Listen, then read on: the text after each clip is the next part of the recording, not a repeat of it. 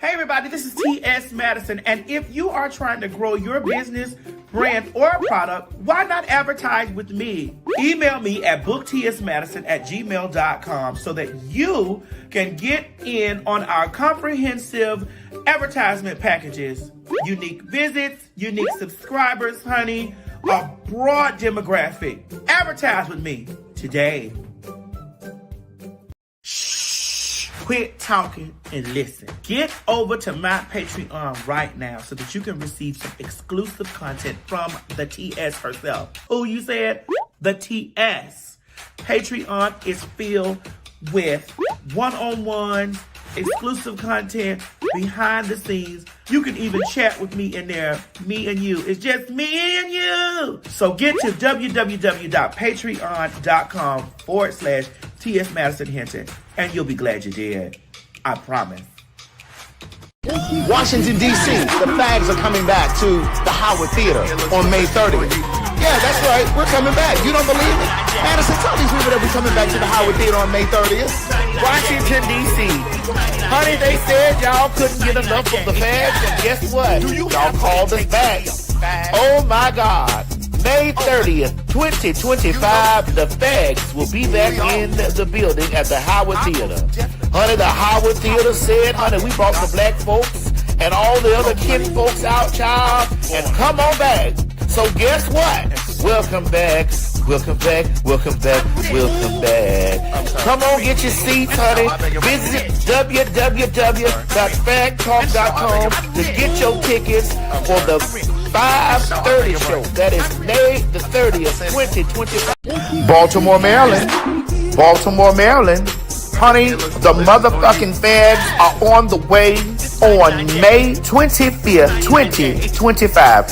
Yes, God, honey, we are back at the La Familia. We heard y'all were looking for the Fags. Well, guess what? The Fags are coming back, baby. That's right. May 25th. Baltimore, Maryland, my hometown, so y'all know y'all got to show out for the people. Now, girl, listen, y'all know how packed it be. So, bitch, when by the sound of my voice, I need you to be running over there to www.PhagTawlk.com. Once again, by the sound of my voice, I need you to be running your ass down there to www.PhagTawlk.com and get your tickets for the extravaganza of foolery that we brings to Baltimore.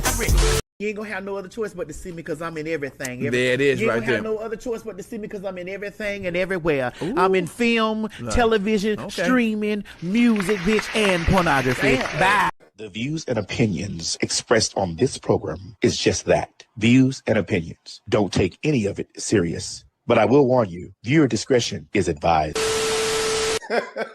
Ladies and gentlemen, get ready for some fact talk. You met me as me. Yes. Yes. Bro, this hair looks delicious on you. Yes. This 99J. This 99J. This 99J. This 99J. This 99J. Yes. Do you have what it takes to be a fag? Oh, honey, you know you do. We all do. I'm most definitely a popular, hot-ass gossiper. Oh, honey, I was born a fag.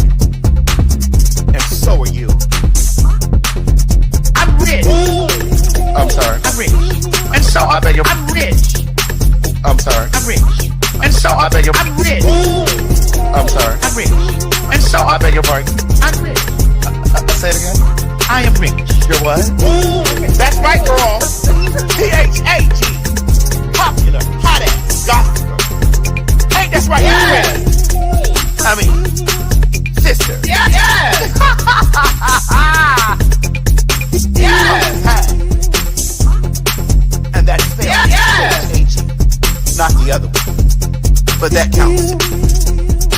Girl, what is this, plum burgundy or what? This is 99J. 99J. Yes! Thank you. You met me as me. Yes. Yes. Bro, this hair looks delicious on you. Yes.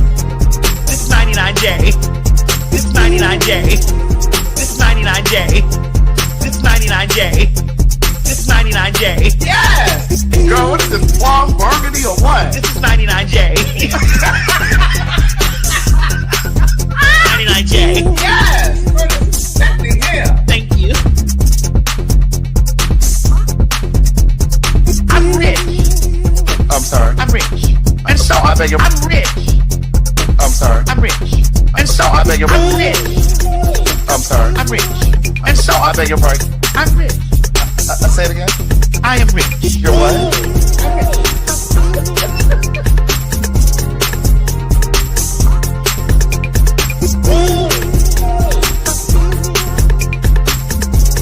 I bought it home. They were in their apartment. They were renting their apartment. Yes! Yes! Yes! Yes! And stop worrying about The faggots! Right! shit. We ain't going nowhere! My God, today.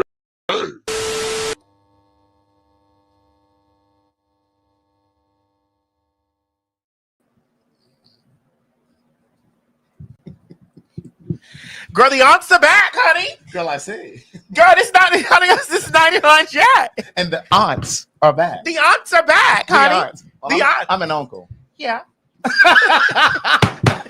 Now, we had to clear all of that up before. We're not going there. We're not. But go ahead. It's already done. It's already done. It's already done. It's already done. It's already done, honey. It's been handled. It's been handled. It's been done. It's been circumvented. It's been around. It's done. We found out that neither one of us are good friends to each other.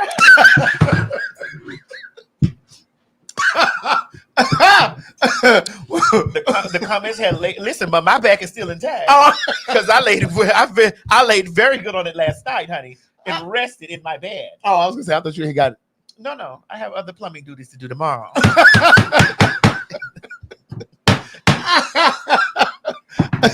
Yes, honey, but the streets were on fire. Yes, they were, girl. They were tearing me up, honey. I felt nothing.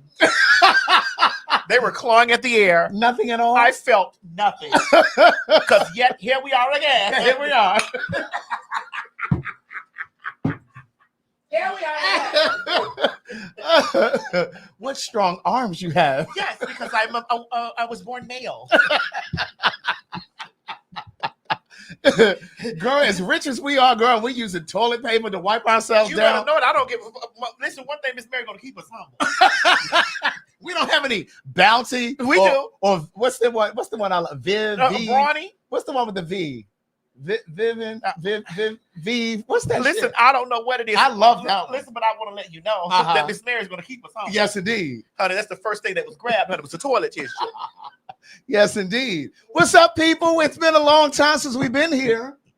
It's been approximately about 3 weeks, I think. About 3 weeks. It has been. 'Cause Yeah. we had just gotten back from Viva. That's the Viva paper towels that I'm. Tell I like. them, Craig, where we've gotten back from. We just got back from. Well, not just got back. We had gotten back from. Right. We had gone to New York and did the show, and then we flew from New York to Chicago. Yeah. And then we came back here, and then I think the very next day you flew to LA. Mm-hmm. And yeah, so we're not going to be back at City Winery anymore. No, we won't. It's unfortunate, and we're not going to badmouth City Winery or nothing like that because we had a great run. But it seems that our run is done. So Boston, yeah, we won't be seeing you on the 25th. No, Boston, we won't. So if you have tickets for Boston, you should be receiving a refund. Yeah. It's rather unfortunate for you all. And them. But for you all, it's rather unfortunate. And we will not be back at City Winery, period. Not this time or not that time or a time thereafter. We will not be back at City Winery again, period.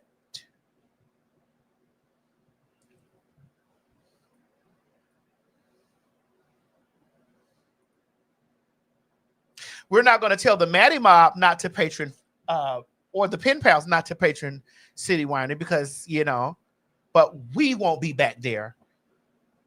Period. They decided that they wanted to cut ties with us because Boston's ticket sales were very low. We're transparent here, so we're going to give Boston's ticket sales were very low. I told you I didn't want to go there no way. You did. But Boston's ticket sales were very low. And so we decided that well, we first attempted to move the date. Yeah. From March 25th to April 25th to give the Bostonians time to purchase tickets. Yeah. And when we moved the date, you, of course, get an opportunity to get a refund because you may not be available for the new date. And so some of the tickets dropped. And so it was just like, well, we're not flying up there for that. Like, listen, I got bookings elsewhere to do. I got TV and movies and things. I got other things to do. I'm not going to be over here flying there for 75 people. And I got haircuts and pedicures to get to. Right, or 78 people. I'm not doing that. And so, you know, we were trying to move it because they initially come on, we're going to just pour the tea. Since we're not friends. We're here now. So they were initially going to move our date. We were going to get new dates for August. We were going to come back to you guys in August for New York City, you know. And listen, I want to give a special shout out to Grace in New York City. Grace exhausted her resources. She did everything that she could with us. She worked excessively well with her. We love Grace. Yeah, we're not going to be at the City Winery in New York City anymore. And so we love Grace. Grace was amazing. I love Grace to the floor and back. I also like Vanessa in Chicago. Vanessa took care of us great in Chicago. Like, we love Vanessa, but we're not about to be tiptoeing around for white folks. No, we're not doing that. And here's the thing about it. We black like that. And we got too many Matty Mobs and pen pals that have venues and spaces that we could bring a big crowd to on a Monday night or Tuesday night. We can bring you 200 or 300 people on a Monday or Tuesday night. You know, we sit down and we have to go over the numbers, how we want to do that. You know, it's not a thing for us. Like, I'm not, you know, concerned about that. We love New York City, but we're not going to bend and fold. Like, there was no reason for us. Like, and you're not going to force me to go do a city that has 75 people, and you're not gonna fuck us without no Vaseline, right? And we gotta buy hotels and flights, right? And car service and all this type of stuff, you know. And now we will be honest with you, like, it did spike up to 128. 128, 125 or something like that. But bitch, we used to 200 at least. We're used to a small room of 200 and a big one of 330, 350, something like that. So we're not gonna be coming to no city for 78 people. I don't give a fuck. And y'all know that we were promoting it, we were pushing it and stuff. Like, it's just Boston was not buying. And one more thing my lawyers want me to say. We were promoting the motherfucking show, Boston. Yeah, but it's just like City Winery. It's just that Boston was not buying, and it's okay. We understand. Like, and we're not going to sell out every city. I understand that. However, I just brokered a deal with us. You just did what? I just brokered a deal on this same day. On April 25th. I just brokered a deal on this same day. Today. Fags, we are coming to Puerto Rico. Where we going, bitch? We're coming to Puerto Rico, Fags. Fags are coming to Puerto Rico. And since we were supposed to do New York in August, we're going to do it in August. So Puerto Rico, we coming. So all my New York girls that were planning on going to the City Winery in New York, come to this. I'm going to give you the location and the information. Come to Puerto Rico, and we're going to have a good time with the Fags in Puerto Rico. I just brokered the deal. Just did what? I just brokered the deal on the same day. See, I don't know who those girls' pussy they thought they was playing with. I don't know which girl whose pussy that they thought they was playing with. Girl, and you got your Puerto Rican hair. Correct. I don't know which girl pussy they thought they was playing. Right. With. I don't know which one it was. I don't know which trainee they thought that they were dealing with. Correct.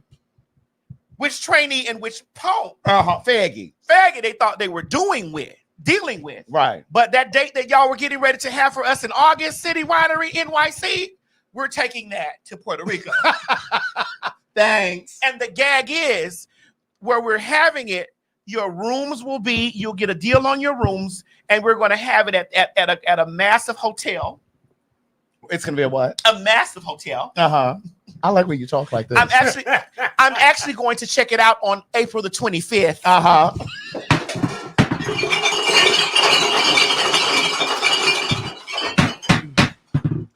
Yes. I'm actually going to fly to go check it out on April 25th. Uh-huh. So you're welcome to come with us, even if you don't live in Puerto Rico. Since that date is no longer available, I'm going to go on April the 25th to go check out where we're brokering our deal For August. Uh-huh.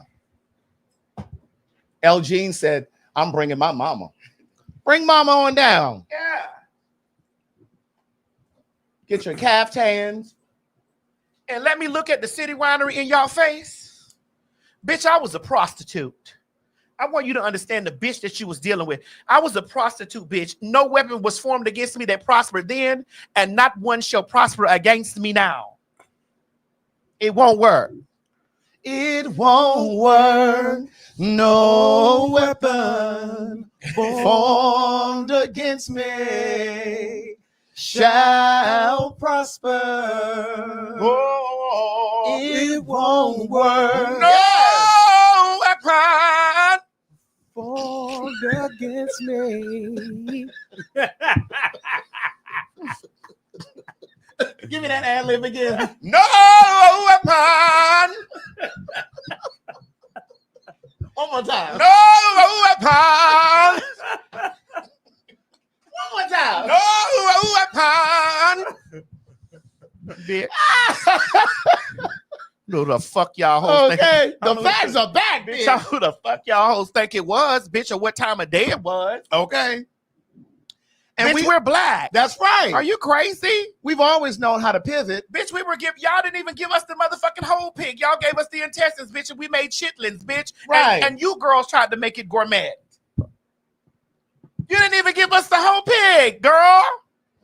We made sauce. With scraps. We made hoghead cheese. Are you crazy?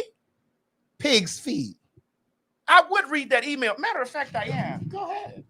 Go ahead. While she's pulling up the email, we will be in St. Pete for Shades of Pride. That's going to be May 2nd. That's going to be May 2nd. Get your tickets. Get your tickets. Those tickets are already selling. They're already moving. Oh, this hand. They're already selling. They're already moving. Here's your QR code down here if you want to scan that. But you get your tickets because we're going to be there. You ready? We've truly appreciated this relationship we built with you and your team. It once felt like a perfect match. However, things have taken a direction we can no longer support. We found ourselves facing significant challenges due to lack of promotional support, as well as last-minute date changes and cancellations. These decisions have real financial consequences, and unfortunately, they've made it clear that this partnership is no longer sustainable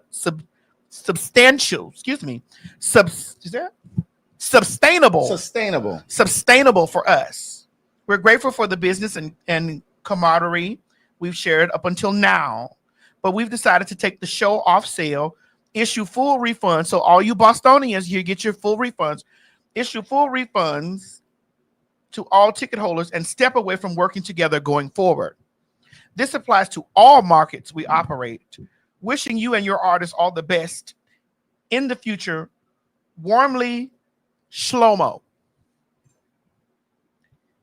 Thank you.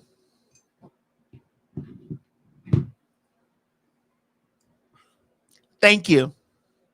Now, everybody that has bought tickets for every other show, we've showed up and showed out each and every time, right? And we promoted each and every time. For all those that have bought tickets and for the couple of times that you've came out and saw us, we even protected them when they treated us like niggas in Philadelphia, in Philly, when they treated us like niggers, niggers, trainee and faggy niggas in Philly. We protected them from any slanderous thing, and we're not slandering them now. We're just telling you our experience.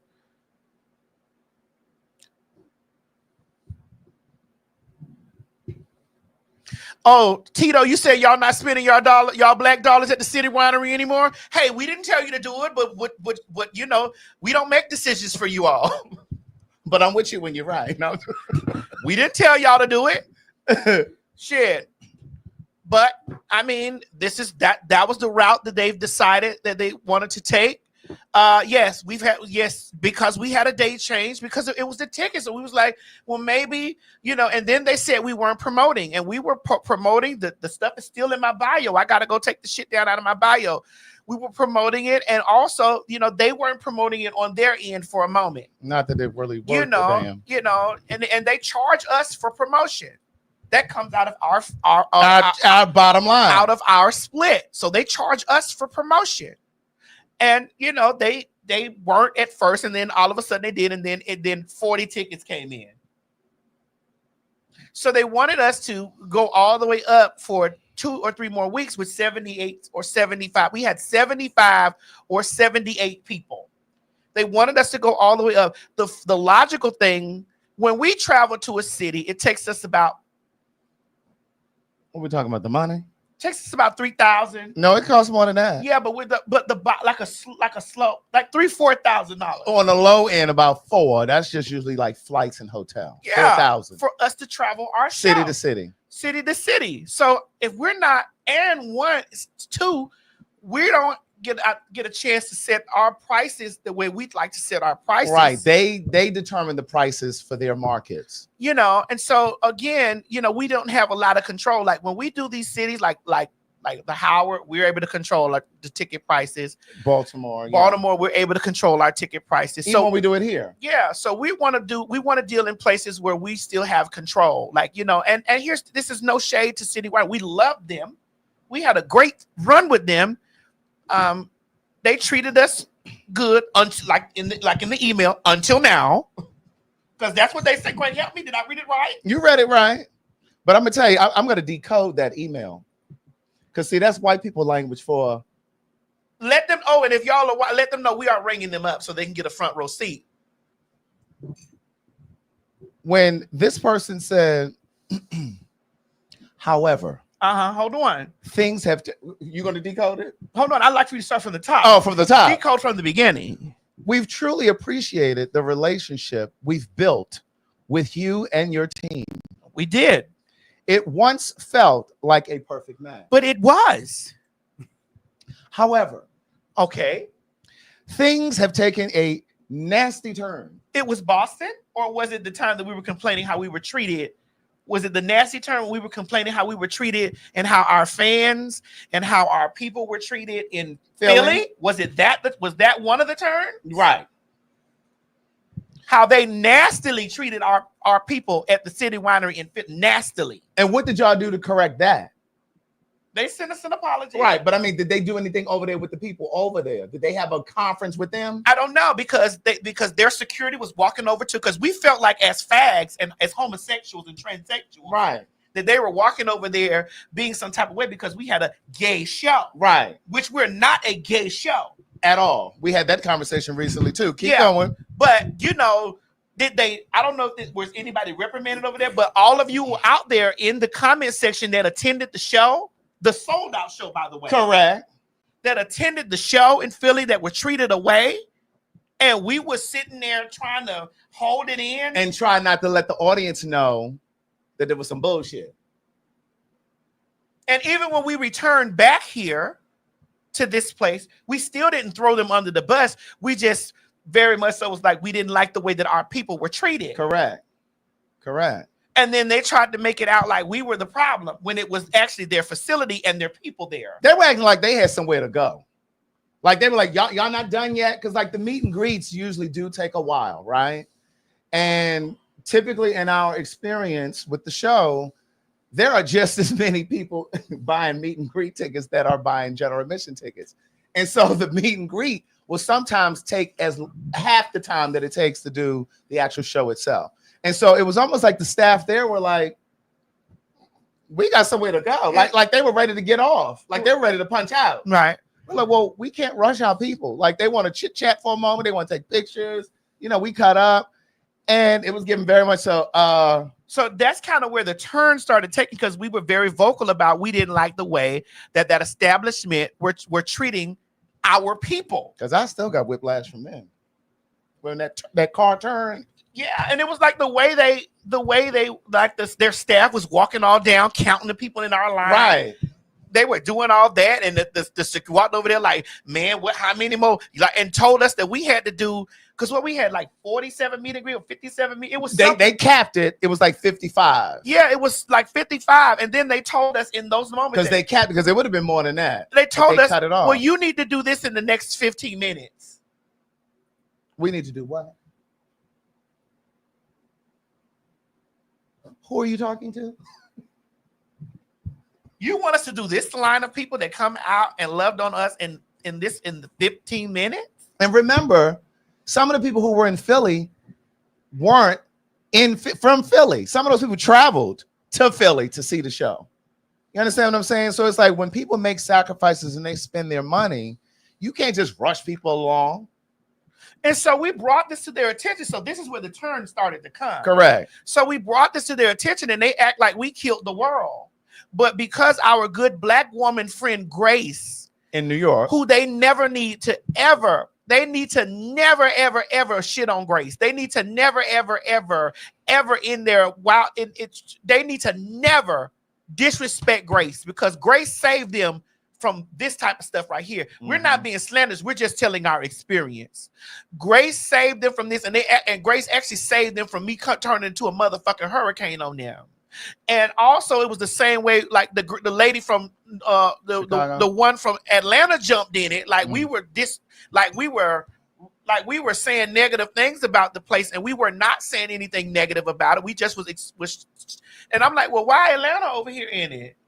What y'all got to do with it? Because we're not reading anybody in Atlanta. What's the tea? That's why y'all hadn't seen us in Atlanta, and you're not going to see us in Atlanta City Winery anymore either.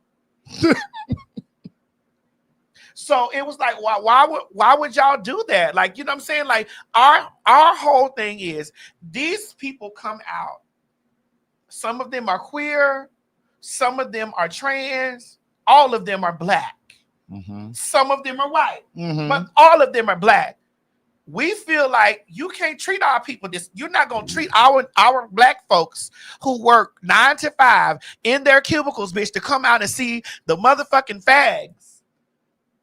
You're not going to treat them some way. So we were definitely advocating for our people and for our name, because that's what we got. That's the only thing we have is our people and our name, because y'all can have the seats all you want to. We will motherfucking pitch a tent outside your establishment to show you how we don't play. We would pitch a tent right outside across the street on one of your busiest nights. Right. To let you know that the pen pals and the fags are nothing to be tampered with. We will come out, especially after this. Bitch, you better ask Target, ho. You better motherfucking ask Target, bitch, because I was talking about Target months ago. But we're not talking about Target right now. Right. But they better take notes from Target, we're bitch, talking about and get in line. We're talking about our experience. Right. And our experience is, you know, we had a great experience until the Philly run in. Right. And then everybody started to try to windmill like we were wrong. You are our patrons. If you don't like your guest and your stuff like that, instead of trying to check us, check your people. Instead of coming in and tapping us on the shoulder, why don't you check your people? Your people were in the wrong. Your people were the ones that had got us into this situation. Okay, so we mended it after that. Come on, quick. We mended it after that. They apologized because it was because of grace. It was because of grace. It was not because all of them bonded together, honey, like hair weave and bonding glue, and they felt some type of way then, threatening me about taking shows off the market. And I'm like, listen, let me tell you something. None of you pussy assholes can't threaten me with a motherfucking thing. I am self-appointed. I am self-made, bitch. So can't nobody threaten me, snatching me out of any motherfucking web, bitch. Because I bring the beat. So can't no bitch threaten to snatch me out of anywhere. And so I was like, I was really hot, and Grace talked to me. Grace was very kind. This was backstage at DC, at the DC show, at the Howard Theater show when you talked to Grace. Yes, Grace was very kind. Great. I'm telling you, like, I fucked with Grace the long way. I wish Grace had her own establishment, because Grace made sure Grace took care of us. So if you guys go to the City Winery and you run into Grace, tell Grace thank you, but the mob is not returning back. They didn't have to tell us not to come back. We're okay. We're good. Fancy Dancy, I saw that you said you still shop at Target, girl. Girl, we're not thinking about Target right now, girl. Because Target already, nobody's thinking about Target. Target is on their way out like cow doors. However, things have taken a direction we can no longer support. We found ourselves facing significant challenges due to lack of promotional support. Now, first of all, bitch, you lying. Shlomo. You lying because we promoted this shit every time we sat down over here, and we used our social media to promote it, and we do stuff separately on our live streams. And I know damn well I was promoting this shit on my shit. I promoted on my Patreon, so we did promote it. Now, you all didn't promote it because we have the email to say just that you all fell behind in your promotion, that you charge us for, and you weren't even promoting the way that you should have been. Did you want to say anything about that? No, you got it. Go ahead. Then you go on to say, as well as last minute date changes and cancellations. First of all, there were no last minute date changes and shit, because we gave you all a heads up. We told you all a month before the March 25th date that the tickets were moving slowly, because we started promoting then what, in February? Well, the moment that we got it, we started promoting it. We had like 60 days to promote that, and people just weren't buying the tickets. And so I said, well, Madison, they're not really buying the tickets in Boston. We need to just go ahead and pull the Boston show. And so they didn't want to cancel it. So they moved it from March 25th to April 25th, a month later. Still. And then what happened was, like I said a moment ago, the tickets dropped, because at that point we were like at 120, 130 tickets. No, it wasn't 130. It was 120. 120. But then when we moved it to April 25th, it dropped, because obviously people who had bought tickets weren't able to make the April 25th date. And so they were able to get a refund. So it dropped in number. You think we're going to buy plane tickets for 6 of us, and we only flying in first class? That's it. Our tickets alone. Bitch. We're not flying up there for that.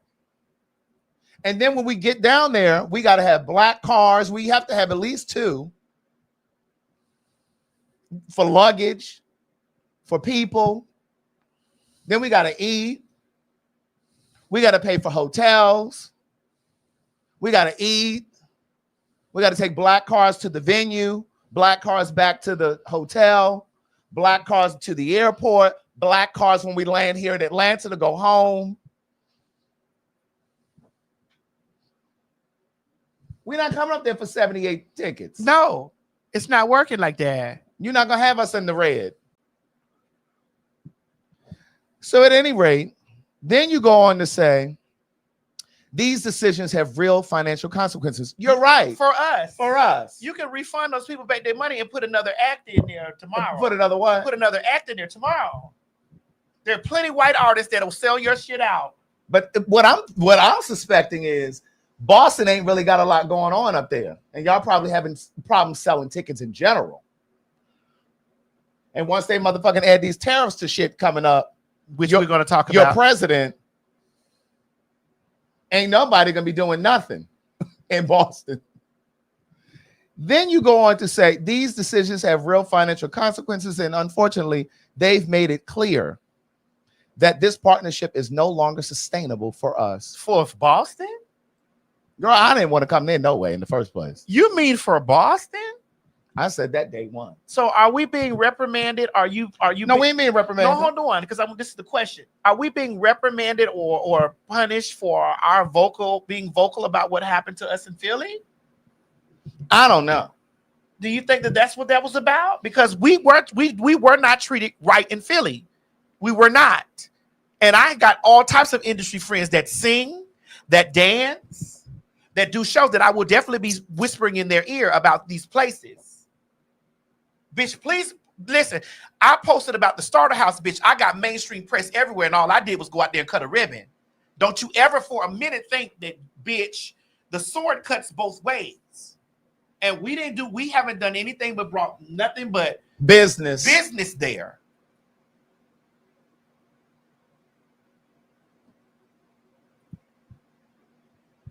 We're grateful for the business and camaraderie we've shared up until now, but we've decided to take the show off sale. No, you didn't decide a motherfucking thing. No, bitch. We weren't going to do we it. Had told you we weren't coming. Bitch, I didn't buy no plane tickets for us yet. We weren't doing it. We buy our flights and shit in advance. I ain't bought a ticket for Boston. Ain't booked a hotel. Bitch, we weren't coming. You didn't decide a motherfucking thing. We told y'all we weren't coming. And you tried to strong arm us and tell us that we needed to come. They've issued full refunds to all ticket holders and step away from working together going forward. Okay. This applies to all markets. Girl, y'all ain't in that many motherfucking markets, bitch. Chicago, New York, Boston, St. Louis, Philly. You're only in 5 cities. Bitch, there are 50 states. And we are 2 fags, bitch. Are you crazy? And we've only been to a handful of the states. Are you crazy? From all markets. Bitch, y'all ain't even got no market share.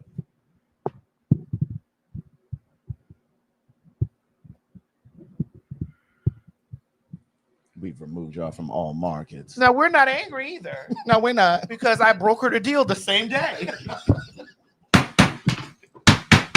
Yes, right there. Get him out.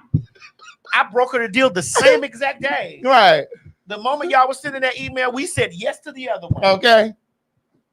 Have you lost your motherfucking mind, bitch? I live in a $1.2 million home, bitch. My mortgage is $10,000 every single month, bitch. I haven't missed it. And ain't gonna miss it. That's the shit that I be thinking, I be feeling like when they be like, well, we're gonna, bitch, you think I'm not gonna eat because you do that? No, bitch, we're the artists, it's our way. That's right. And we're trying to make it convenient. We were trying to be convenient in the space.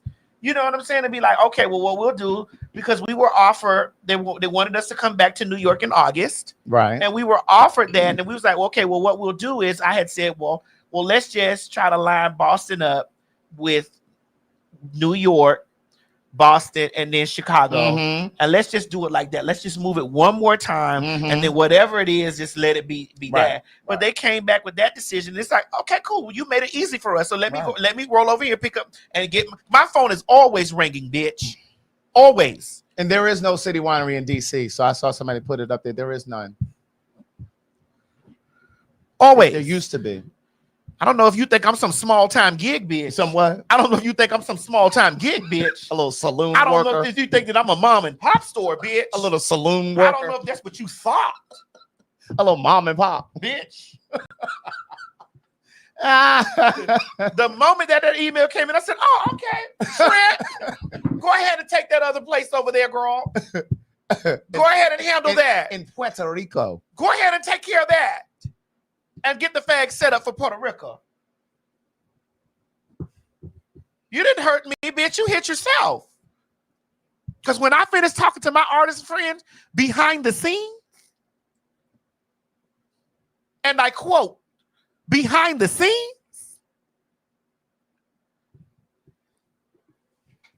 email me then. Okay. When I finished talking to the rest of my girlfriends. My girlfriends.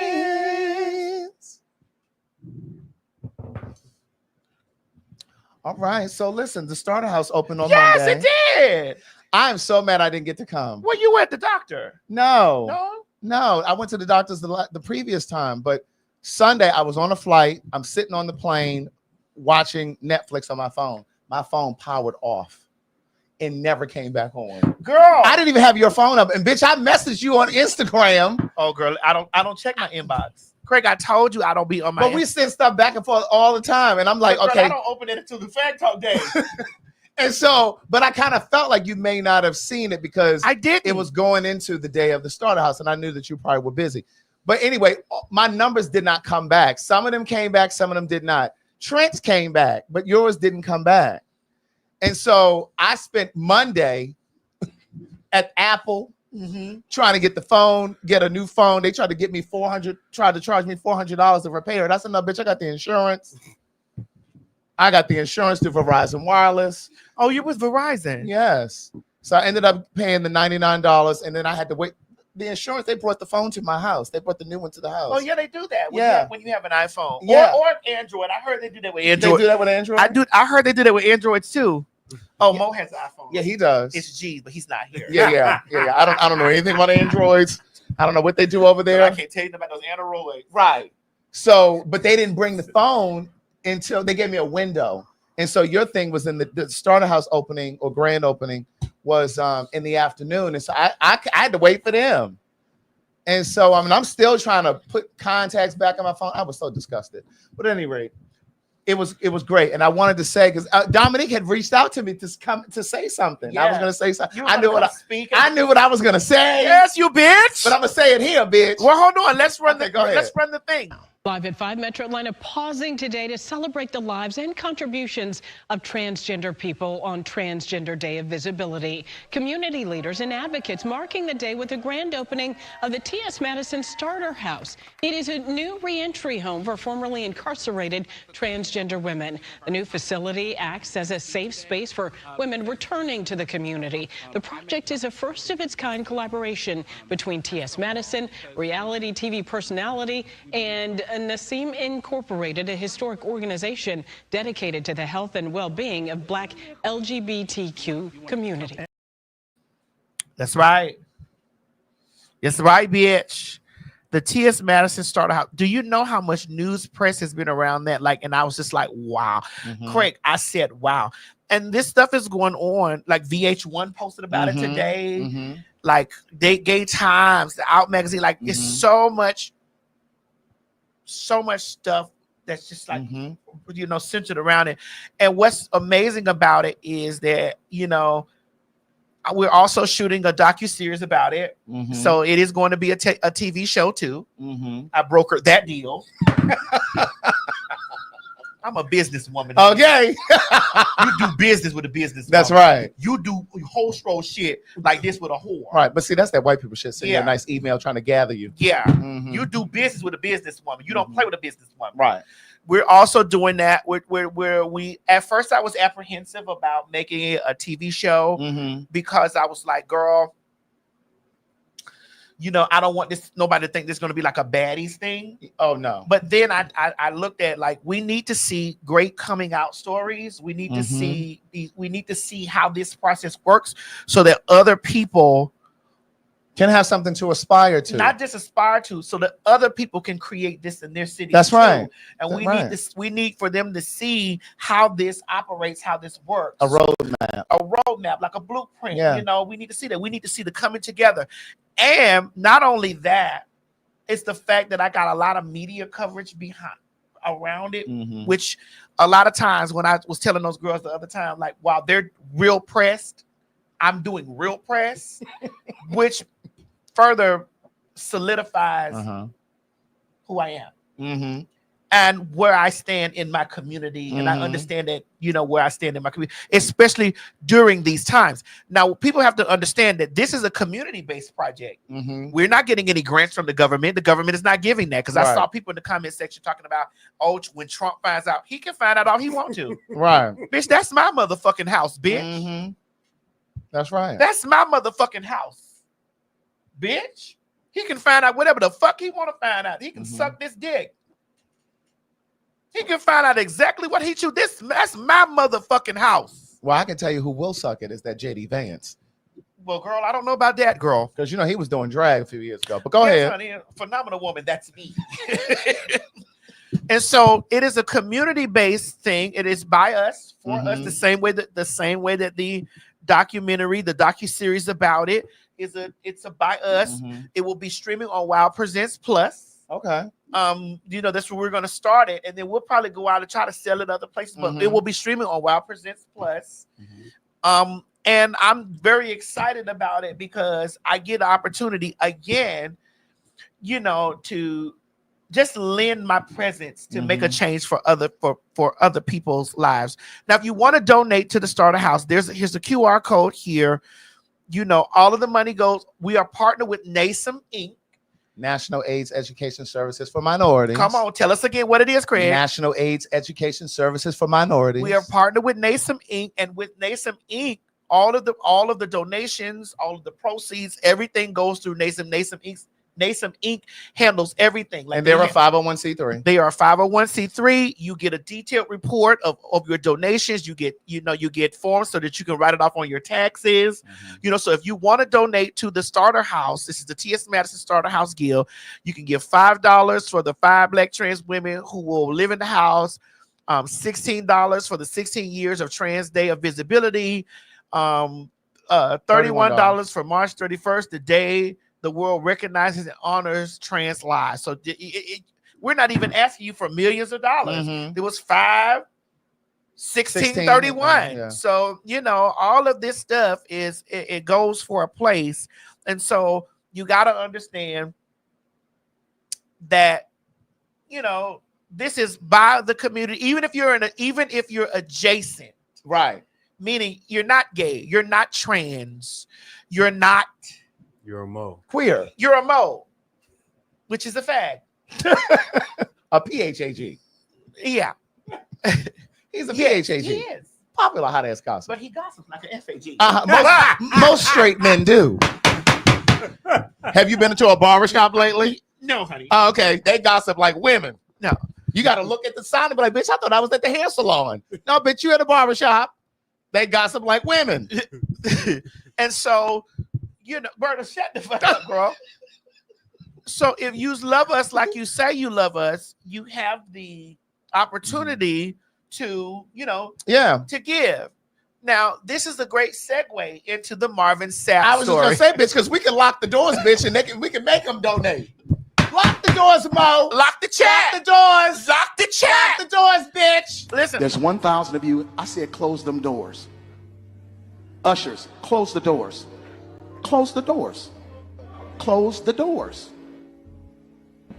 We all gonna leave together. Y'all ain't going no place but to the restaurant. There's 1,000 of you tonight, and those that are watching, it's 1,000 that's watching online. This is a small seed. If I get 1,000 online to give this, if I get 1,000 in the sanctuary to give this, that's $40,000 tonight. I'm challenging each of you all down here to give a $20 seed. Now, everyone up here, we've all sowed and seeded, but I need everyone standing up here with us, with me, to plant a seed of $100. Because again, it costs to sit up here. I got you. I need to see 1,000 people moving. Bring them baskets. I want the baskets up here. I want to see the folk. Y'all start moving. Y'all can bring it right now. Come. 1,000 people need to give $20. 1,000 people need to give $20. 1,000 people online need to give $20. This is easy, saints. This is an easy miracle. We should be able to raise $40,000 tonight just from y'all giving. So my question is, where was the $40,000 going? I don't know, but he got a $60,000 Rolex on his arm. Oh, you know what it is because you got one on yours. But I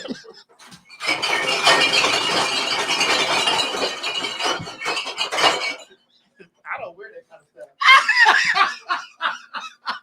Girl, you weren't supposed to turn around and stab me, girl. Girl, you girl's not chopping my arm. We were talking about Marvin. Girl, well, we back at you, girl. I see the Rolex.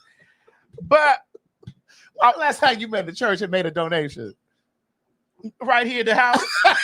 I want to give a special shout out to Brandon Anthony in the comment section who on Instagram who brokered the deal for me for Puerto Rico, because you got something over there, and then somewhere else. And PhagTawk is going to be PhagTawk's going to be in Puerto Rico. Yeah, we're gonna be working with him and the hotel that we're going to do PhagTawk at the hotel in Puerto Rico. That's right. The details will come. We're going to try to do it in August so that you guys can get your tickets. We can get you guys to plan it out now so you can get your tickets in August to come on out and hang with us in August. Right. I wonder what date they were looking for in New York City, because we need that date for in Puerto Rico. So our New York girls can fly all the way from New York to Puerto Rico. I want to do that. Now, they do say that, now, of course, this Marvin Sapp video is old. It was from last year, like towards the end of last year. But it just started resurfacing again across social media. And I just felt like it was important for us to talk about this. Because, see, that's that church foolishness. Now, I don't know what they did with that $40,000. From what I understand, I think they ended up raising about $80,000 from that. But my point is, I don't understand why. And I'm not saying that there aren't churches who do. But I'm trying to figure out, why aren't these churches using money like that to build up our communities. And again, I'm not saying that there aren't churches who do it, but that should be across the board. Churches in general should be doing that because there are too many Black communities where there are food deserts. And when I say food deserts, I mean like you can't even get fresh produce, bitch. You got all these fucking fast food places on every corner, liquor stores on every corner, all this processed food. There needs to be gardens, grocery stores, and things like that. Why can't they do that? And again, don't put no shit in these comments talking about, well, my church. We ain't talking about your motherfucking church. I said church as a body, as a community. That should just go without saying. Head Start should be free. All these children you're out here having. Yeah, they need to be Head Start so y'all can get y'all asses to work.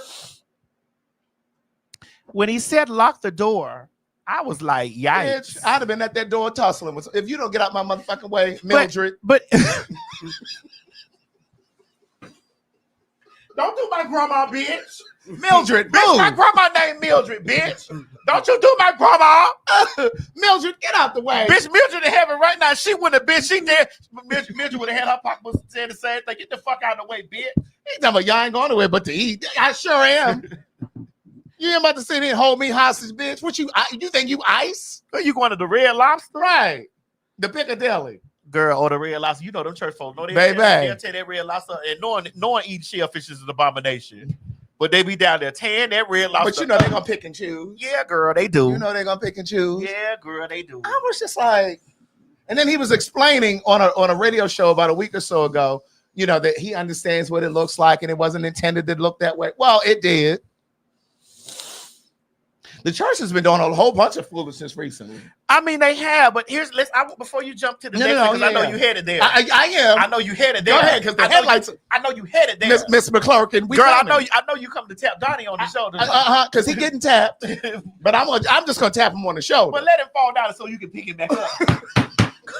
Because a saint ain't nothing but a sinner that fell down and got back up. But I want to say, this is why there's so many reasons why I've removed myself from evangelistic shit. Like I removed myself from TBN. Like that was an active thing in this house. There was an active thing at the start of the house. There was an active thing. Now that don't mean I don't love the Lord. That's right. There's a separation. That don't mean I don't love the Lord. But when I watched how those white people did during the George Floyd, the way they handled that, and I was sitting there I was staring at my mama while they was up there talking, like the way they were preaching around that shit on TBN. I was sitting there like this at my mama. And what did she say? What, boo? Boo. You know, boo. It's a lot of things I don't agree with the way, you know, but you know, boo. I said, mama, you think these motherfucking crackers you think these ain't real crackers? You don't see these pussy ass crackers out here rallying for Trump? These white honky tonk motherfuckers want Trump to sit in the seat. And also saying that Derek Chauvin is innocent. John Hagee, big fat motherfucking turkey neck having ass bitch. John Hagee, all them other pastors like that Mike Huckabee who Trump appointed to foreign affairs. I knew who Mike Huckabee was because he was on TBN. I made a post about Mike Huckabee. Remember when those black people were marching and them white people came out there and said they were trying to trespass in their yard? And I think they pulled out firearms and shit on them. And I was I was eyeing my mama like this. Them is fucking crackers. And I know you like TBN, right? But it's off of here today. Today is the last day that TBN is being played in this bitch. I know that's right. They won't get no ratings over here. Today is the last fucking day that TBN being played in this motherfucker. Because it's one thing to love the Lord, but it's another to act like shit ain't happening in the world. It's one thing to love the Lord, and it's another thing to uphold that Paula White. Ooh, she always seemed like racist to me. Standing up in front of the black, and see they target black folks because black folks gonna give and give and give because black folks believe in suffrage. Because the Bible says long suffering and you'll get your reward in heaven while they riding around in Bentleys, bitch, and got lake houses every motherfucking where off of lock the doors and give me $40,000 in private jets. Why that man over there at that big church, motherfucking got private jets, and they cornered his motherfucking ass and talking to him? What was that crocker name? Why you got to have 2 private jets? And that Joel Osteen has always seemed slippery to me. Now, I don't know nothing about him being no racist, but that Joel Osteen, remember when that stuff happened down there? What's the name of his church? Down there in Texas. I don't know where's it, but all that money was in the Lakewood. I think it's called Lakewood. But remember, my thing with him is when they had those floods down there in Houston. Copeland? Huh? Is that who you're talking Kenneth about? Copeland, is that who you're talking about? Yes, he had 2 jets, and I remember that they cornered his ass coming out the store somewhere. Mm-hmm. They cornered him, and he was like, they was wearing him out about. He had 2 private jets. What you can't do with the first one? But Joel Osteen wouldn't even let those people down there in Houston. Rod Parsley, all of them wouldn't even let those people come in when they had that flooding, and all those people got flooded out down there in Houston. And he had this huge mega church. So you done built this huge church, and it's only for people to come in there on Sunday so you can collect and take up offering. And when people really needed refuge, you couldn't have let those people come in because the church, from what I understand, kind of sits up. And so it didn't get flooded. It was one of the few places that didn't get flooded. Why in the fuck was all that money in the wall? And I like Joel Osteen because of his positivity, the way he positivity. He smiled too goddamn much for me. I'm all right with that. He gives me pedophile. I'm not saying he is. But that smile is a little creepy. It's given very much so to catch a predator. But for me, it's just stuff like that. When I look at them white people, those white evangelists and stuff like that, and I look at and I watch how the elderly sit there and they run those commercials. When you die, give your annuity to the church. Do something for the Lord. Mm-hmm. When you die, first of all, let's talk about the niggas too, because the niggas ain't do nothing but learn from them. Seducing their own people. The niggas learn from them and standing up there trying to get Trump in office, and not everybody gagging.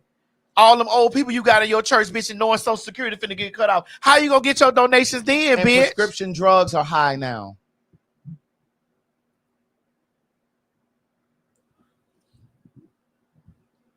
Why the fuck when Donnie, what's mama's name with the tight shirt that was alive? Eddie Long. Why Eddie Long? Why when Eddie Long? Why you call him Mamas? Mamas. This is Miss Mamas. Why when Miss Mamas was alive? You had to show your taxes down there to the new birth.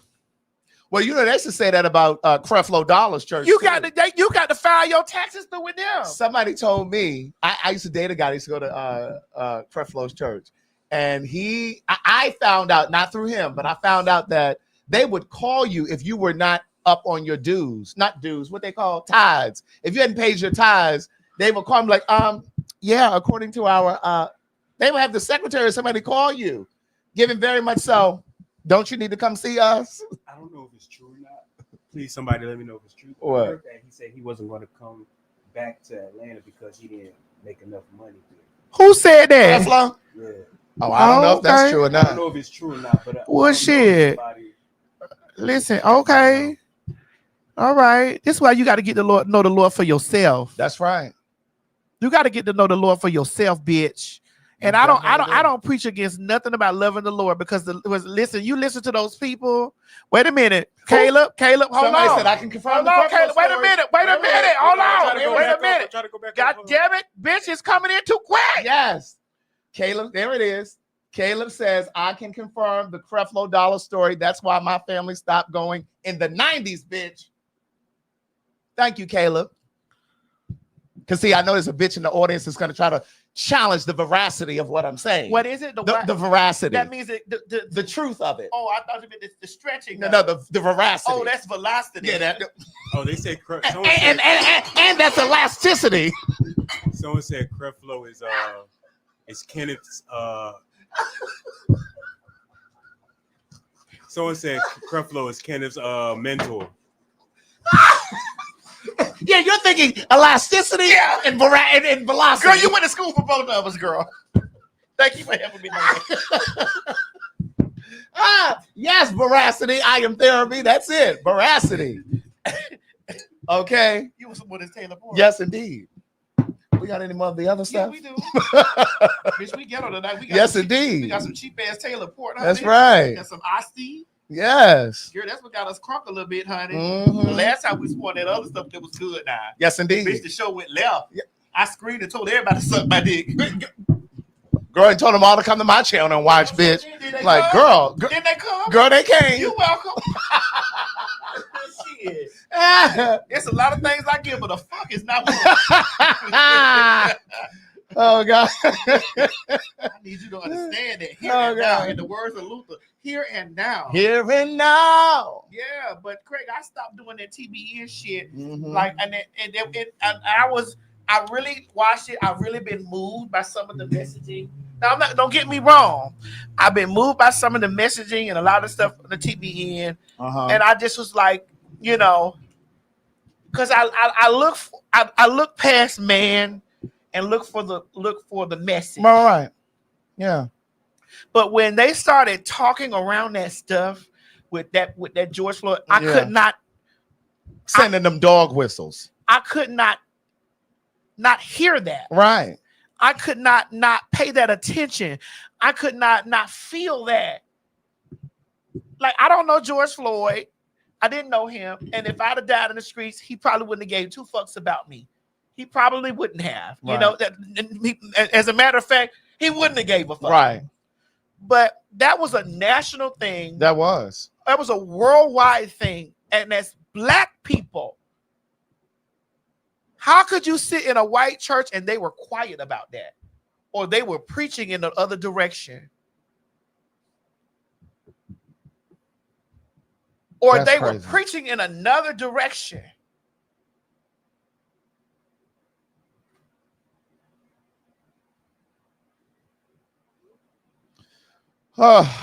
How could you sit in a mega church or sit at home watching a mega church? Mm-hmm. Somebody in the comments said, look on TMZ's website. So I was just pulling up to see what's over here. What's going on?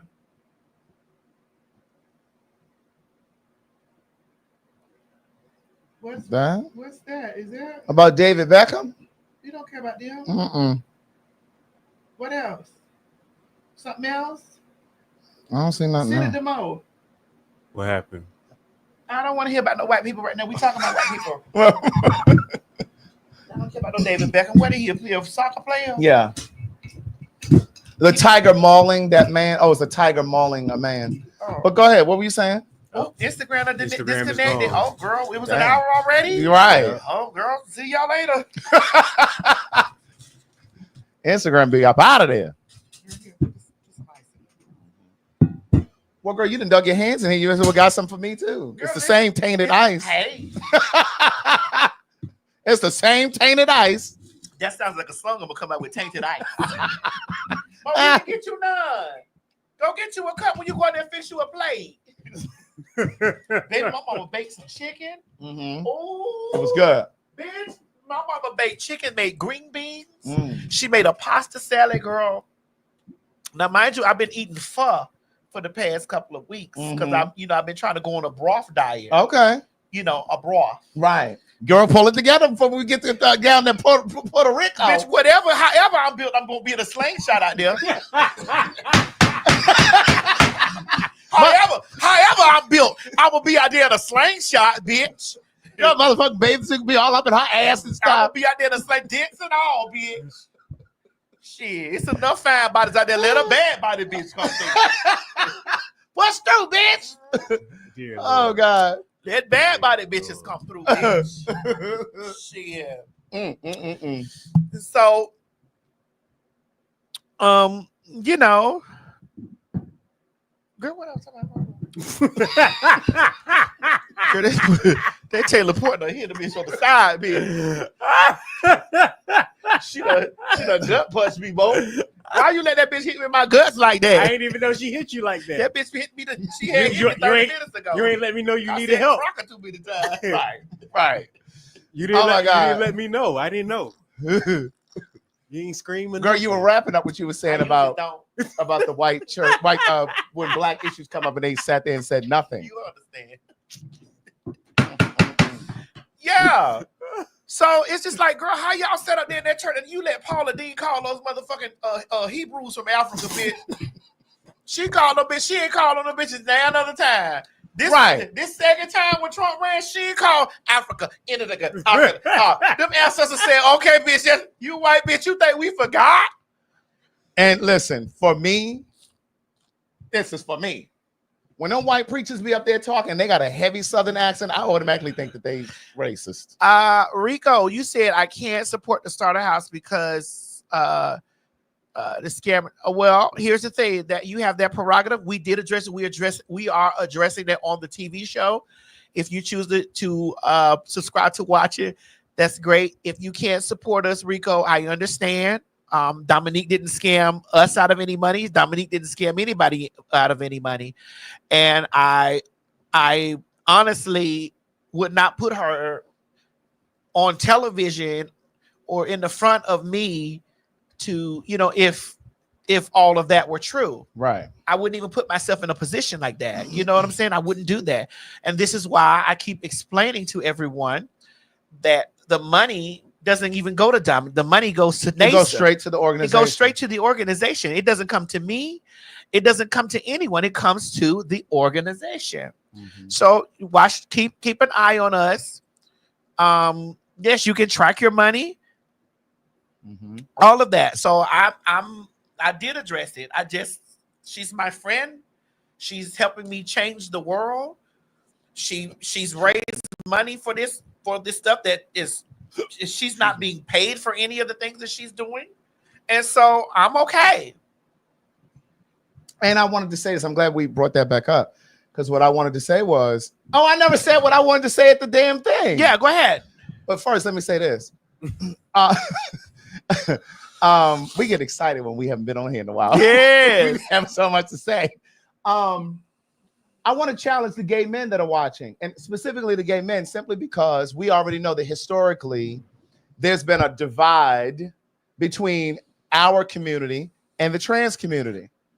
And so I want to challenge the gay men to give whatever you can give to the starter house, whatever that is. I don't give a damn if it's $5. It was $5. We got 5, 16. But 31. I want to challenge gay men to be able to give, not just because of the reason that I just said, but also because most of us don't have children and we have discretionary income. I gotta say this. I don't want to cut you. Please, pen pals.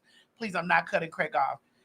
Trent W, you said she's not getting paid now. Man, to give that lady a little something. She doesn't want anything from this. Is the thing. She doesn't want anything. I'm not being paid either. Mm-hmm. The money that you're donating is going to go for the housing for where these people are going to be living. None of us are getting paid. Right.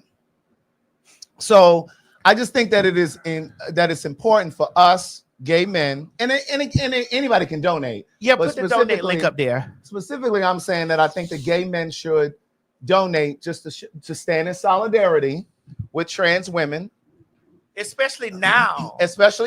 And then also because, like I said, many of us don't have children. Even if you do have children, typically we have more money, discretionary income, because we do not have children.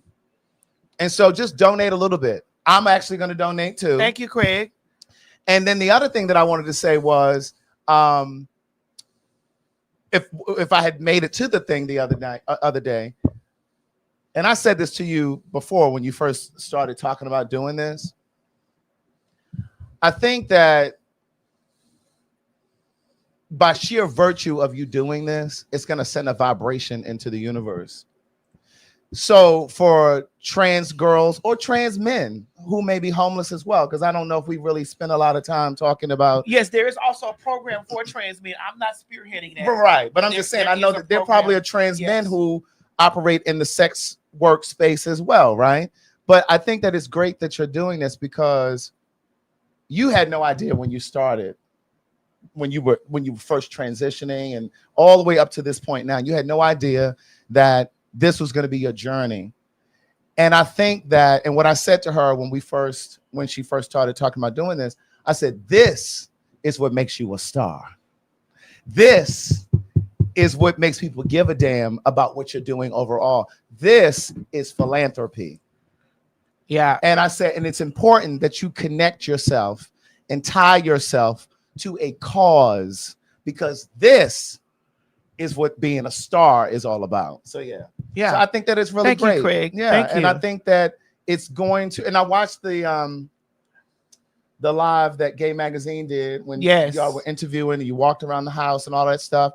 And when you were talking about each space in the house. Yeah, like when you were talking about, I was like, damn, I never really thought about it like that. Like you said, like that was your first house. It was where you learned everything that you know about the internet, all of that stuff. But also that's where Bitch Less Dish was born, Queen's Court, Queen's Supreme Court. That's where you did the cozy piece that everything happened. The reality show. My television show was shot there. We even did green screen down there. Correct. Like everything happened. Like my trajectory of my life. And at first, I was apprehensive about filming it, and I was like, no, these girls need to see their lives documented the same way I saw my life.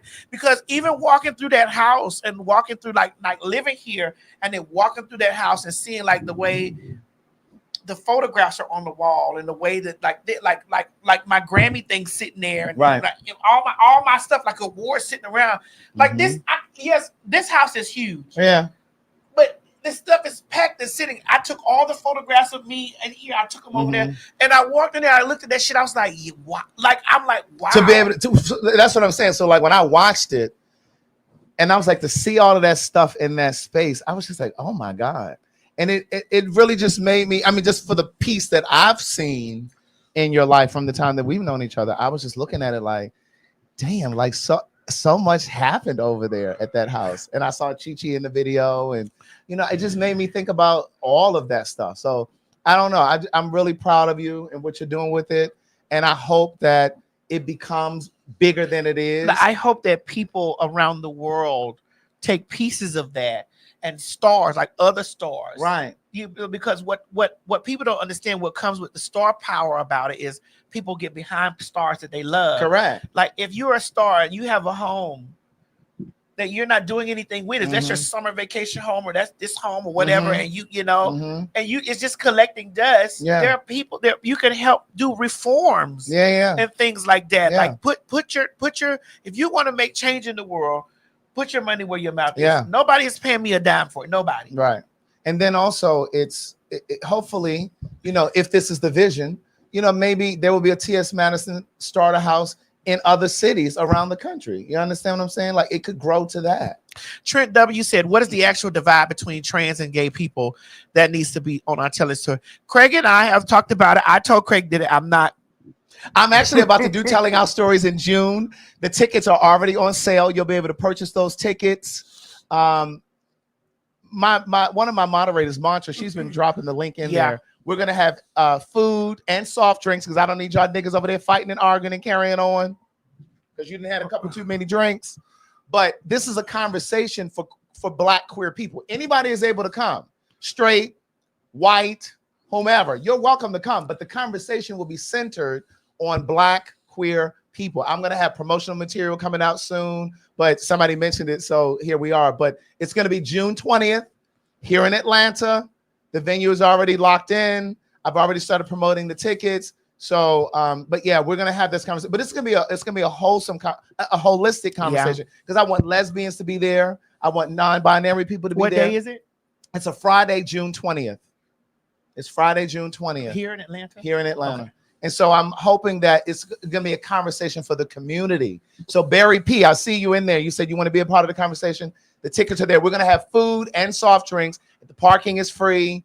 It's going to be really great. So you'll hear more about it. Well, we could say like there's a divide between gay men and trans women. Absolutely. And there's there's a divide between trans women and biological women. And we're going to talk about all of that. So I hope that some of my I'll sit in the audience. Yeah, I hope some of my trans sisters will be there as well. I'll sit in the audience. Okay. Because I know you've talked about you wanted me to, and they've talked about that we sit now. I can't. I do. I really want because there's also a divide between gay men and some straight Craig, women. I'd like for you to what it all boils down to. Yeah. And I'm going to say this and then I'm going to pee because this Taylor Port is running through me. It's men. Yeah. It really is. It's men. And I hope that there are some straight men who will show up, straight black men. Again, it's men. Because there's a divide between gay men and straight men. It's men. Yeah.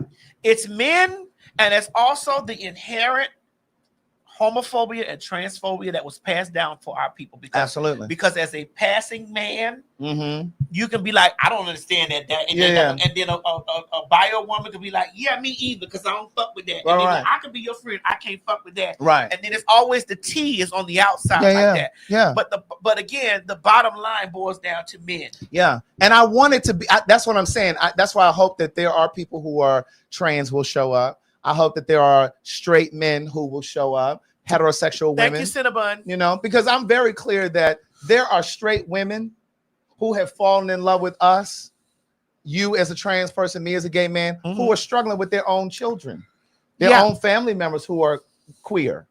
But because they fell in love with us, it gave them some patience with their own children, with their own family members or whomever it is, right? So I really believe that my life's work is about bridging communities. And so that's really what Carter, I understand what you're saying, and I get it. That's great. But from my experience, it is definitely men. Because if you ask gay men, like, you know, like, well, why the fuck do they want to be that they're confused? Because if a man wants to be with a man, he'll be with a man. If he wants to be with a woman, he's a woman. He'll be with a woman. Why would he want that? Because I've heard many gay men say that about the girls. Yeah. I've heard that out of my mouth, out of the mouths of the people. I've heard that, and it's about men doing this. Then you hear women saying, "Well, any man that wants y'all can't want me," and that's not true. Yeah, we're going to talk about all of that too, and the divide between gays and lesbians, because there's definitely a rift there too. Well, it's because that's when the lesbians become. That's when they side with being a woman. And not their sexual orientation. It becomes their gender identity. I'm a woman. Well, there was a lesbian that said she don't like being around gay men because they use the word bitch too much. Well, because she's a woman. And they don't want to be called bitch. Because she's a woman. Right. It's right. Here we. But then there have been gay men who have said they don't like to be around the lesbians because they always want to fight. Well, that might be the case. But here we go again. You're reaffirming she don't want to be called a bitch. That's right. She's a woman. Right.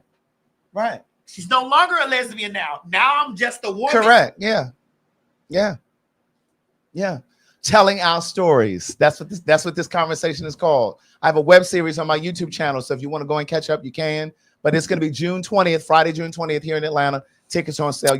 They say be more specific, Craig. It's usually the studs. Yeah. Be more specific. Yeah, the studs. It's usually the studs that want to fight. Let me tell you something. Those studs. Listen, I want studs to be my security. Right. And see, that's part of the reason. Those studs are tail club. I got a pee. Right. Go ahead. And see, you can hear me from the bathroom. Go ahead. Them studs will bust a bottle in a heartbeat. A nigga ain't got no hope. If a group of studs come in the building, somebody getting their ass whooped. And see, here's the thing. Here's the thing. A stud whooping your ass.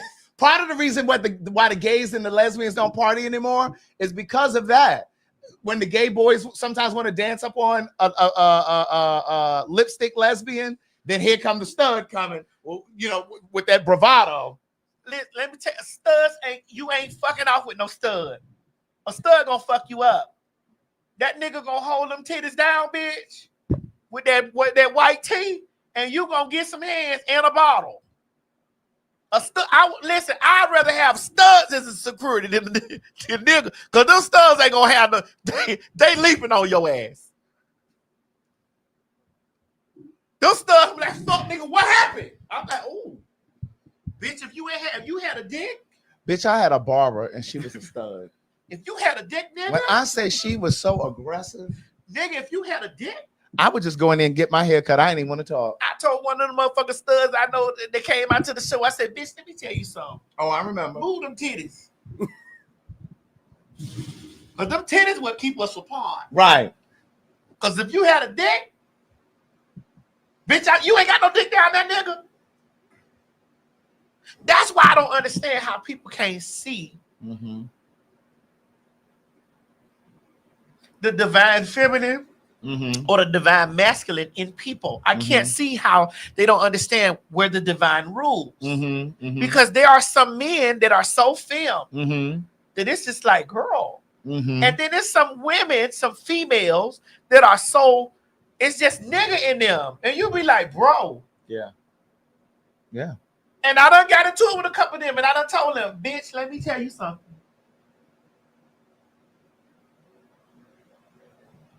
Bitch, I don't want to whoop your ass out here, homie. Gilberto, don't get your motherfucking ass blocked, bitch. I see your comment. I don't want to beat your ass out here, homeboy. But you got one swing with that bottle, and I'm going to stomp them titties off your chest. And I'm not going to get no bitch to do it. Because we squared up like niggas out here, bitch. We all confused with this motherfucker. So when the police get here, bitch, we just go to get jail together. Because, bitch, you swing on me, homie. Let me pee. Run the commercial, Mo. Run the goddamn commercial. Washington, D.C., the fags are coming back to the Howard Theater on May 30th. Yeah, that's right. We're coming back. You don't believe it? Madison, tell these people that we're coming back to the Howard Theater on May 30th. Washington, D.C. Honey, they said y'all couldn't get enough of the fags, and guess what? Y'all called us back. Oh, my God. May 30th, 2025, the fags will be back in the building at the Howard Theater. Honey, the Howard Theater said, honey, we brought the black folks and all the other kin folks out, child, and come on back. So guess what? Welcome back, welcome back, welcome back, welcome back. Come on, get your seats, honey. Visit www.PhagTawlk.com to get your tickets for the 5:30 show. That is May the 30th, 2025. Baltimore, Maryland. Baltimore, Maryland. Honey, the motherfucking fags are on the way on May 25th, 2025. Yes, God, honey, we are back at the La Familia. We heard y'all were looking for the fags. Well, guess what? The fags are coming back, baby. That's right. May 25th. Baltimore, Maryland, my hometown, so y'all know y'all got to show out for the people. Now, girl, listen, y'all know how packed it be. So, bitch, when by the sound of my voice, I need you to be running over there to www.PhagTawlk.com. Once again, by the sound of my voice, I need you to be running your ass down there to www.PhagTawlk.com and get your tickets for the extravaganza of foolery that we brings to Baltimore. Yes, bisexual people are welcome to come to the Telling Our Stories. It's for anybody to come. It's for anybody. Just the conversation is going to center on Black queer people. That's all. Also, May 2nd. May 2nd. I know we got to get a video for it. Yes. May 2nd. Please get your tickets. May 2nd. We're going to be in St. Petersburg. I was in Tampa last weekend. When I say the people kept stopping me about fag talk, and I told them we're coming. We're coming. The link is in our bio. Yes. The link is in our bio. So get your tickets for St. Pete because we're going to be there May 2nd. That's a Saturday, I believe. Let me look. I believe that's a Saturday. But yeah, so we have a show. So you can get a ticket. There's also meet and greet. And this is, and this is a full fag talk show. Like some of you have DM. Pardon me, this is motherfucking Taylor Port, bitch. That Taylor Port working us. Right. You can, it's a full show because they were like, well, is it just 20 minutes? I'm like, no, it's a show. So yes, it's a Friday. Okay, it's a Friday. But yeah, so we're gonna be in St. Pete May 2nd.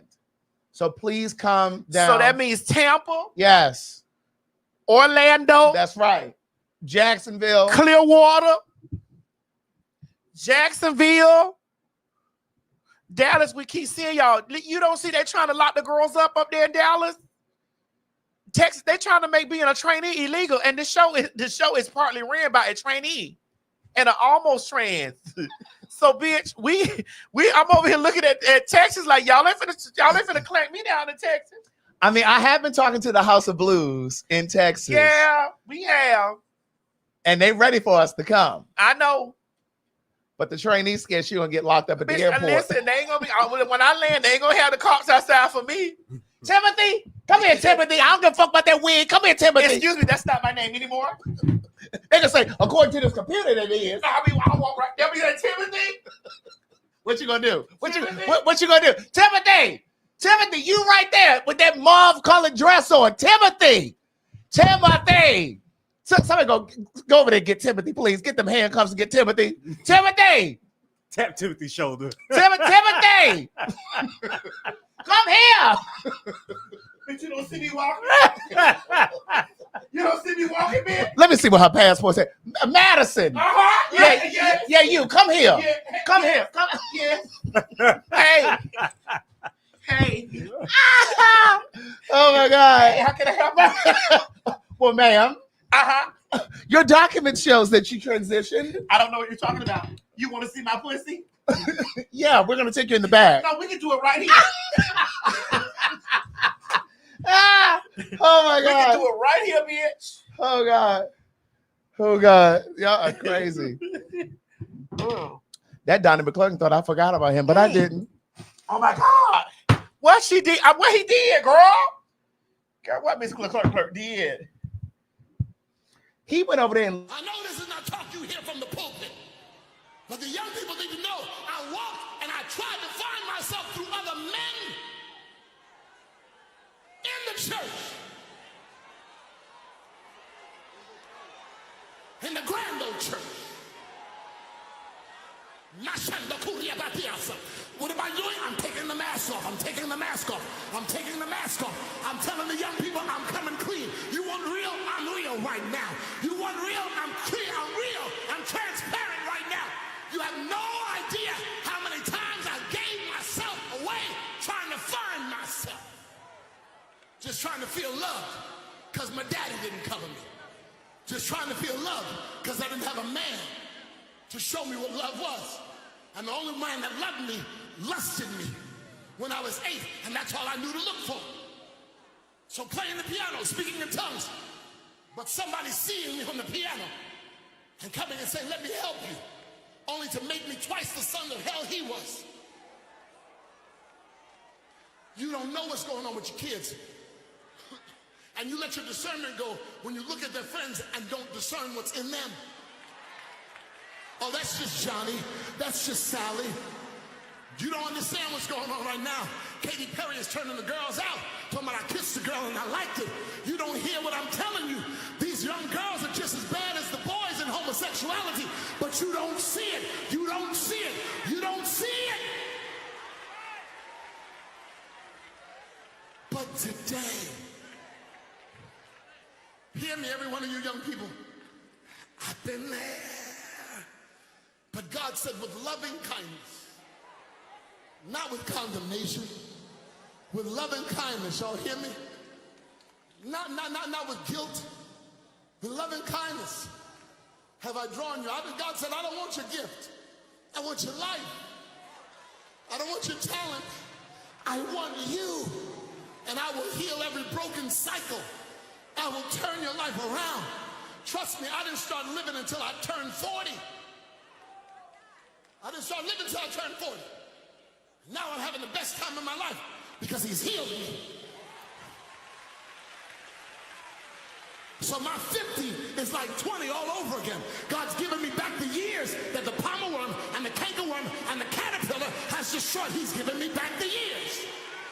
I need somebody to raise a praise right now.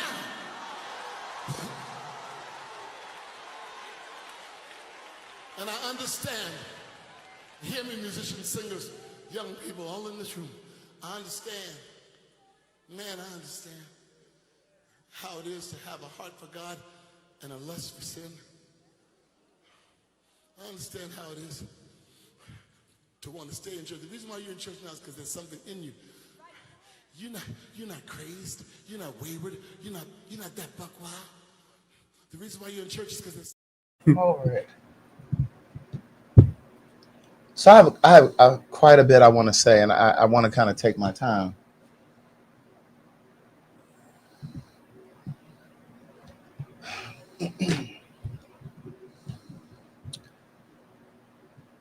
Is there an ounce of truth in what he said?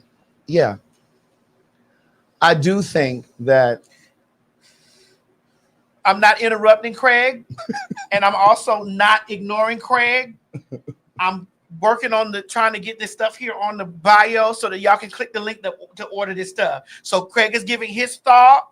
Craig, I'm gonna let me talk to you so that the audience. I'm not ignoring you. I'm not checking out. I'm just making sure that because we just talked about it. And I know we gotta remove some stuff. Okay. Correct. Okay. All right. Thank you. Okay. Go ahead. So my thing is this. My concern is always Black people first. My concern is always Black queer people. And so when I first heard that, it made me think instantly about the Black queer people, gay, bisexual, trans, non-binary, however you identify, who sit in a church like that, or may have been in that actual audience, who will leave that church, carry that hurt, that pain, internalize it, and then they begin to hate themselves. That's one thing. And one of the things that I wrote about in my second book, this one, is there's a lot of hurt and pain in our community. Like I was just talking, this is why I'm telling our stories. Like I just said, there's a divide between our communities. There's a divide between, there's so many divides within the community, right? And in that book, I talk about how we come into this community, and I don't give a damn if you're trans, gay, whatever. When we come into this community, carrying so much brokenness, so much pain, so much hurt. And I'm a believer that part of the reason our relationships end prematurely isn't because our relationships just can't work, but it's because we come into this community so broken. And we are a community of people with broken hearts and broken souls trying to have relationships with other broken hearts and souls. There are so few of us who have taken the time to really do our work, our healing work. We spend so much time trying to get into relationships, and we don't really sit on the sideline and try to figure out how to repair and heal ourselves, right? Come on, preach, Craig. Come on, bitch, take your time, Pastor Craig. I got to take my time on this.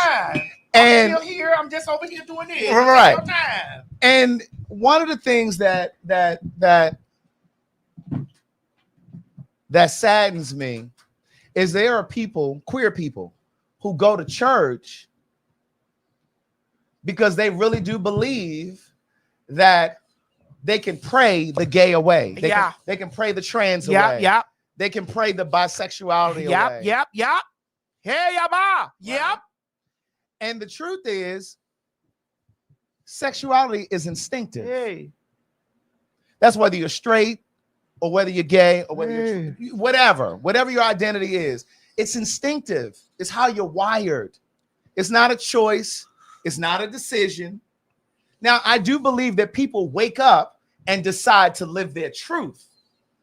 One day she woke up and decided, you know what, bitch, I'm a woman. A woman. And she wasn't gonna walk around as a boy no more. At all. I woke up one day and said, you know what? This is who I am. This is my truth.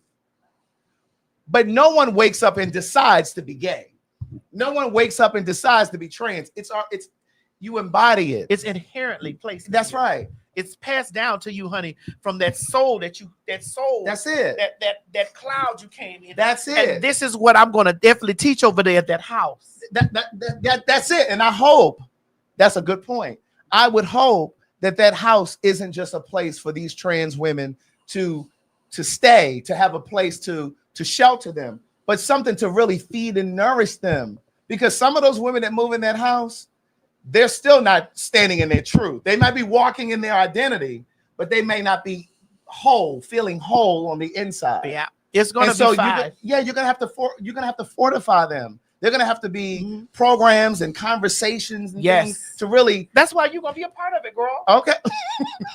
We'll host a telling our stories night. Okay, I could do that at the house. Yes, because like, and we get the messages and the emails all of the time, and this is why our meet and greets are so long at the show, is because when you guys come to the show, you are like, you saved me, or you did this, or you.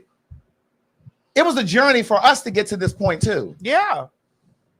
You have to be patient with yourself on your journey, and you have to remove and extract all of the things that are working against who you are as a person.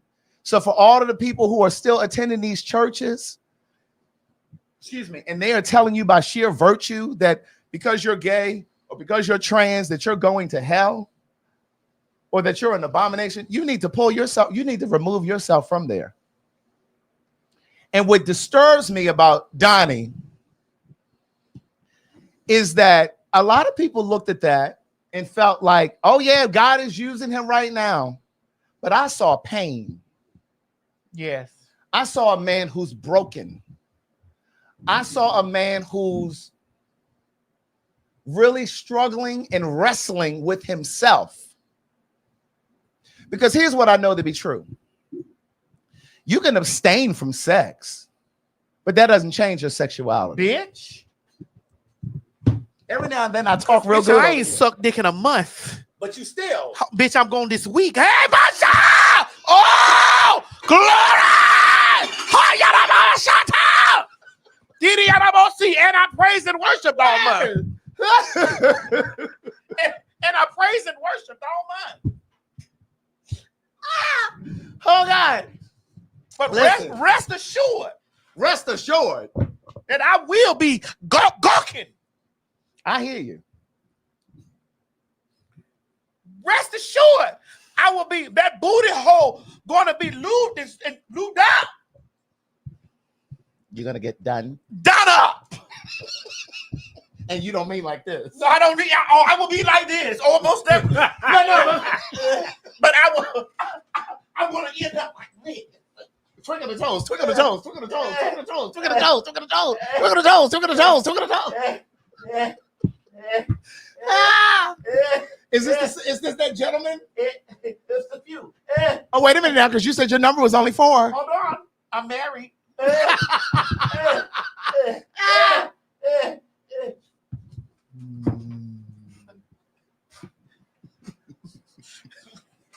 Bitch. But just because you abstain from sex doesn't change your sexuality. And maybe he is not having sex with men. Now the streets are always talking. But that dick be jacking thoughts. For I know your inner thoughts. For the heart is the deceitfully wicked. Who knows the heart of man? In your heart, in the words of motherfucking goddamn, what's that bitch name? Eddie Murphy when he played that bitch. I've lusted in my heart. No, that was Big Mama's house. Big Mama's house. I've lusted in my heart. I've lusted in my living room. I even lusted on the back of an El Camino. And you know, they say all of the time, the people who speak on it the most are the ones who are struggling with it. Mm-hmm. You see it all of the time with these politicians who are creating legislation to hurt trans people and gay people, and then you find out they over there at the fucking Republican. We just saw it. That's what I'm trying to tell you. All the pedophiles that came up, and I kept saying, "Where are the drag queens?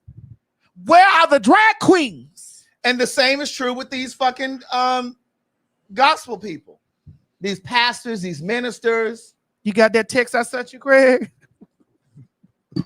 They already put it out. They so quick. Damn, J-Rock. Y'all quick over there on the Twitter. But you know, my thing is, I see a person who's struggling. Right. Let's click on one. I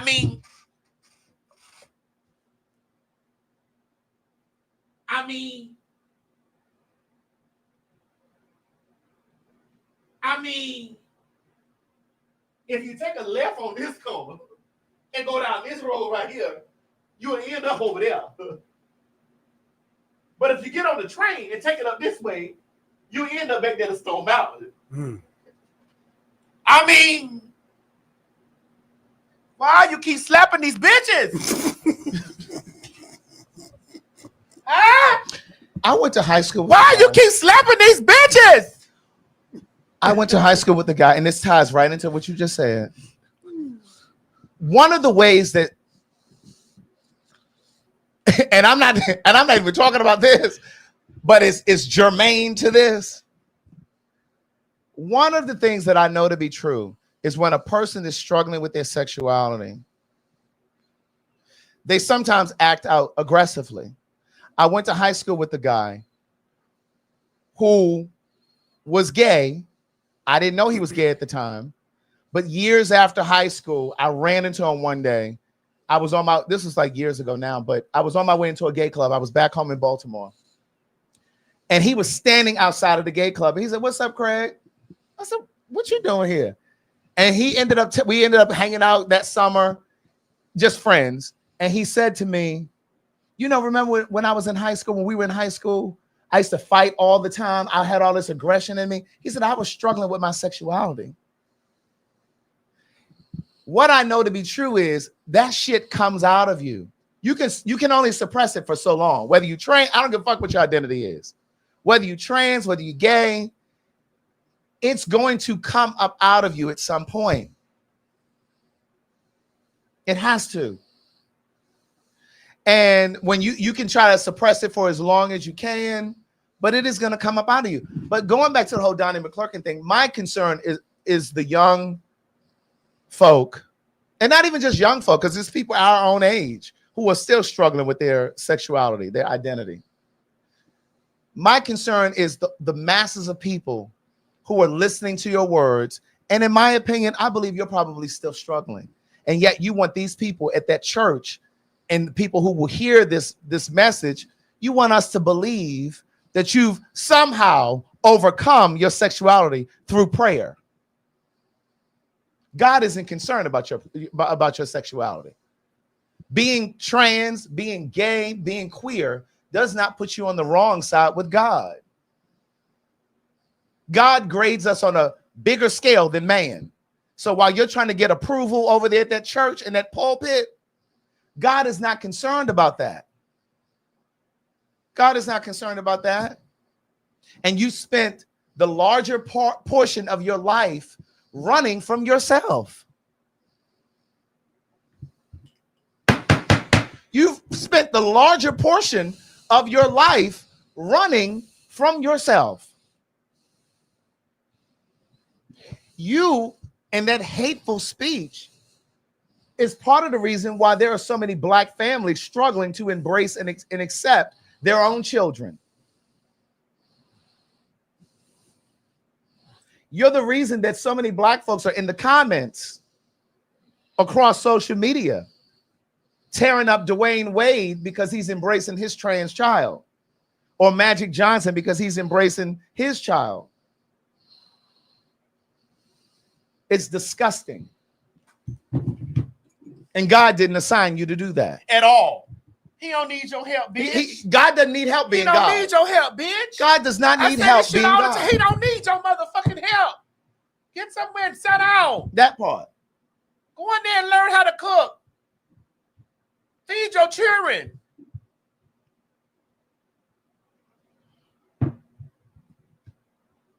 God doesn't need our help.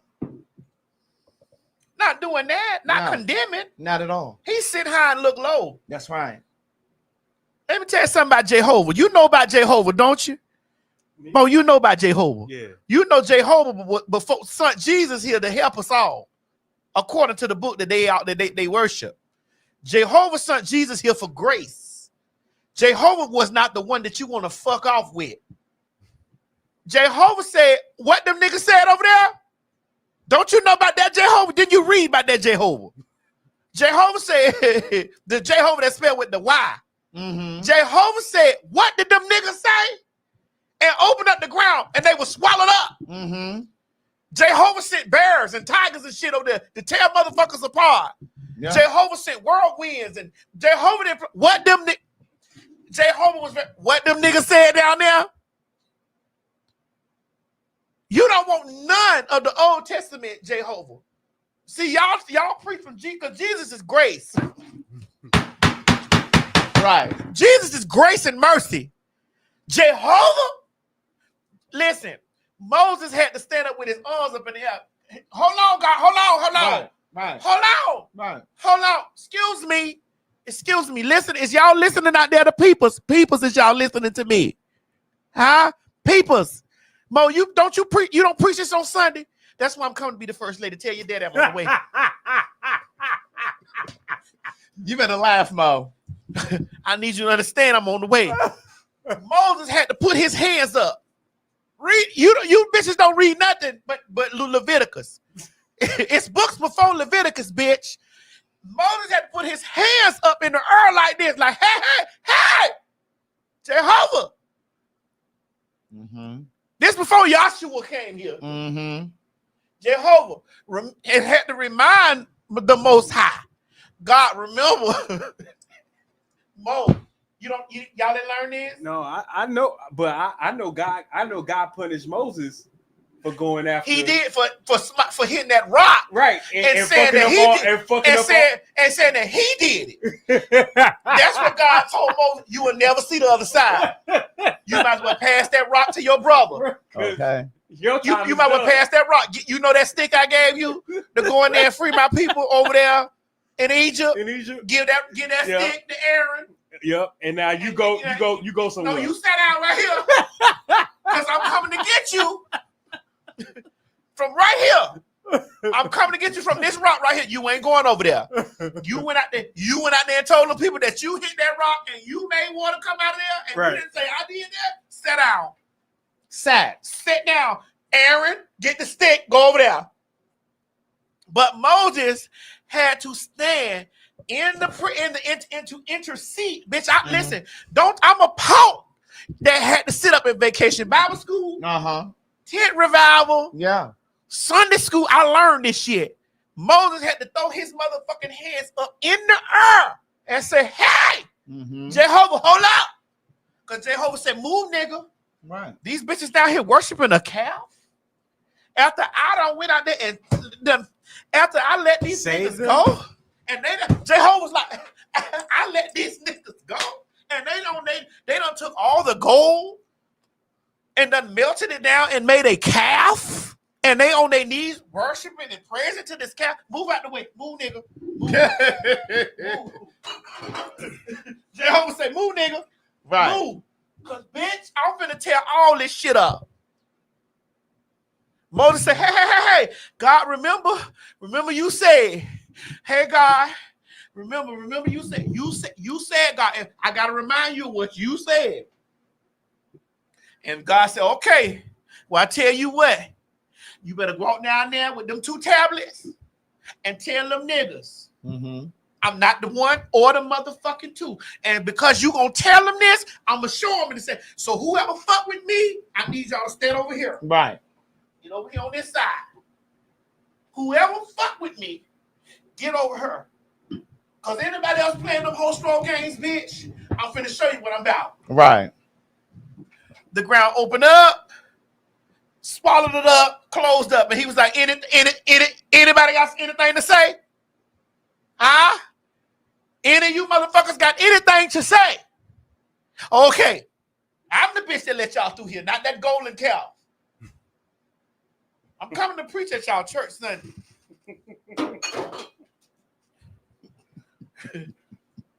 Jehovah was gangster. Jesus was grace. The New Testament is grace. The New Testament is grace.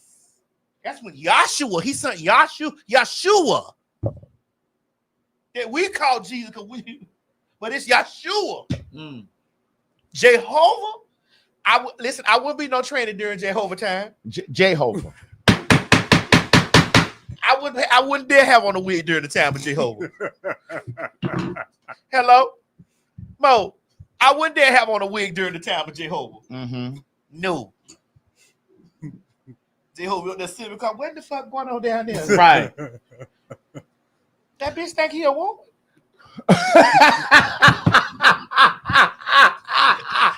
What is that? That bitch think he a woman? Huh? One more time. That bitch think he a woman? Wait a minute now. I gave that bitch a big dick. I didn't give that bitch a regular dick. Right. I gave that bitch a big dick. That bitch think he a woman. Michael. That bitch think he a woman. Gabriel. Okay. That nigga think he a woman. Hold on. Give me. Oh my God. Hold my bill. Right. Bro. Get down here and straighten some things out. Hold my bill. I'm finna knock the wig off this bitch head.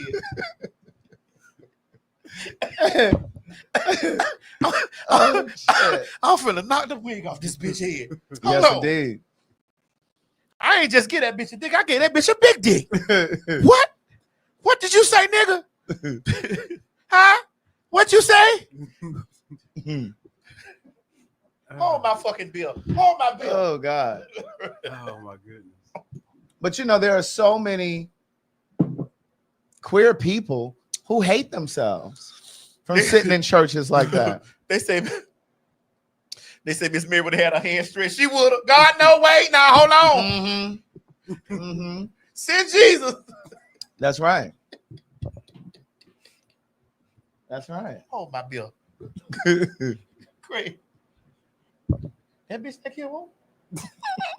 Huh? That bitch think he You a woman? a woman.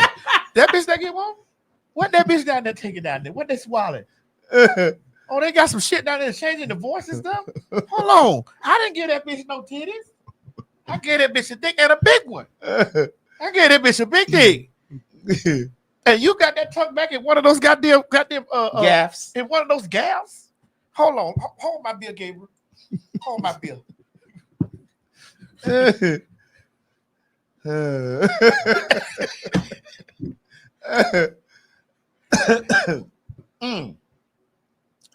Oh God.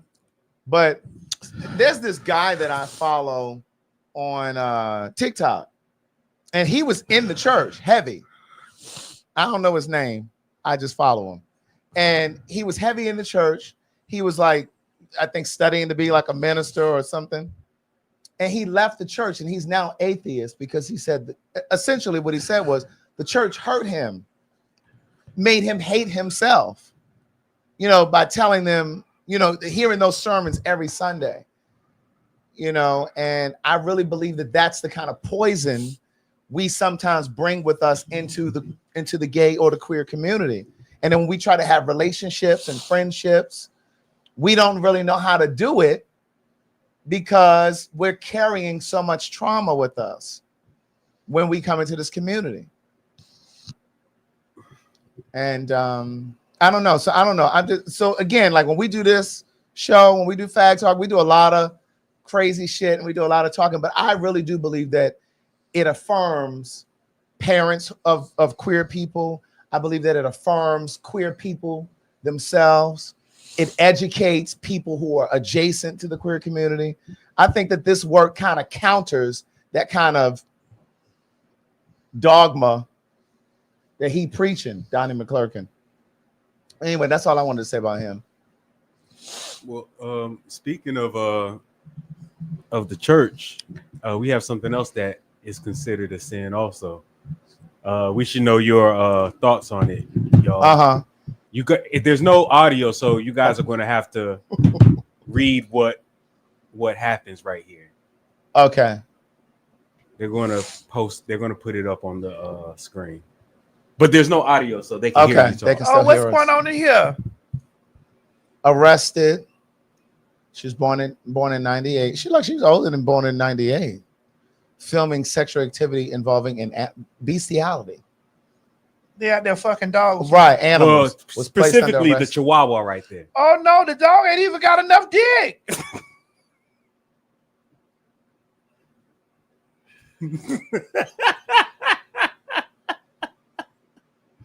know they say that's where what's the disease? Gonorrhea. They say gonorrhea comes from sheep. You know, people get gonorrhea now because at some point somebody was fucking sheep. Now listen, I don't like ass, but have you seen the ass on those sheets when they be walking? And I like ass, but I don't want no sheep's ass. I don't fuck with ass. But have you seen the ass on those motherfucking sheets? Those are I know the sheep you talk about. It's a particular sheep. You know that was real tempting to those men out there in the wilderness. Certain kind of men.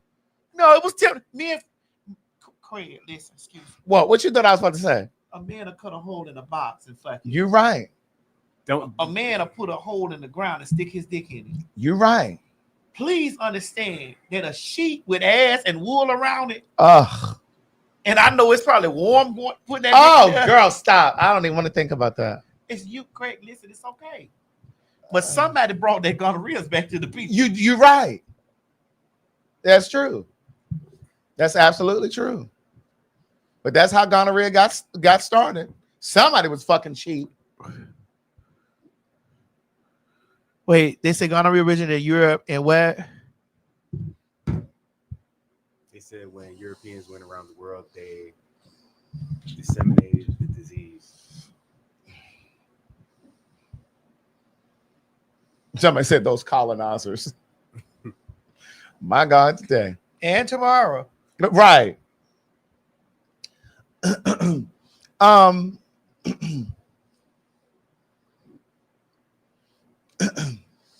Where we going, girl? What is it? What was it? In the words of Zoe, what was it? What was it?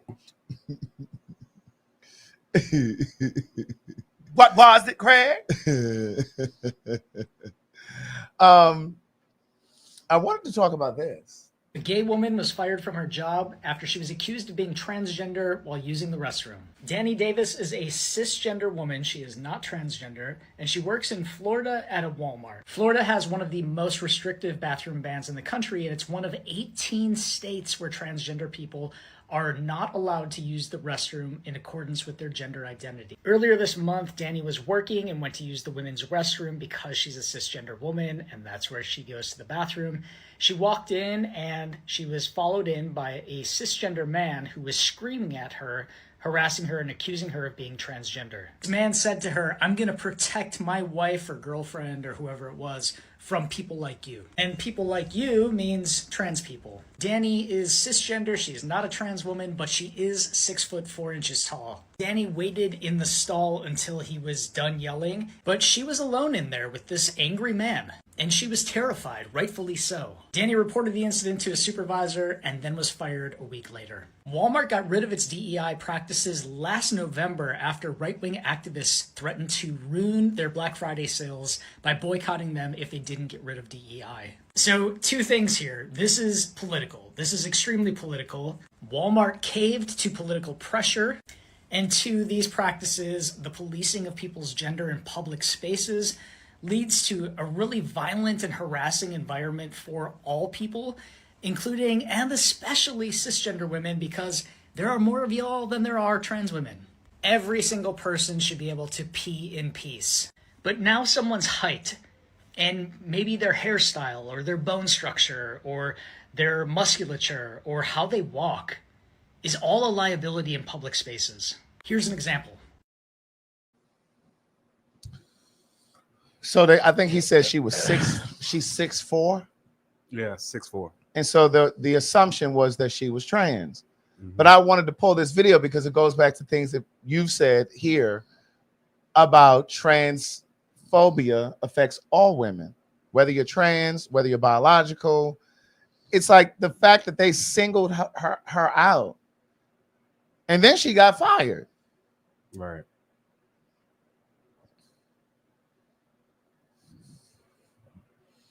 Let me, because, you know, some people had got mad when I said about, like, I told dark-skinned women, they got mad when I said, hey, dark-skinned women, we of a darker hue. Yeah. We women of a darker hue have to be careful with transphobia because Yeah. they already look at darker skinned women in a certain way? Because for whatever reason, darker skin for some is associated with masculinity. Yeah, so I just was like, so I always encourage darker skinned women, like, hey, ma'am, like, listen, you know, I understand you may have your feelings about whatever, but you're in danger with this stuff too. You know, Yeah, you got to yeah. look at what's looking at us. You feel me? Yeah. Like, we need to be more allies than enemies. Mhm. But hey, you know, I gotta watch it because people was in the comment section saying, Mhm.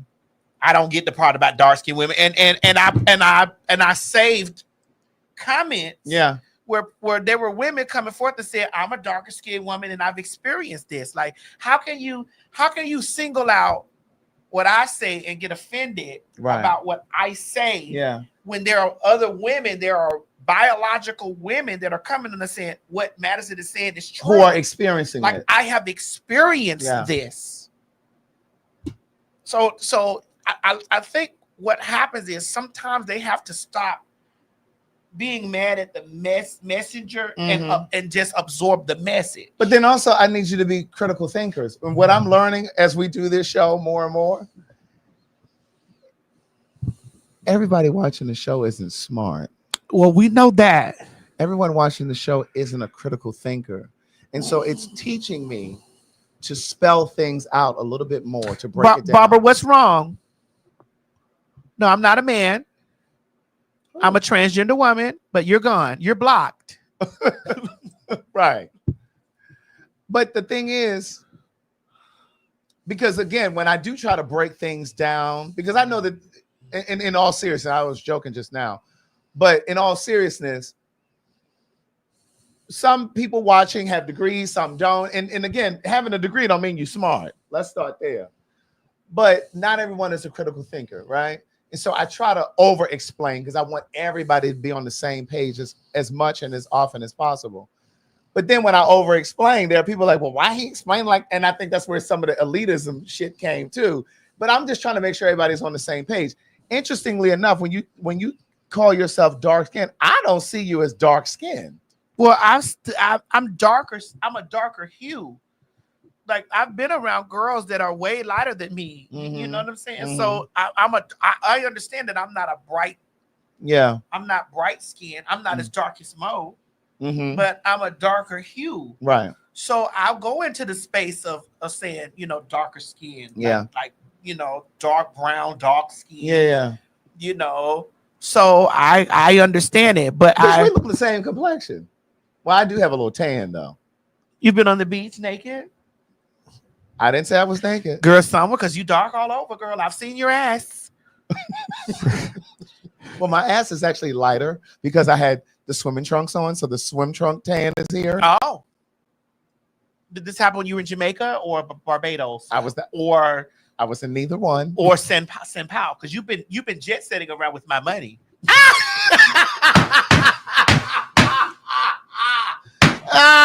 Listen here. Listen here. Girl, speaking of money, girl, you know Dawn from In Vogue is homeless, girl. Girl, what happened? Hold on. To your love, you got to hold on. Hold on. To your love. Ooh. Bitch, hold on. Well, she holding on all right. Girl, she held on to that car seat. What happened? Well, she can explain it. Please, herself. let us. Guys, for the past almost 3 years, I have been living in my car. I said it. Oh my God, it's out. I've been living in my car. Oh my gosh.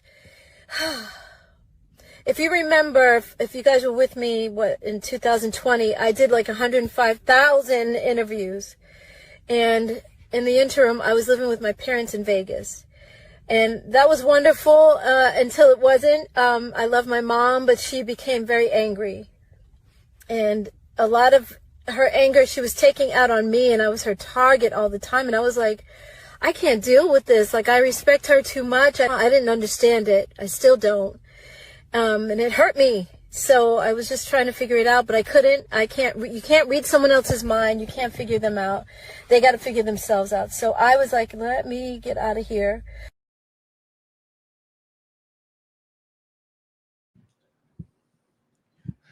We got to discuss that, and we got to get. Well, send that over to Mo. We definitely got to discuss send that to Mo. What happened?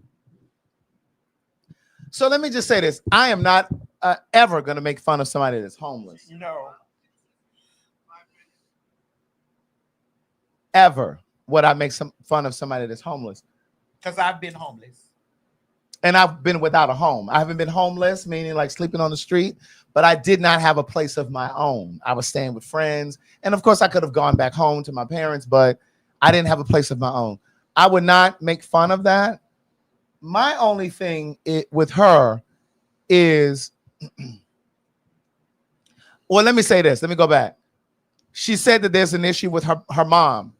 And I would never tell anybody or advise anyone to put yourself in a toxic situation. I don't give a fuck if it's family or not.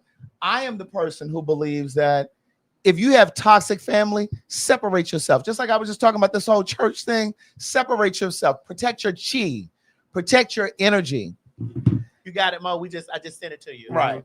Oh my God. So, you know, I would not encourage anybody to put themselves in an unhealthy or toxic environment. That said, Dawn was in Vogue, and I've seen a couple other things where she's talked in interviews about how she left En Vogue because they keep making poor business decisions. First of all, how you gonna talk about poor business decisions and you living in your car? I mean, Craig, she could be living in her car and still have money. Come on now. She could be living in her car and still have money. Living in her car does not equate her to being broke. It just... I wonder if she... But here's... Okay, can I do a little segue? Yeah, go ahead. Had no idea I was going to say this. But go ahead.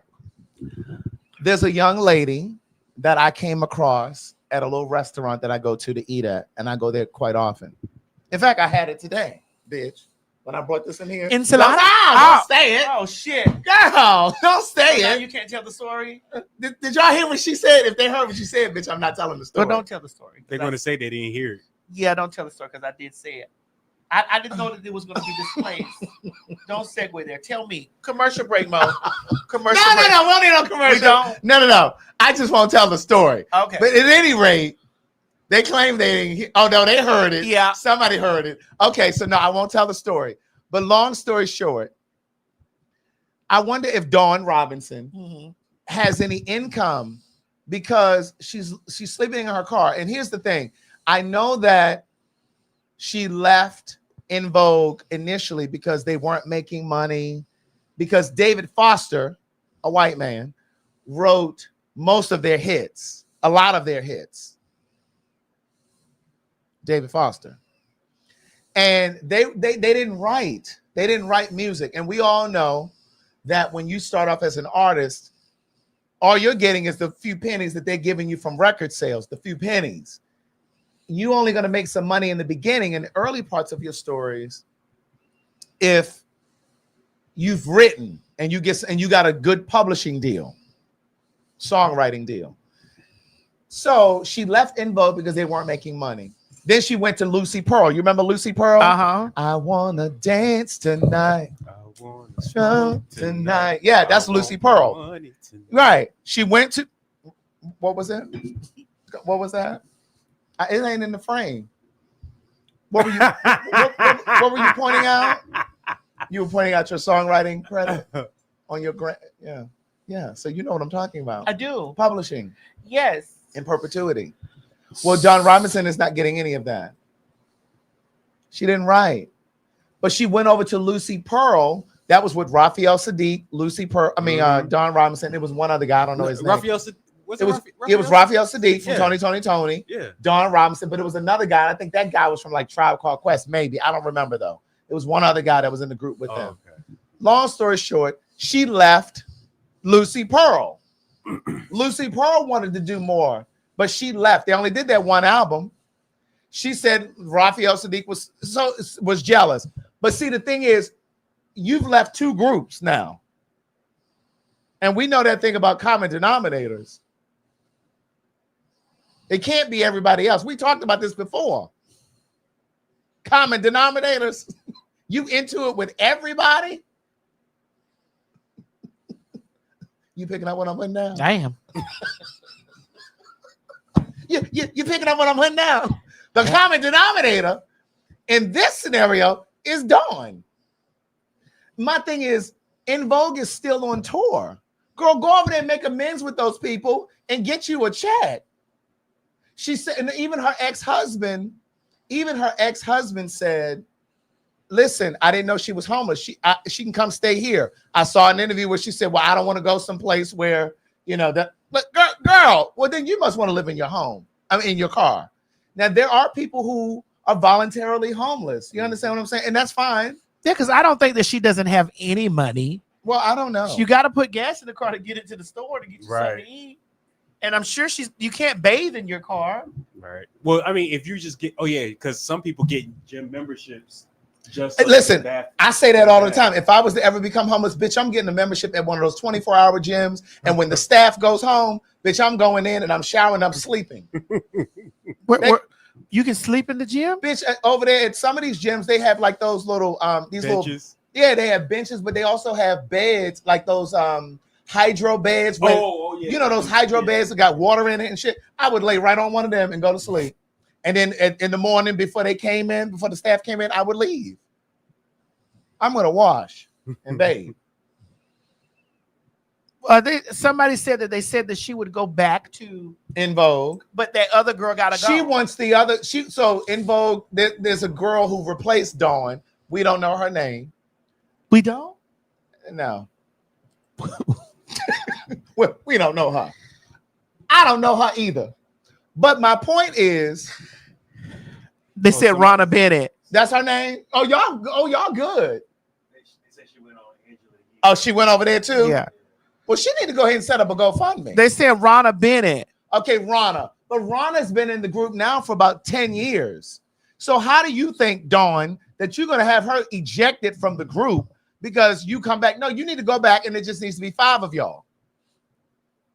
Because first of all, they're going to have to split their money 5 ways now. Because how is she, but I get done. How is she singing in the words of Jackie Washington? Why is that woman singing my song?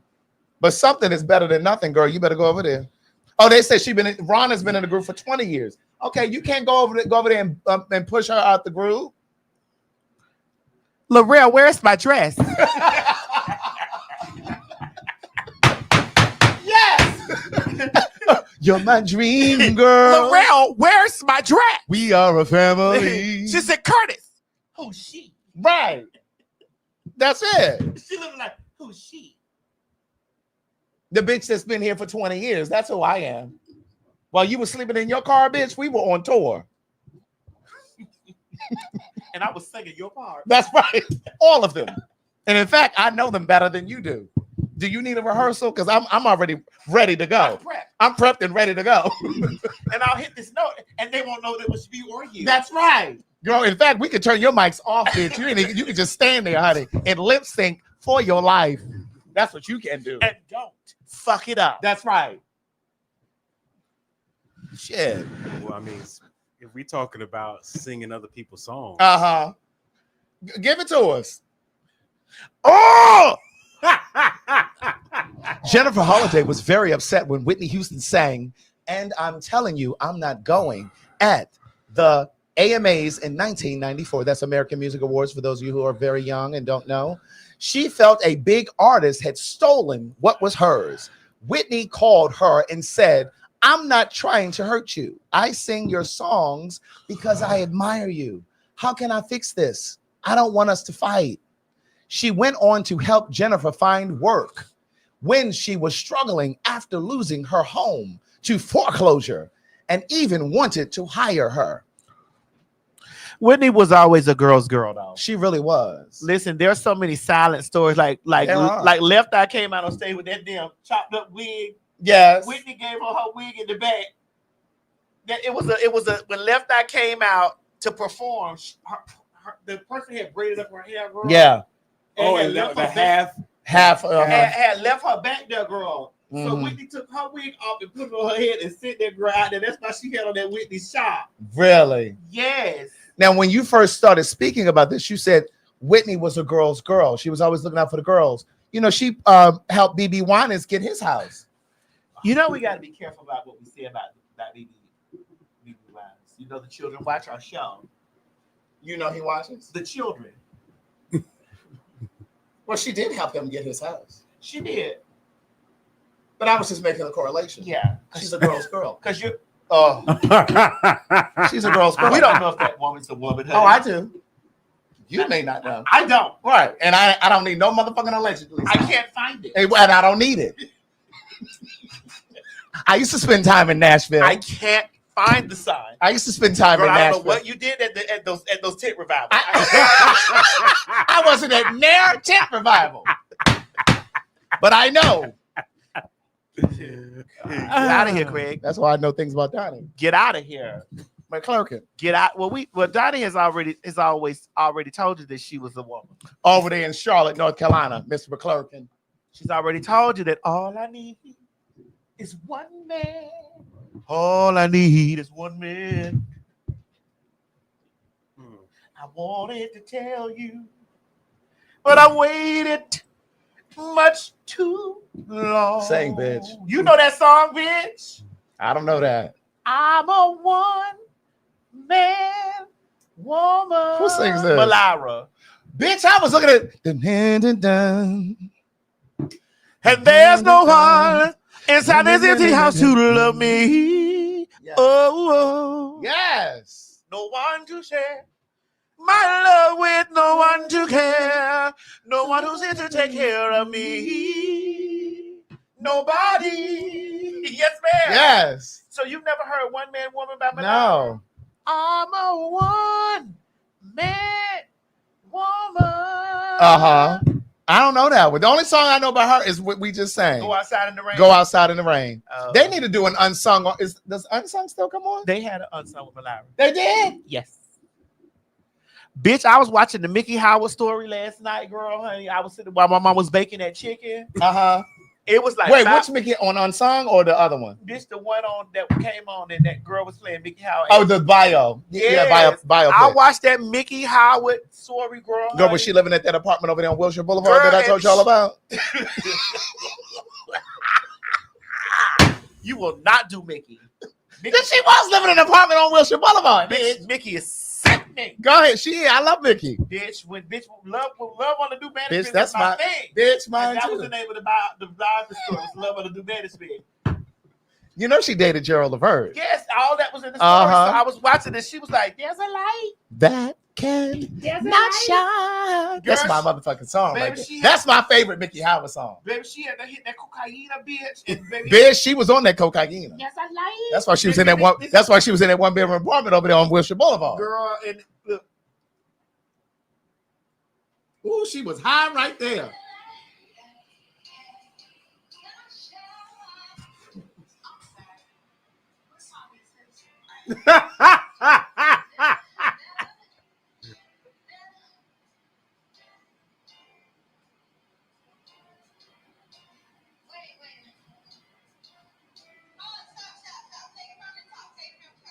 She said, "Excuse me, I'm sorry. What song is this?"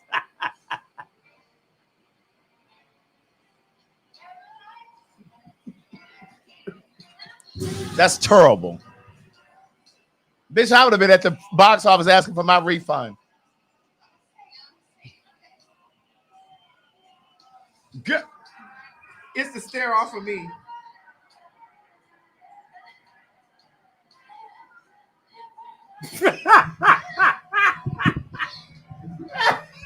She sounded like she's struggling over there.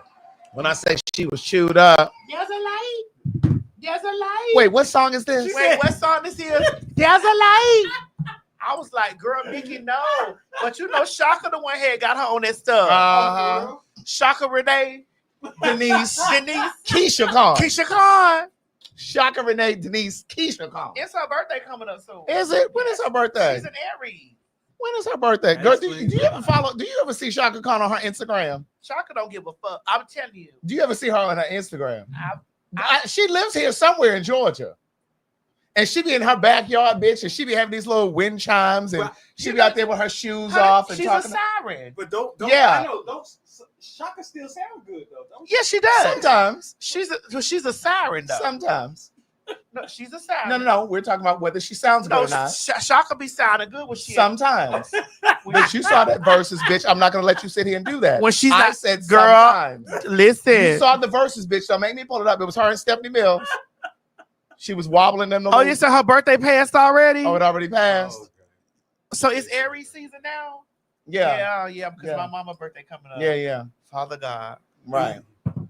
But sometimes she sounds good, like Patti LaBelle.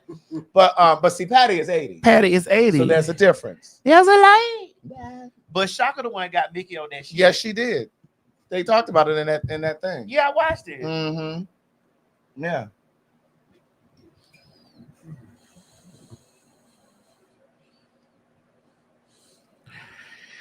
You talking about Aries in the house? Okay. Yep. Yep. But Shaka looks good. I'm not even gonna hold. Bitch, Shaka looks bitch, good. when I tell you Shaka is sick. They found Onaya just respect to the law. Respect to the law. Well, respect to the law, bitch. Well, was she lost? Wasn't she in Dubai locked up? Like she wasn't lost, was she? We knew where she was. Wasn't she just locked up?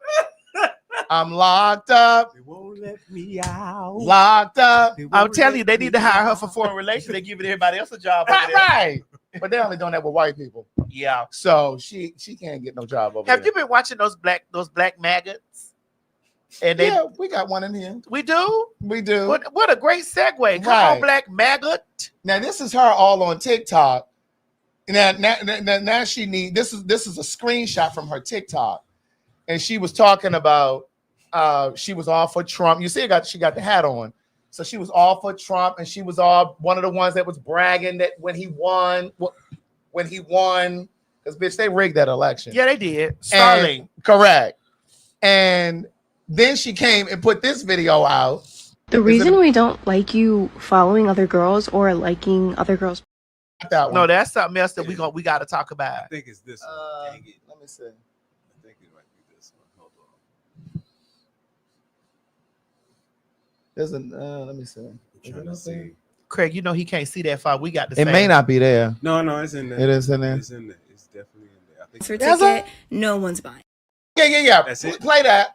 Yeah. Ticket, no one's buying it. You are getting exactly what you voted for.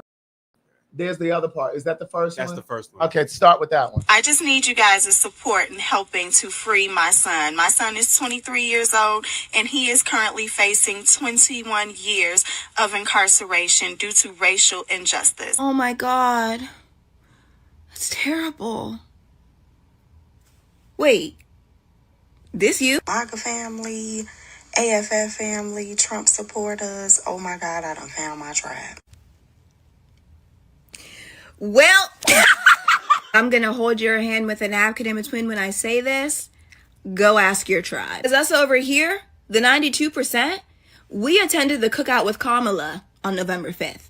But you, with the other 8%, wanted to go to the picnic, and now you're upset because your son is the Nick they picked? I'm not understanding.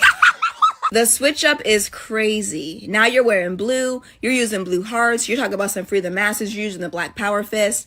Stink a butt. Call it a Johnson ticket. No one's buying it. You are getting exactly what you voted for. You voted for the racist felon, and they say, you know what? Let's double it and give it back to her. So now you got 4 more years, and your son is facing 21. The 2-for-1 felon deal goes great. Girl, what did you think was going to happen? The leader of your tribe was going to give your son a pardon too? Didn't nobody tell you that was an all-white party? Unfortunately, there's been a tariff placed on thoughts and prayers, so I don't have those for you. But maybe it's time to put back on your cape. You know, this one?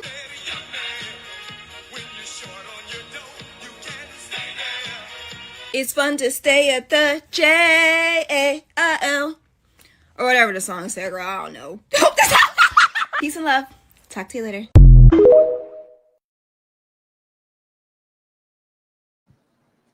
Hold on, let me this I just need you guys' support in helping to free my son. My son is 23.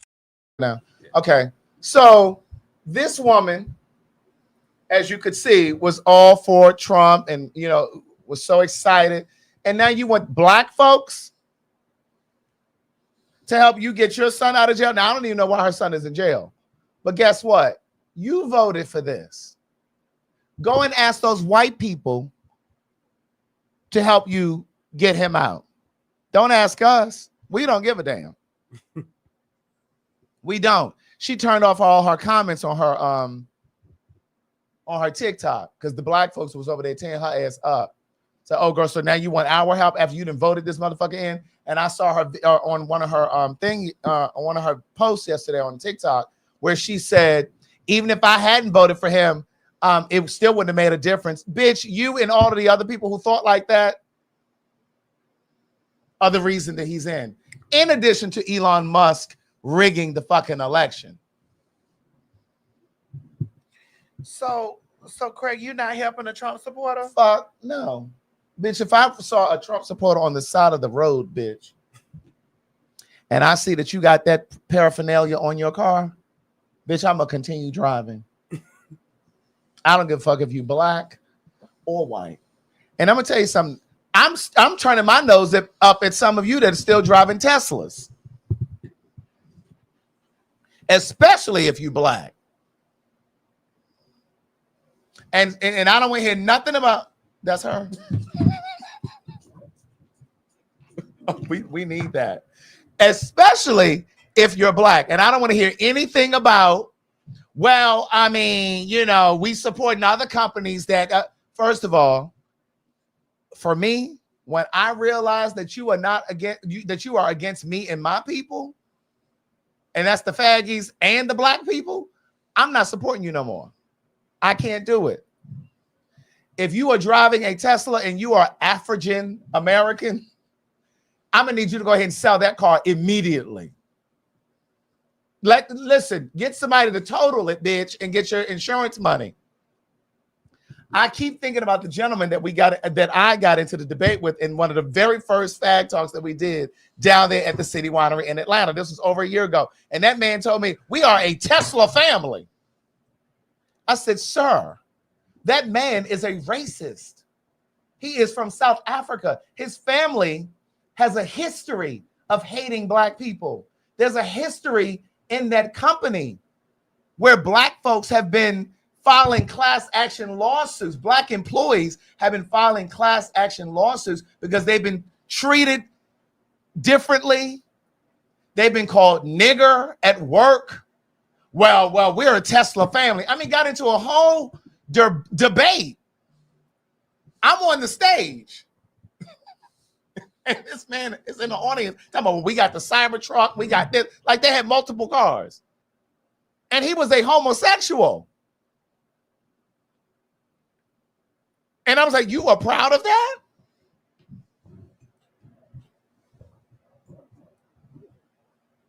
I've often wondered, like, what is he thinking now? Especially since Teslas are being vandalized. Folk are protesting in front of the dealerships, not just in this country, but around the world. Craig, they said you fly Delta, so what's the difference? Yeah, that's why I was just about to put that comment up. They said you fly Delta. What happened with Delta? Didn't they say they're keeping their DEI? Didn't they say they're keeping their DEI? What did Delta do? I don't know. School me. What did Delta do? Because I can take them off the list too. Oh, they say Delta supports Trump. Wait, what's my app? There was an app called something where you could check the companies. Girl, I'm not flying American. I'm not either. I'm sorry. Or I'm not flying American or United. Well, right. Neither am I. Girl. It's called Good Something. What's the app where you can check the companies? Girl, I guess I'll be first class on Southwest. But they don't have a first class. Girl, they're going to have to make one, girl. Wait a minute. Where is it? It's called Good. Let me see. What's it called? Goods. I'm gonna have to look them up. Do y'all Good Unite? Thank you, somebody in the comments. Somebody said, no, Delta is good. Let me see something. Good Unite. Let me see if Delta is in here. Let me look this up. But at any rate, girl, listen, we got to get that Spirit. Girl, let me tell you about Spirit. Bitch, I had some stock with Spirit. I bought this stock probably 2 years ago when they were going to merge with, who were they going to merge with? Frontier or somebody or JetBlue? either Frontier or JetBlue were trying to buy Spirit like a couple years ago. And I said, oh, let me go ahead and buy me some of this stock because they might, bitch, when I tell you that all my stock is gone, bitch, all my stock is gone. Great. It must have landed. Bitch. It finally landed, girl. Bitch. All the stock is just gone. But they're saying that the fucking stock market is about to crash, bitch. It has crashed. Right. Well, it has crashed, but they're saying that those of us who have stock, you may start to experience more loss because we are headed to a motherfucking recession. Some are even predicting that it's going to be a depression. This is why I have been encouraging you guys. I know some of you think that we're only talking to you about pay for your say because we get some money off of it. Girl, don't come messaging us if by chance, God forbid, you lose your job. Talking about, well, can you all help me get into pay for your say? While you got, Mo, put that down on the bottom, that little crawl at the bottom for pay for your say. You better use promo code PhagTawlk. What is it? PhagTawlk125 is scrolling at the bottom. You better go over to www.payforyoursay.com and use promo code PhagTawlk.com. It's market research. It's a way for you to make money. Don't be messaging us later when your money is tight and talking about, well, can you help me get in? Girl, get in now while you still got a paycheck because shit is getting real. Yeah, that's what she didn't send it to you? Yeah, I got it. Oh, okay. But to my respect to the law. Yeah. Oh, you got it. Mm-hmm. So, just be mindful. But they're talking about we're heading toward a damn depression. And they talking about these tariffs are really about to fuck shit up. Bitch, don't go and have to get no new car. The prices of cars are going to be going up 25%. And it's not even if you're purchasing a car. Let's just say you have to go and get maintenance. Most of the parts on your car, bitch, even if you have an American car, those parts come from out of the country. A lot of them, pardon me. So it's going to cost more to repair your car. Well, speaking of money and the rise of things. Beautiful.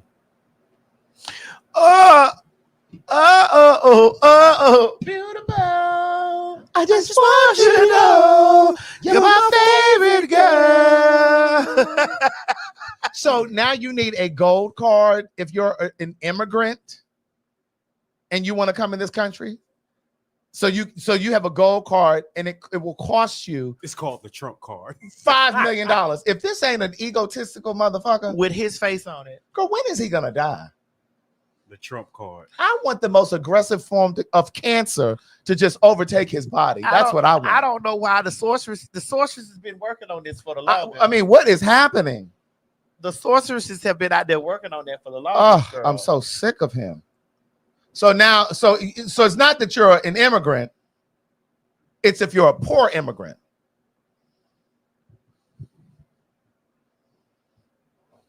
That's just foolish. Airlines. Let me look this up because y'all not about to. Delta Airlines did contribute to Republicans and Democrats, and they definitely donated more to the Republican Party.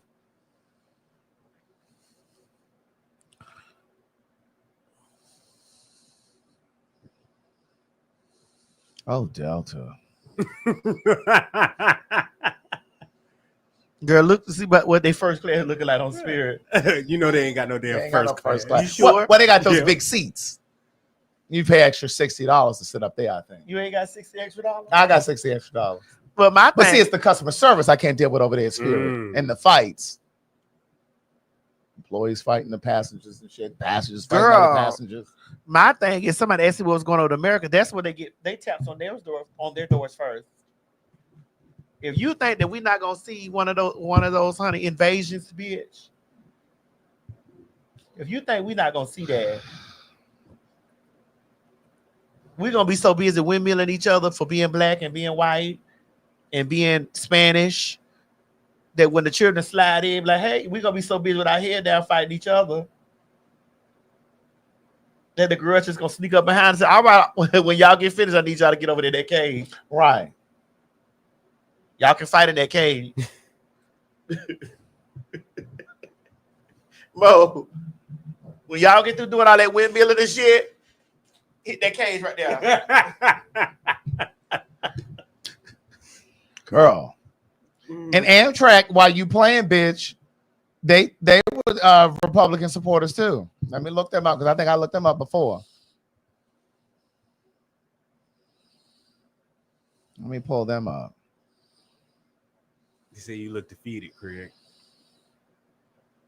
with that Delta. Yeah, that shit is terrible. It is.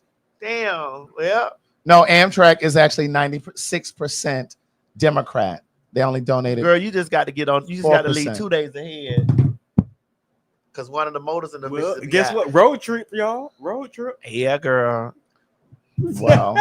My sunshine has come. You took the words out of my mouth. And I'm all cried out. And there's no more rain in this cloud. There's no more rain. Uh-huh.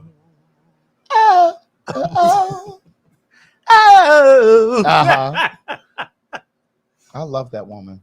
I loved her music. Yep. Woo. They said cruise ship to Puerto Rico. I mean, we're gonna make this a vacation. Yeah. That Puerto Rican PhagTawlk gonna be that Puerto Rican that Rican PhagTawlk, bitch. That's gonna be a 3-day weekend, honey. Okay. That Rican PhagTawlk. Right. Rican. Oh my God.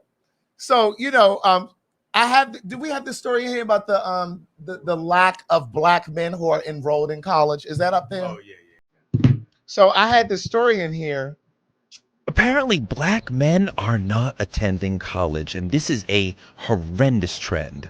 The number of black men at four-year colleges has plummeted, and at Howard University, there are as many non-black students as there are black men. Howard is just 19% black men. There's an array of reasons why this is happening, but the number one thing sociologists point to is something they call the belief gap, that a lot of young black men don't believe that they can or should be able to handle college intellectually or financially. Guys, college is a critical part of gaining the intellectual skills you need to get into the middle class. Black women have known for years and years that they need degrees to overcome racism and misogyny and get as far as they can in life, and they have become the most educated demographic in the country. But leaving black men out of that trend means a lot of potential wealth that could go into the black community won't go into the black community, because people who could have become middle class professionals and intellectuals will not be able to make that leap.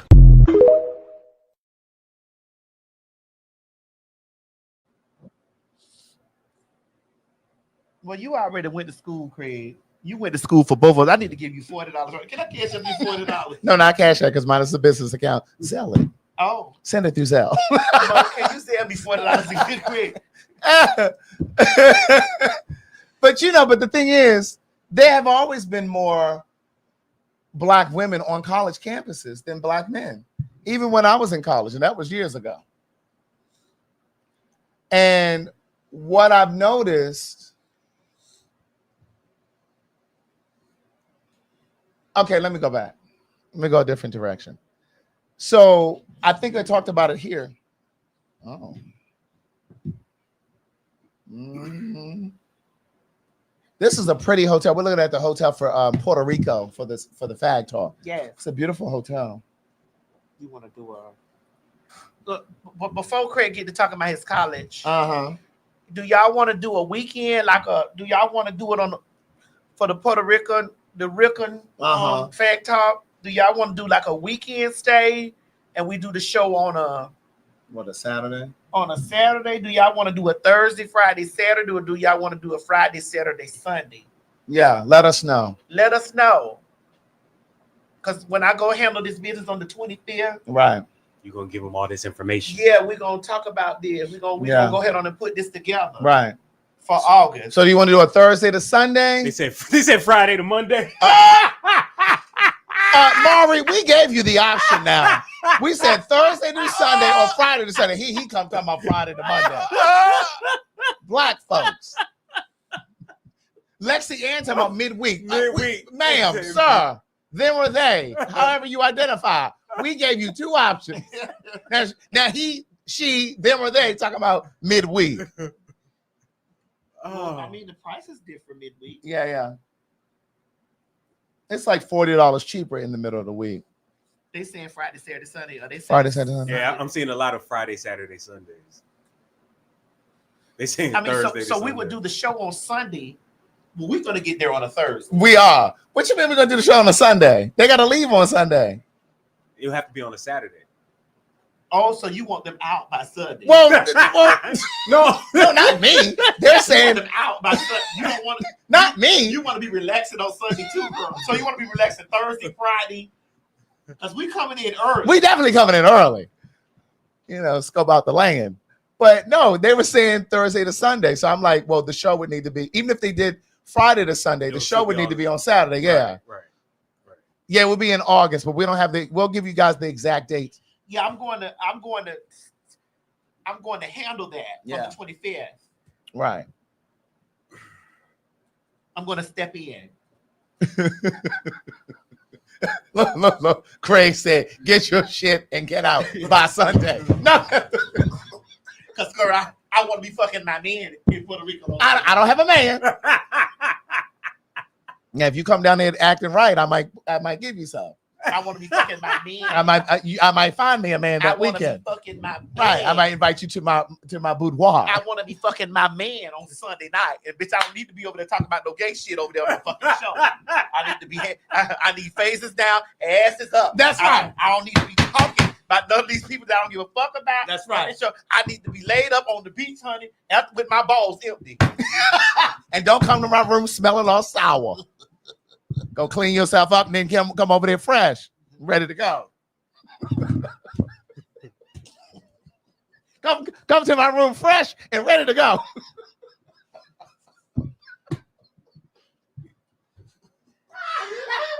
Come to my suite fresh and ready to go. Be prepared. Oh my God. Oh God. Oh my God. Oh. That's nice.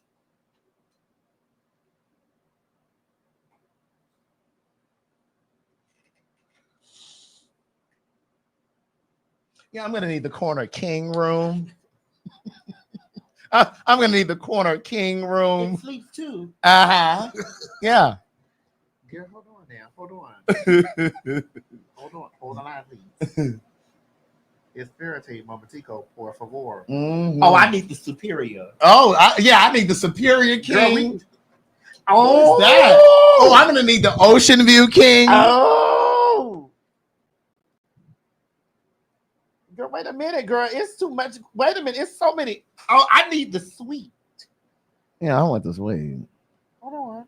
I want a suite with a window, with a view. Well, girl, where the rest of the four guys?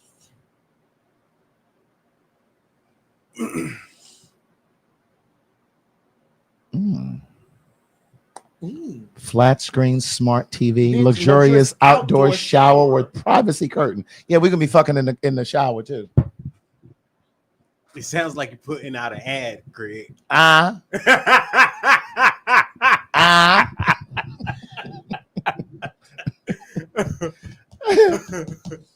That's nice.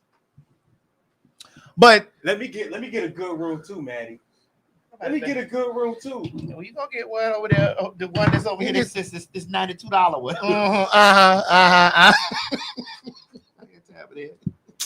Man, that we can put over there. Right. Really?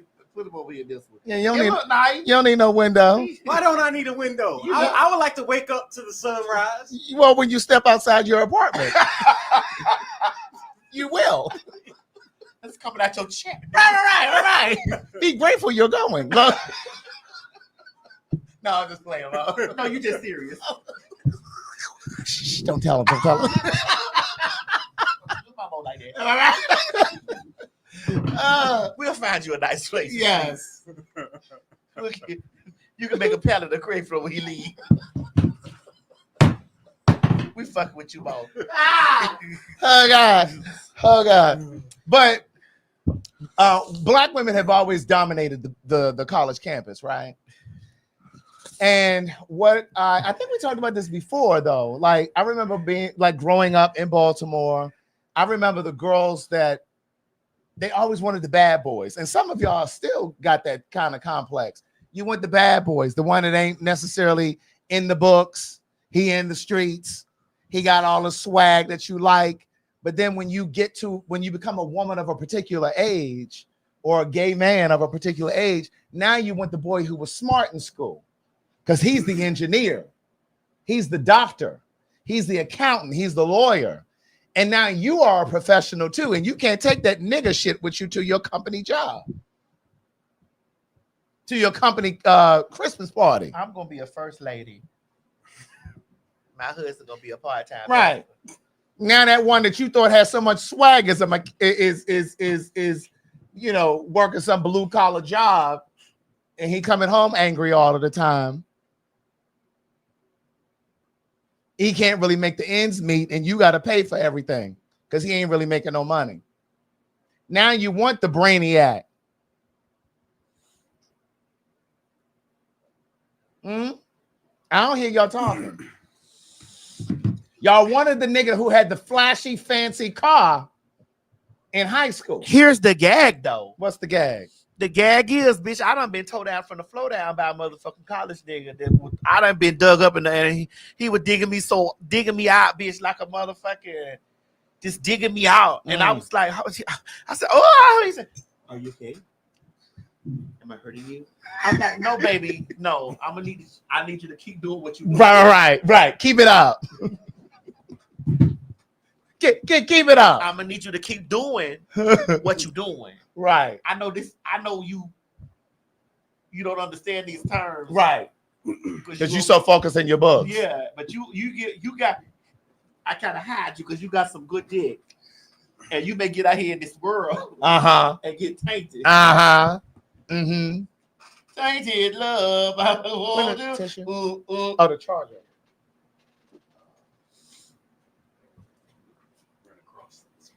But no, I hear you. Over there, long dick and be like that. I was like, okay, bitch, I had no hand. Ah, fuck me, baby. Are you okay? You know, it's just 4. Right. Are you okay, baby? That's a long 4. It is. It was very much so a long 4. Quick, baby. Are you okay? Am I hurting you? No, baby. No, nigga. No, nigga. Right. Now I'm gonna get back in this business. You go back and do that shit. What you doing? I was talking to this young girl a while ago, and she was dating this guy. And when I say young girl, like 20s, she was dating this guy. He had like an internship. Like I said, this was a couple years ago. He had an internship at NASA, but he drove a hoopty. And she said to me, I mean, I really like him, and he's cool, but his car is kind of like old, and he just ain't, I said, come here. Let me tell you something. I said, if that nigga stay on the path he on, he gonna be able to buy any car he want to buy, even the one that's gonna go to space. That part. But see, what happens is we sometimes grade people and judge people for their today. Michelle Obama dated a nigga who had a hole in the floor of his car. When they were driving through the streets of Chicago, they could see the ground because they had a hole in the floor of the car. That man became what? The president of these United States. Yeah, now they don't got to drive nowhere, honey. They secure. They stay in the house, bitch. They got 24-hour security for the rest of their lives. You better know it. They got a house in Washington, D.C. and over in Chicago and probably somewhere else too. Book deals and things. See, you got to think beyond the now. So are you saying people should date on potential? No. I'm not saying that. Because see, what good is my hope when your hope is to be who you are? That's why I tell tell men I'm first lady worthy. I just don't look like it now. That's it. I'm first lady worthy. I just don't look like it now. Oh, somebody said they got a house over in Martha's Vineyard too. Just know I'm coming to preach at a church. Right. I'm not saying kind of saved that you need me right now. Now, I'm not saying date on potential.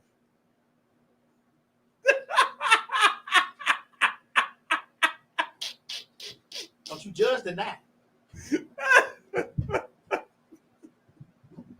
And I ain't gonna always be this big either.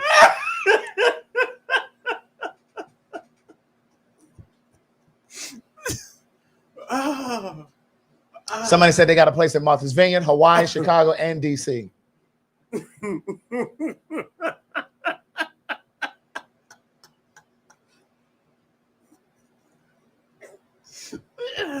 I ain't gonna always be this big either. Don't you judge my now. And so I'm saying, don't necessarily date on potential, because you can dream a bigger dream for a person than they I'm dream not for dating no themselves. potential, but shit. Right. Listen, the spirit gonna tell me stay. Because if you're dating on potential, you just dating on what your dreams are for them. But what good are your dreams? You know what I mean? But I'm saying, like, because what good is my hope if your hope is to be who you are? Right, but if they are, let's just say, because not everybody, I don't think everybody in the world reaches their potential. Absolutely not. So let's say they have a dream, they have a goal, and are you saying that they should date just because these people have like we dreams, watched goals, motherfucking Acrimony? No. We watched it. No, I haven't. You did. You know I don't watch that stuff. Go ahead though. What's the point? She know I don't watch that stuff. Go ahead. What? What's the point?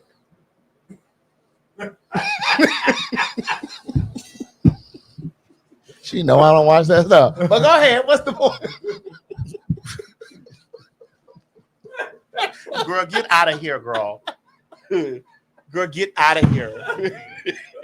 Get out of here. Girl, get out of here. Girl, where does this shit come from that we be sitting here saying? I don't even. I can't even believe I just said that. But go ahead. What? Get out of here, girl. With that bullshit. Go ahead. I'm gonna come back to Mo's point, but go ahead. You go do Mo's point. I'm done. I'm finished. What I was gonna say. Mo, I'm not saying date on a person. You don't want to say it? No, girl, I'm done. Girl, just the girls that watch Acrimony, they know what I'm talking about, girl. Get out of here. Because I watched it. What I'm saying is you can't date on a person's potential, because you could see them and their potential and all they can become, but they may not have the ambition. You have to date a person who's actually doing the work. Like Michelle Obama, when she was dating Barack, yeah, he didn't have a great car. He had a hole in the floor of the seat. I mean, the floor of the car. He was poor. He was a junior senator and all those things, but he had drive and ambition. Okay. And he had go get it. He had stick-to-itiveness. There's a word. I'm going to give you a scenario.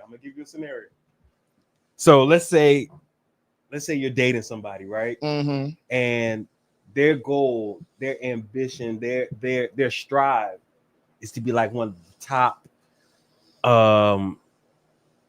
Like they sell clothes, so they want to be like one of the top designers in the world. Yeah. Right. And he's starting off, selling his own designers out of his car, the trunk of his car. Yeah. So are you saying like you should? That's fine, because you're doing the work. Now, okay, because there's some people that won't be thinking like, they'll be like, nah, you got to be further on ahead than that. Right. No, I mean, I think you can meet somebody at the base level. Like I got a homegirl dating a nigga who was making furniture. She was paying all of the bills. They going on trips. They going out to eat. She paying for all of it. He's making furniture. Ask me where the furniture is. Where's the furniture? He never made it. He was talking about, I'm going to make fun. He never did shit. Oh. Well, there's a difference between being a talker and a doer. That's right. And the thing about it is sometimes women have listened to a good talker. You'll know if he's doing anything, bitch, if he's like really trying to really like do the things. You know what I'm saying? And I'm sorry, a person that's really trying to do great, this gonna sound fucked up. Go ahead and say it. But a person that's really trying to do something ain't got time to be in a relationship. That's what I'm trying to tell you. Not when you're starting off. You understand that? Unless the person, it may be down the line too. But unless it could be, unless for sure. unless the person is willing to put up with them not always being available. Like if you are okay with your partner not always being available when you want them to be, then it may work out. But it's hard for me to see that working out because people want your time. And I think most people are too insecure to be with someone that they can't have access to my cupcakes every day, all day. Oh, my cupcakes! Bitch! My cupcakes. See, this is why they say we hate men over here. What they say? My cupcake said. Wait, hold on. Let me go back up. My cupcake said, and I quote, my cupcake said this: if you love a man at his worst, he will leave you at his best. Well, that's not always true. Not always, but we've seen it happen many times. It does happen. I'm not going to say it doesn't happen, but like Leo. Yeah, okay, but you just brought up Obama.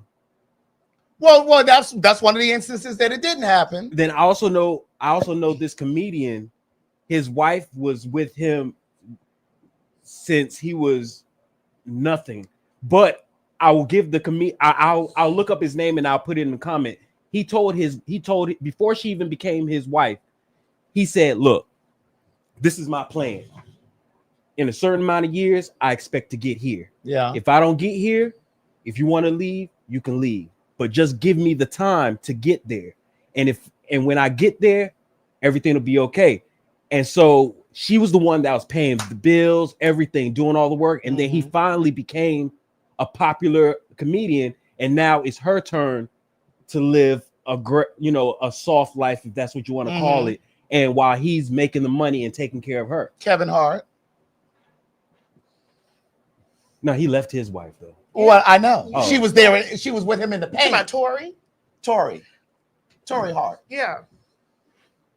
Yeah, I'm not disagreeing with That's y'all. I know. I gave you two. Wait, what two did you give me? Obama and the guy I just told you about. I gotta remember his name. We don't know him. When I get his name, I'm gonna tell you. You do that. You know his name. No, you know. No, I know. I have to remember. I have to remember his name. You need to give it up. Had about enough. It's too hard to see the boy ain't shit. Thank you. They put in the What's comment. his name? Marcus Wiley. Marcus Wiley. Yes, Marcus Wiley.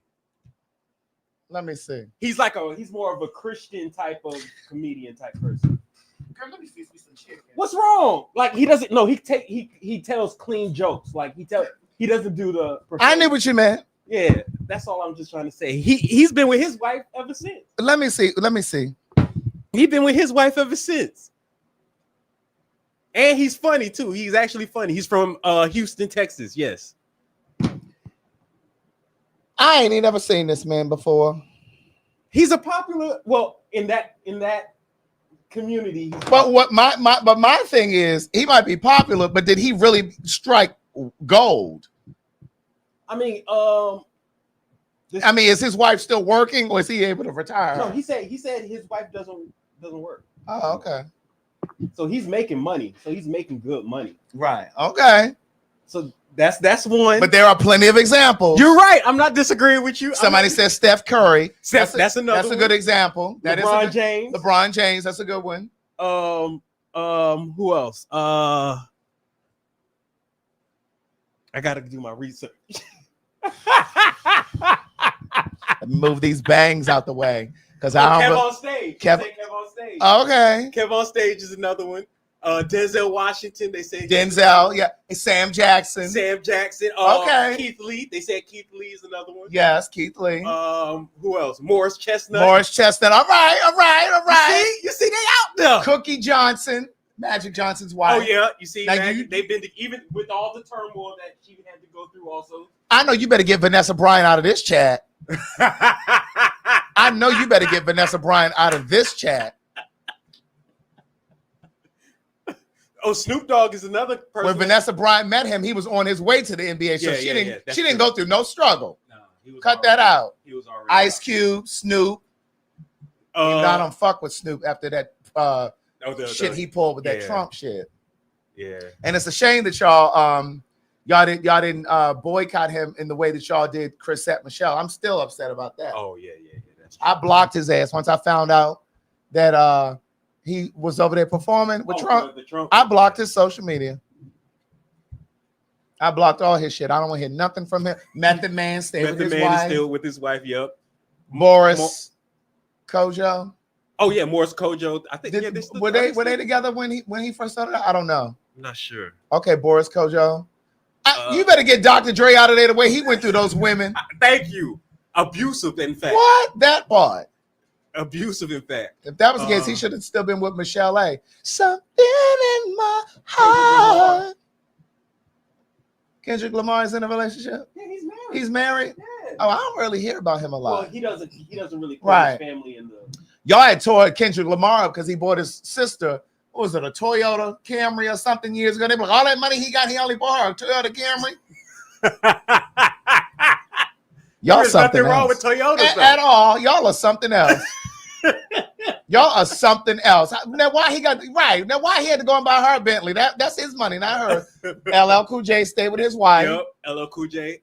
Tyler Perry is still with Medea.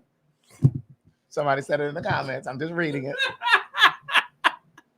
Mari's still with his wife, even though she was about to.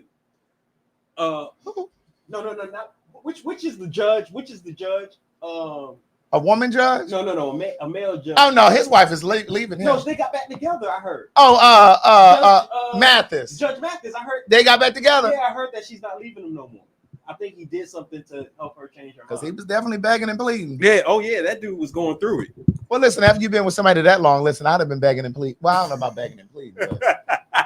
At that age, you just basically trying to die together. I mean, really, when you get to a certain age, I don't understand why you leaving after a certain age. Unless you really need to like. Charles didn't leave Netta after they blew up. Because they blew up. They blew the fuck up. They are icons. He didn't leave her. Oh, there you go. There you. You a mess. You a mess. You a whole mess. Ah. They might have been together because of that. Well, I mean, they are in a codependent kind of relationship. So, Madison gonna have a fit when she watched this video back and she hear me ringing them up. But yeah, I think they're in a codependent relationship. It's client, a symbiotic. Right? It's like client and patient. No. Client and what's the word I'm looking for? Not caretaker and client. That's what I'm looking for. Caretaker and client. Yeah, it's kind of like a codependent kind of, one relies on the other. He for her support, her for the check. Right. Yeah. Caregiver. It's caregiver. Who else stayed together? Oh, they said T-Pain. Him and his wife are still together. I didn't know he was married. Oh yeah. So he and his wife still together? Yeah. Well, I was gonna say what's the one here? Tip.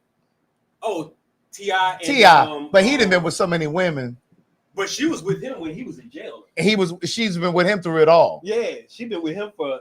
So he left, came back. So I don't know if I can really count that. They said D.L. Hughley. Oh yeah, D.L. Hughley is still with his wife. That's true. That is absolutely true. Okay. So you see, there are, but there are plenty of examples of men who made money. See, I'm not a sports person. I know it's plenty of athletes that probably got money and then left and went to these white women. Well, to be honest with you, I don't know about. Okay, I think football. You'll see a lot of. You see more black men with white women. But in basketball, I see more. If they're married, at least I see more black men with black women. In football, in basketball. Oh, in basketball, football, I think it might be a little bit more white and black. Really? Interracial couples, yeah. But basketball, I think is I believe it's more. My mom said you want her to make you something. No, she don't have to. Listen, don't get used to that. What? I'm telling Mo because Mo bringing his plate down. What's this? If I ain't sucking that dick, bitch, don't get used to that. Oh, I'll get into that. bringing plates down. For niggas, Right. hell no, I don't give a fuck about no nigga like that. Girl, when you watch this piece back, when you were upstairs.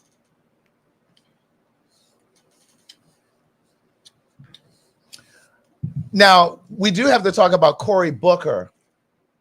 Not Holcomb. No. Okay. Senator from New Jersey. Okay. Black guy.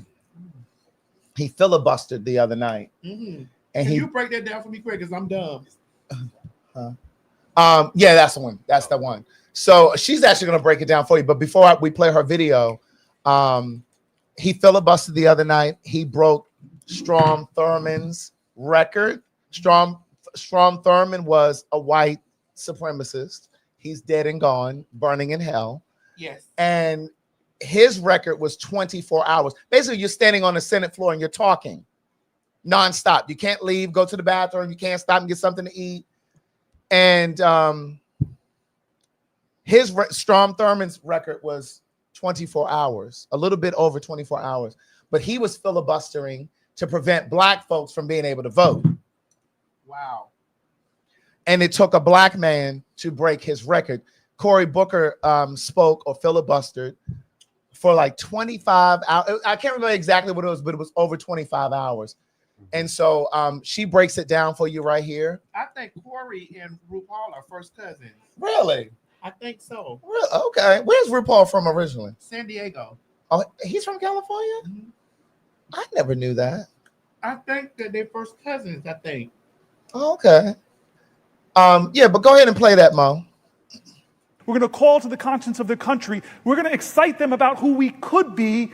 When he went to the March on Washington, he didn't stand there and complain about the demagogues. He stood before the American people and said, it's not what you're against, it's what you're for. I have a dream. Once again, disrupting my maternity leave real quick because I'm hearing a narrative that we should go ahead and squash. People are saying Cory Booker's marathon speech on the Senate floor is not accomplishing anything. Wrong. Wrong. I get it. We're all under attack. And when that happens, it can feel like there's no point to doing anything. But just remember, that's what the opposition wants us to think. They don't have to spend any energy attacking us when we throw up our hands and give up ourselves. A barrage of no's never helped anybody. So if you hear somebody saying those things, send them this video because here are a few of the things that Cory Booker's marathon speech on the Senate floor that sounds a whole lot like a filibuster is helping to accomplish. Number one, it's disrupting the normal business of the Senate. And these days, the normal business is pretty abnormal. His speech went past noon Eastern time, which meant that the things on the agenda of the Republican-led Senate, like nominating a Trump acolyte to a NATO ambassadorship, could not happen today. He's using this speech to remind all of us that authoritarianism is not normal. Even more than that, the spirit of protest is about disrupting business as usual to get to the issue at hand. Whether you're protesting in the streets or on the Senate floor, that kind of pressure is critical to building political movements. Number two, Cory Booker is disrupting the news cycle. Listen, them people in that White House have been using the attention economy to flood the zone and keep all of us overwhelmed. Them folks over there would much rather we're talking about the chaos that they're creating. But instead, we're getting inspired and we're getting in order. Number three, Cory Booker is speaking the issues of the American people into the public discourse and the congressional record. Normally, when a member of the Senate uses the filibuster or a marathon speech, they're just looking to fill time. So they'll often read straight from a phone book or a random novel just to have something to say. But instead, Cory Booker's team put together a binder full of facts on the issues that the American people are dealing with. He's reading real stories of his constituents that are being affected by changes in healthcare and education. He's speaking to historical figures like MLK and what we need to do in order to keep the dream alive. He's inspiring everyday Americans and making sure that the issues that are being attacked by this administration are on Front Street. Number four, he's getting his Senate colleagues in on the game.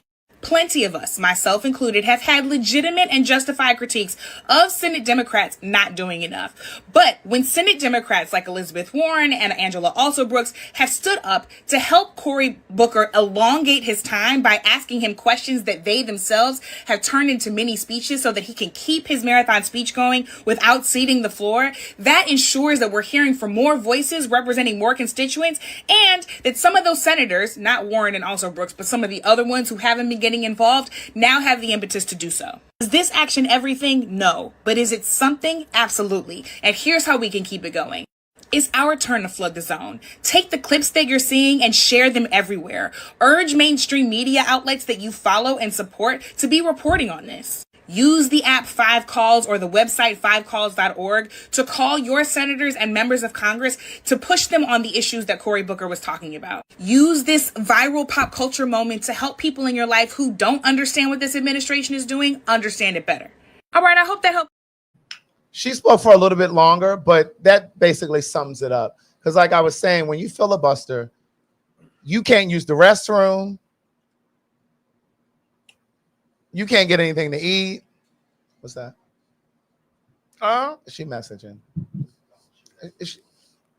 But you can't use the restroom. You can't go eat. You can't do anything. Like, you have to talk nonstop. And somebody put in the comments, I knew it was like 25 hours, but somebody put in the comments, it was 25 hours and 42 minutes or 46 minutes, somewhere around there.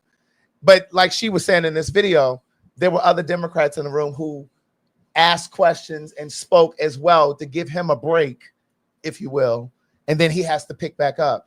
But there's a new record of filibustering.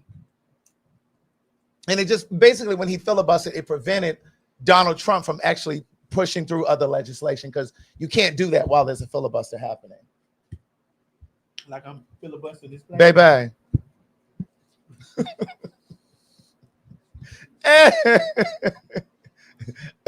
Respect to the law. Speaking of the law, respect to the law. We have some clips of her being back in the States. Respect to the law. Respect for the law. Did you end up going to jail, or was that not a thing? Like, everyone said she went to jail, she's stuck in jail. Well, listen, I didn't go to jail. I was just stuck in Dubai. It was a situation that happened in Dubai that I couldn't get over at the time, and that was it. How long were you there for? I was there for a month. Wow, after Pakistan. After Pakistan, yes, I was. That is so crazy. So then how did you end up getting out? Like, did you get in touch with like the embassy or? Actually, I'll keep all that private and tell you guys that later.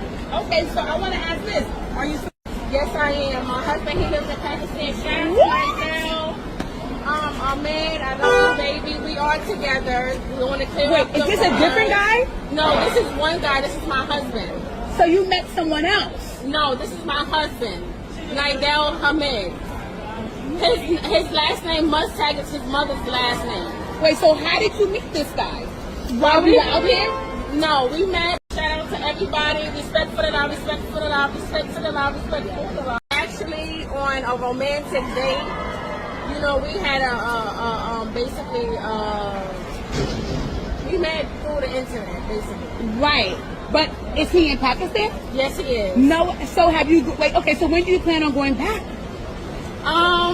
You know, we're going to discuss that, but right now we all staying in New York soon, so that's real big. It's real big, it's real big. So we have to meet him. Wait, so we got to ask you, okay, really quickly. So you were asking for your money and your land. We got to ask you, did you get the money, did you get the land? Listen, they going to get that land. They're going to get that land. They're going to get that 20K, that 50K out.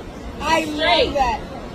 Well, that's it. Because I know, like, you were online saying that, so did anyone give that to you? Were you able to raise anything? Well, they was going to give me the 100K every week, but I left. So we're going to see what they're going to work on while I'm not there. I do have chips that have my face on it in Pakistan. I love you guys. For real? In real life? In real life. You got to show up. Shout out to everybody. Respect for the law, respect for the law, respect to the law, respect for the law, respect for the law, respect to the law. Wait, so really, really fast. Okay, wait, so there was a guy that you showed, and he was kind of bothering you, and you had a cigarette. You said, "I'll burn your face." What happened? Because the people were kind of taking that. Was my driver. Ah. You know, it was paparazzis all around me. I wanted to go home. He wasn't listening. So So I was just playing with him. It was just a joke. It wasn't nothing that serious. That is something. Okay, wait. So have any celebrities reached out to you? Have celebrities in your DM asking you? Well, I have to ask my manager about who's been reaching out to me. Period. Okay, yeah, because okay. Can I get one last shot right here? Can we see a movie on your life coming up? Can we see a movie on your life? Any projects that like you want to? Her manager. What they managing?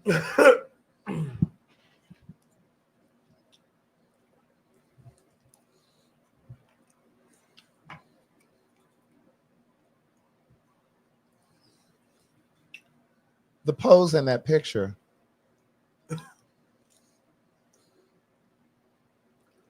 Those pink, ill-fitting sweatpants. Now her hair was laid. Looked like she just took it out of her doobie. What y'all know about a doobie? But that's a hair wrap? Uh-huh. Oh, okay. I wasn't sure. It's bobby pinned all the way around. I need you to understand what you not finna do Uh-huh. is do her like you did the icon. It's funny you mentioned that. I was talking about them when you were upstairs. Oh God. Oh yeah, Look, he did. I want to talk about them right now.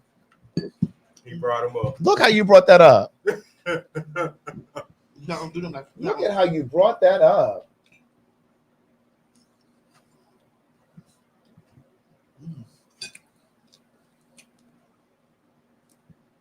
They said Onesia icon.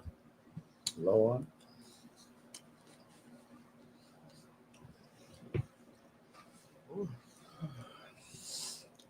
Respect to the law, bitch. Respect to the law. Respect to the law. Oh, You good? bitch. I could tell. So you not eating what I ate? Oh, I'm eating what you ate. So you know what it's giving. Yeah, I know what it's giving. You know what it's giving over there. I know what it's giving. You cleared that plate though. In the name of all of them. They said the food on that plate vanished. Bitch. Girl, you can put that back up in the cabinet. That ain't even got to go in the sink or the dishwasher. Put that in the cabinet, Baby, bitch. honey, it had to be handled. I ain't got time for that. I was sitting up here hungry this long ass motherfucking time. That's why she was quiet the whole I was hungry. That's why she was quiet the whole time. So what I hear you saying, Mo, is that's why I was able to talk? Basically. But I was hungry. What I hear you saying is...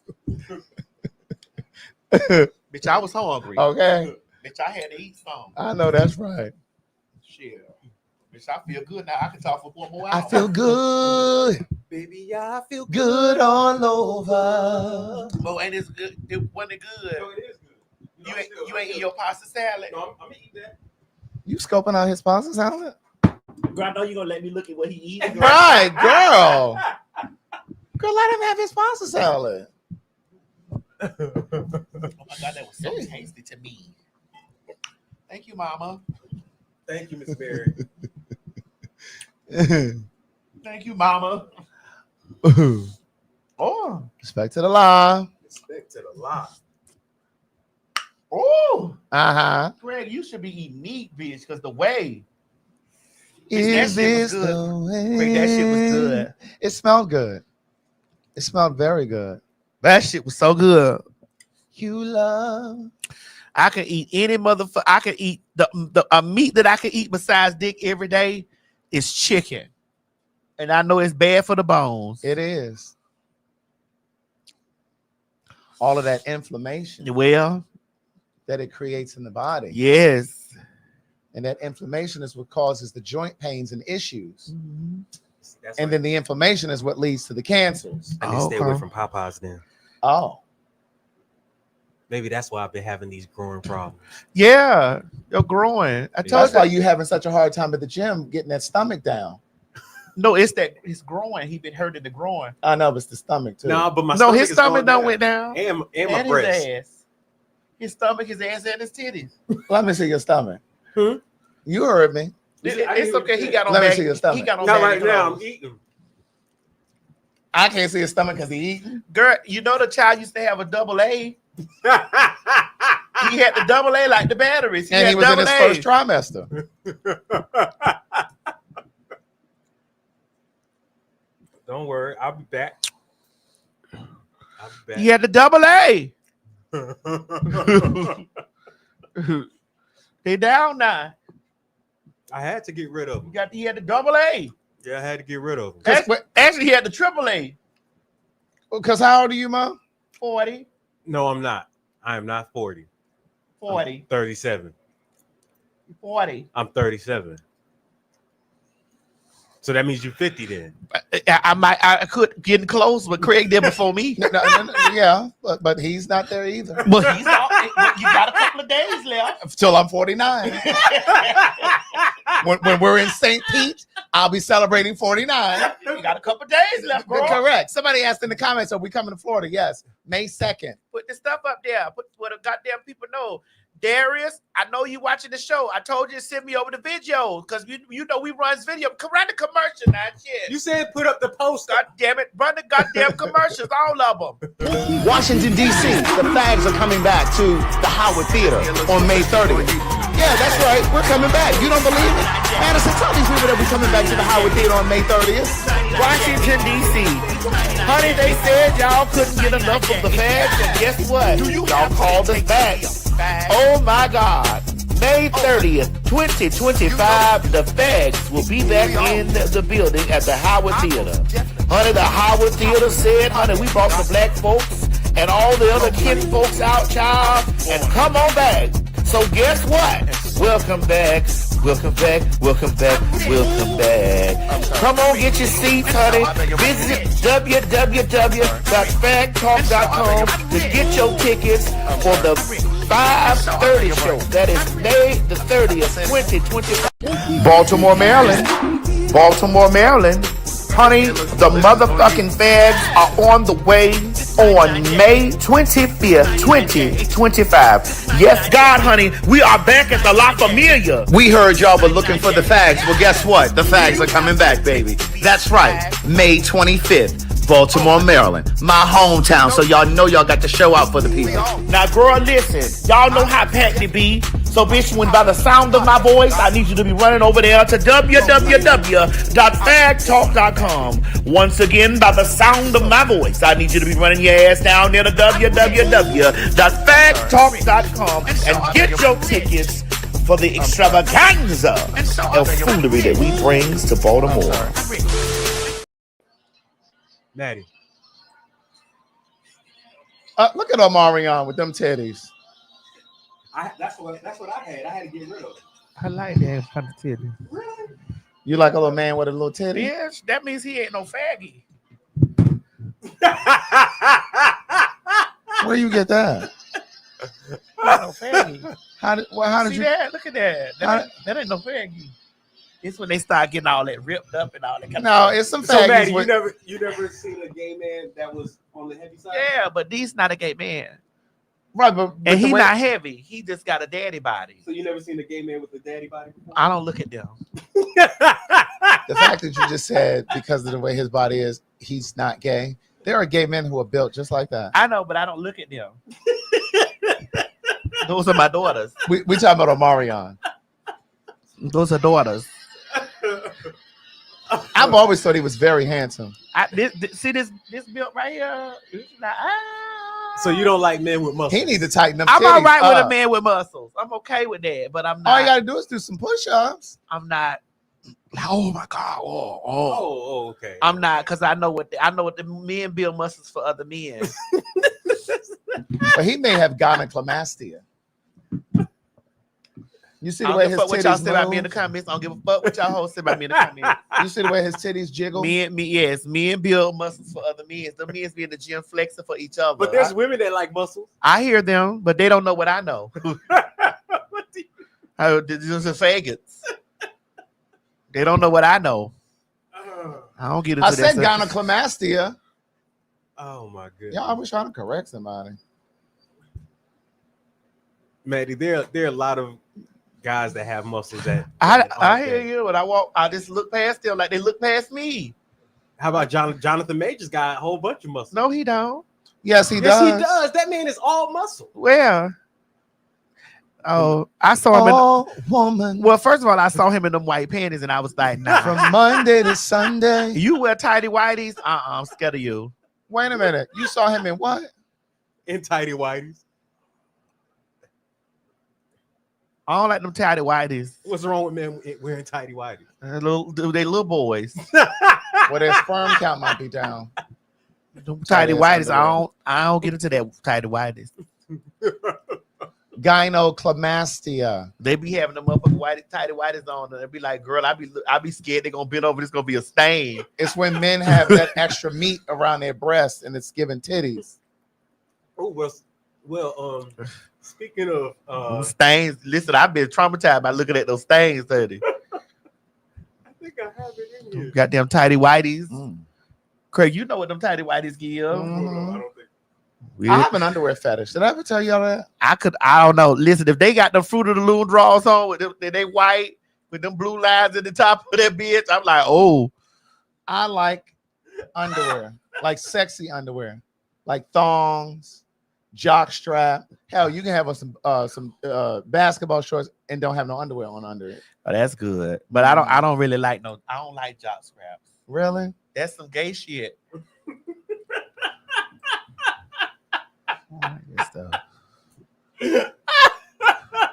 Don't come over here doing that shit you do with them goddamn butch queens with me. Your ass open and stuff like that. Why your ass out of the bag? Why your ass is hanging out in the bag? What is you? Yeah, I love a nice little box of that. I don't like all that. Really, man. I like a man in a little sheer underwear. The man might be trying to get Mo, sexy. it's out. That's the stuff. You do that for another gay. Do that for another gay. Don't come over here doing that shit with me. I don't look at you like a man looks at you, like a muscle man. So, what kind of underwear you want him to wear? I like boxer briefs. Okay, I do too. I like boxers. I still like boxers here and there. I do. But I like boxer briefs. What is it about boxers? Honey, that's the trade. Boxer ain't no supporting boxer. That's the trade. The trade has the box. The loose box. Yeah, ain't no seat. That's the trade, bitch. And the underwear always falling out. Do you know what I done seen come up out the motherfucking the boxes, bitch? You know, I done seen what done come out of box. I done seen Trey dig down those boxes and pull out of. Woo, shit. That shit's uncomfortable. I done seen They Trey are. dig down. I done seen Trey dig down in those boxes They're not even comfortable. and pulled up a whole goddamn anacondas. I'd be like, wait a minute, what? But that's the thing; they're not uncomfortable because something is always popping out from the bottom of it, and you gotta keep adjusting. Well, listen, some men don't know that conversation. They don't know that. I'm talking to men that know that conversation and know about that conversation. Talk about that. So we did get an email From who? Tanya Prince. What time you say? Delta is still a DEI supporter, along with Apple, Costco, JP Morgan, Goldman Sachs, American Airlines. Oh, that's why Goldman Sachs ain't cut my card off. Thank you. Right. Southwest, United, Myers, Kroger, Giant Grocery, that's in the DMV area. I know about a Giant Grocery. Ben and Jerry's, Ulta, Oh, wow.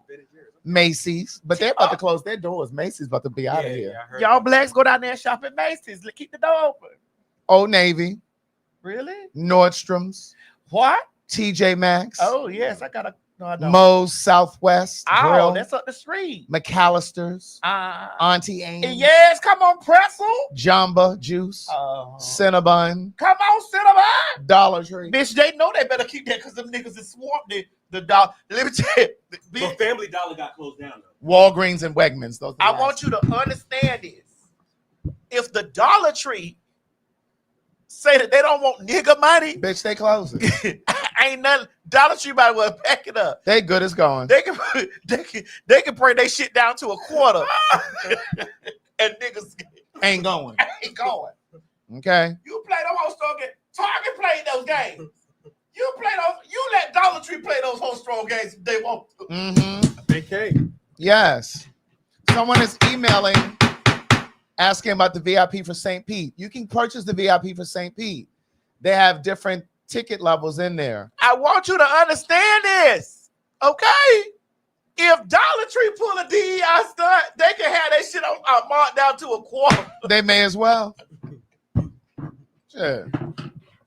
Them niggas is getting out of there. Okay, Dollar Tree better keep it cute. They'll be looking crazy.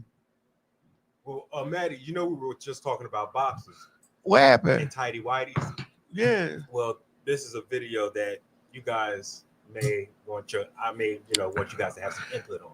Yeah, okay, come on, let me see. Man, only a real street nigga underwear gonna look like this. Only a real street nigga underwear gonna look like this. Real corner boy, real block boy. If you heard me, stop playing. Like, if you ain't on the corner, you ain't got a couple of shit streaks, blood, sweat, and tears in your drawers, you ain't no real street nigga. You ain't really living like that. You're not really out there making this bag. Like, stop playing. You're petty hustling. You know what I'm saying? You're fucking up.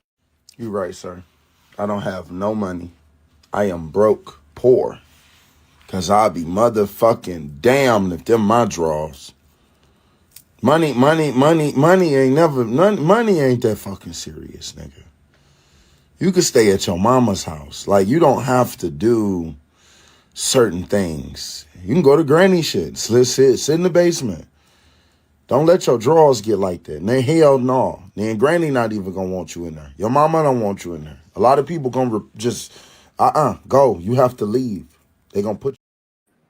First of all, those underwear were deplorable. Those teeth were deplorable. Diabolical. His gums. You saw his gums? Oh my God. I didn't even see his I gums. saw the plaque. Oh, I couldn't even get past the teeth. He needs to oil pull. Oil pulling is amazing for you. Yeah. He needs to oil I'm pull. covering my face because I don't want y'all to see how one of my eyeballs hit. Oh my God. That was disgusting. That was absolutely disgusting. Y'all know how I feel about draws. I've had many conversations on this same show right here about following the draws. Yes. I have had conversations about this, that when I get on my knees and pull those draws down on that man, I'm going right with those draws around his ankle. Those draws, you don't got to go down with. Bitch, you ain't got to get in the bitch. And those types of niggas will Tommy. they will pull their dick out for a bitch to suck that. Oh!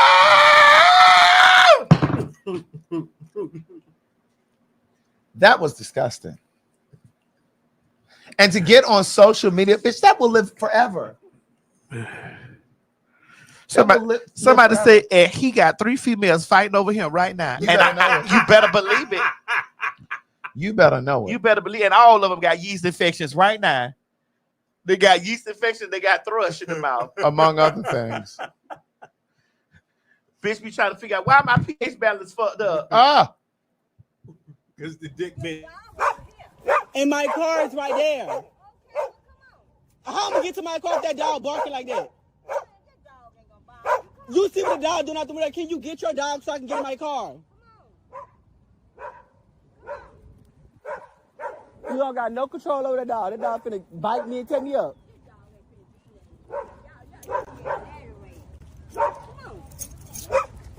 Get that dog! Get your dog! Get your dog! Ma'am, I'm not playing with you. What I'm finna do is call the police on you. Get that dog!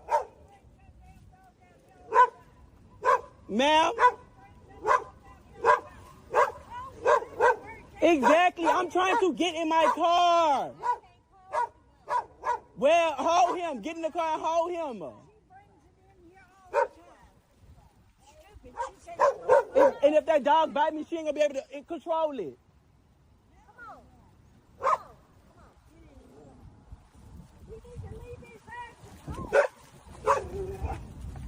David, calm down. Calm down, David.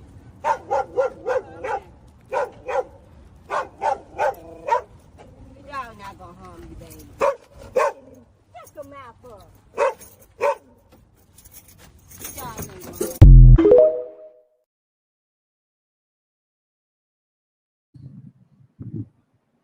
You trying to say that Dollar Tree in the background? We just talked about it. Right. We just talked about Dollar Tree and niggas. Now, what would you have done if that was you trying to get in Well, your I car? would have shot that dog. I would have shot the dog.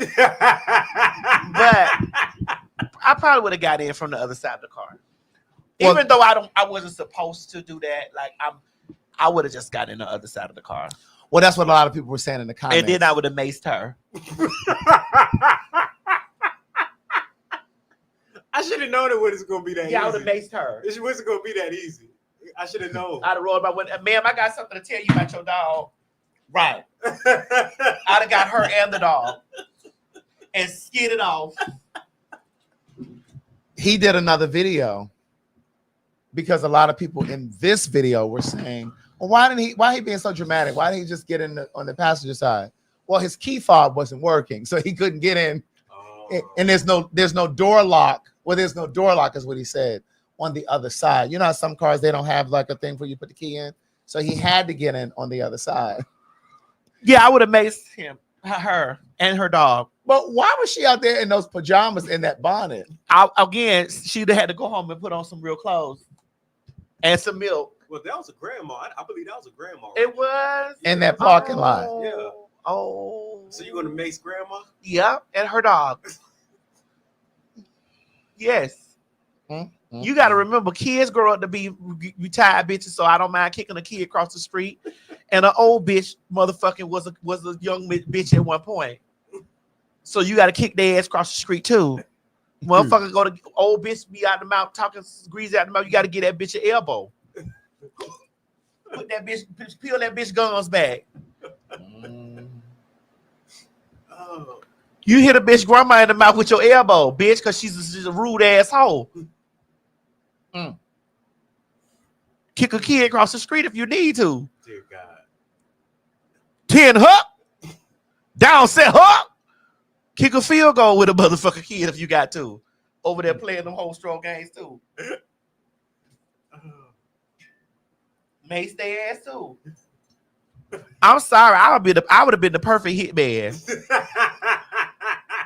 I don't give a fuck about kids. I don't care about when it comes down to disrespectful shit. I feel like if you make me cross the line, I don't care what you are. I don't. You think that's because I'm a trainee? No, I don't think it's because you are training. You think it's because I've experienced the world? Yeah, I think it's because your life experiences. Yeah. That I have no remorse. I have remorse until you. I have compassion and empathy until I don't have to. You a rude ass kid, I will kick you across the street. You jump out the car with your kid, I'm gonna run both of y'all over, you and your kid. I'm sorry, and I've said this openly. Like, I don't care about this kind of stuff. I've never retracted it. I've never acted like I haven't said it. Right. I just always say, don't get me there. And then just don't hide behind what you are. Right. Say it with your chest. Right. Absolutely. So I'm sorry. I've been trying to figure out, like, damn, and when I be saying shit, it do be sounding fucked up because I be saying that I kick a field goal with a bitch kid. The equalizer. So those thoughts actually cross your mind. Yeah. Cause I be somewhere and I'm like, listen, don't do this. I don't give a fuck cause you with your children, bitch. Or nigga, listen, nigga. If I got the motherfucker get the bucket out here, listen. You was with your kid when you was doing that stupid shit. You know you was with your kid when you was with that stupid shit. Your kid gonna miss their daddy. Okay. Bitch, you know you don't do this. Remember, those are your kids. I don't have to care about your children. Yeah. Especially when you're putting me in harm's way. I'm not out here saying, oh, I hate children or I despise kids. I'm saying don't use your kids as a shield because I will run through all y'all. Full 100 miles an hour. I don't see y'all like that because I feel like kids grow up to be what their parents are because their parents teach them to be hateful, evil. That's why bitches be like, Madison be on that reading kids. Yeah, because I'm going to read your mama. I'm reading your mama. Because I know your mama teaching you to be just like that. You don't feel that, Mo? Oh, okay. I'm sorry. Let me have my perfume. You don't feel that, Mo? To go after people. I don't go after. No. But I mean to. No, I don't go after. But if they're if I got to hit them to get to you, I will. No, I don't go after because I'm not going after you. Right. But if I got to defend myself against you and they in the way, they're getting it too. I'm going to hit your kid too. I mean, like if your life is in danger, I'm gonna mace you and your kid. I get it. I'm gonna mace you I both. think that's most people though. Yeah. No, it's not. Bitch be like, man, I ain't gonna hit that bitch. Like I'm up, like. You know what I'm saying? If your life is in danger, if you feel threatened, then you if I feel threatened, correct. You need to protect. Just like if a motherfucker roll up and hit me in a wheelchair, I'm gonna KO that bitch. I'm gonna KO that bitch.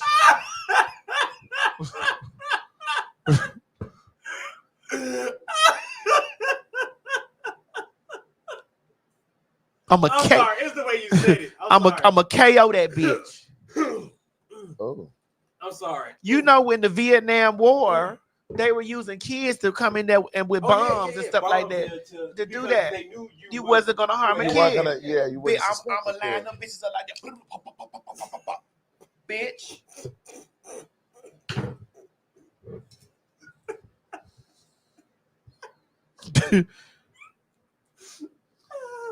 You roll up on me and hit me. What you mean if I had? No, I haven't. Actually, I probably need to quick. I'm Shit. Bitch, you know, one time we was all outside fighting these people, honey, and a bitch was in a wheelchair. This was in Florida. Yes, it was in Florida. And what happened? Bitch, they were KO in the chair. The chair was laying on the side like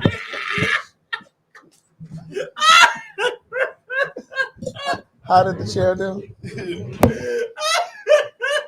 And these are the wheels right There here. was the wheels. And they were still sitting in the chair.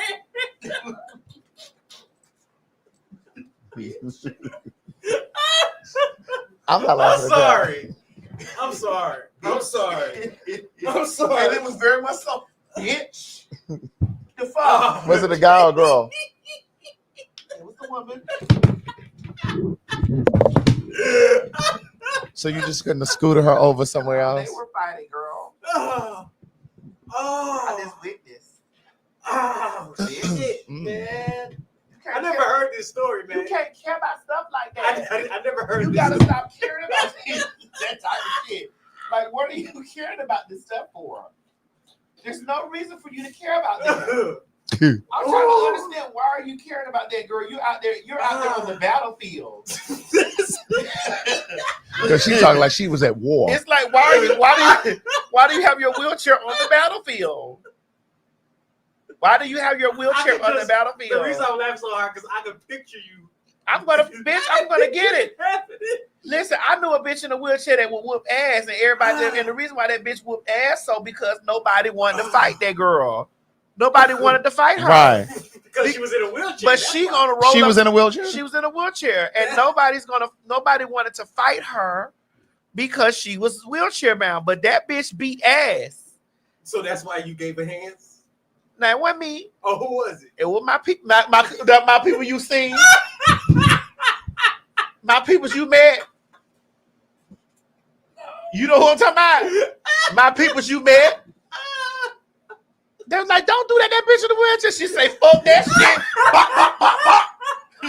Fuck that. That bitch tried to knock my brains out my head. So you can't be caring about that stuff. That bitch ain't handicapped in that moment. You don't care about if they're in a wheelchair. Like, it's crazy that you don't care about them being in a Roll up on me. And watch me kick you. Roll up. Watch me kick you dead in your motherfucking chest. Roll I up. kick you dead in your motherfucking chest. Shit, I'm a trainee. Nobody don't give a fuck. You gotta realize nobody cares about it. Do you not see what's going on in the world, Mo? I do. People don't care anything about transgender people. Nothing. They don't care anything about it. They don't care. They don't care if we live. They don't care if we die. Why the fuck do I care about? So is it locker wheels? Why the fuck do I care about your children? Not lock her wheels. I don't know if anybody out there agree with me. I know some of y'all like, no. Why the fuck do I care about your kids? What is the reason? Oh my God. Sorry. But you know what? Funny enough, I don't know if it's wrong, but I can understand the kids more than I can understand the wheelchair. Bitch, please. They all the same in my book. I'll put your kid right in front of your wheelchair, kick that bitch in your chest, and then run full throttle and put my foot in your chest too, bitch. Oh, ain't no reason for me to lie. I'm not gonna lie. Okay. But we not gonna, Craig, because I'm finna show you something. I'm trying not to lead this subject. What is it? Because I got something to show you, and I actually want to put it in the system. What is it? It's coming.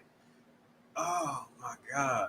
It's coming. And most start laughing because you know I'm dead ass serious. I know you are. And anybody out there know I'm serious because I haven't wavered in this conversation about this. I've told y'all this on countless times, 8 or 80. Where is it at? Oh my God. Oh my God, I think they done took it down. You didn't see that video of that bitch out there fighting with she had no arms? No. Yeah, I'm trying to find that bitch. Somebody please send me that video of that bitch out there fighting. She ain't got no arms. She didn't have any arms. No. No arms. I'm trying to find that video. And she ran into that motherfucking girl. Now, how you fight without no arms? That bitch, listen to me. I'm trying to find. She had nubs. She had no arms, and it took me. Like so she only had shoulders. It took me. Wait, time out, Maddie. She only had shoulders. Somebody done deleted the video. So she didn't even have nubs. Bitch, she was cut off. I should have downloaded the video. She didn't. Yeah, see, I always try to download them just in case. Do y'all got it? Can somebody send it to me, please? Somebody will find it. You know somebody's gonna find it. That bitch, she didn't have no. Oh, I got it. Bitch, there you go. Oh my God, this is why we can't play it. I can mute it. I can always take the camera. You see that? And she's getting jumped. Oh, she got nubs. No, she don't have no arms, Craig. She got nubs. But girl, that's not enough to touch somebody. It's not enough to touch anybody. You want me to send it to you? Yeah, you can send it to me. We just gotta mute it. Oh yeah, I can do that. That's no problem. Oh, she from New Orleans? Bitch. No. They say she was connected. You see it? You see it, Mo? What she swinging with? Her nubs. Oh. But now that girl that had on that ball cap, was tagging her. She turned around into that girl, and Lord forgive me, God. But why are they jumping? That's fucked up. Lord forgive me. I could see her. I could see that arm working like that arm was doing this. If she'd have had, still swinging. Hold on, Mo finna mute it. This ain't right. You said it ain't right. Craig, you never seen this? No. Bitch, this shit is right. I sent this to G. You can't jump nobody with nubs. No, mind you, I sent this to G. G didn't respond. So when we was because he was laughing. No, he didn't know. So when we was in LA, I said, "Murder, so you not gonna look at this and tell me you?" So he said he thought it was just two chicks fighting. Like he thought it was just chicks fighting. Right. And I said, "Look closely." So he shared the shit on the story and said, "What's missing?"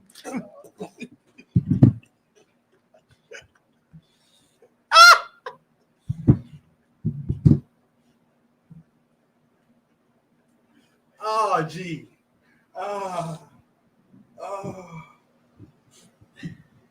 Nah. Mo, you got to turn the video. You got the people waiting to see it. Craig, I'm doing it now. Craig, she's fighting though. She is fighting. She trying. Craig, there's not like I'm like, girl, she's swinging and not touching a thing. Nothing. But listen, she ran into that girl over there.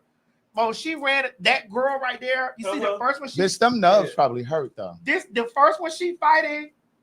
The first one she ran into her. Look, Maddie, this ain't cool, Maddie. She was not cool.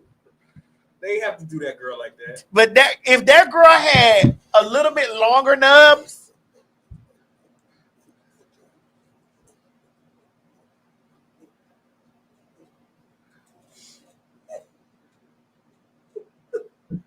if her nubs was just a tad bit longer, because when she turned around and hit that girl, Craig, no.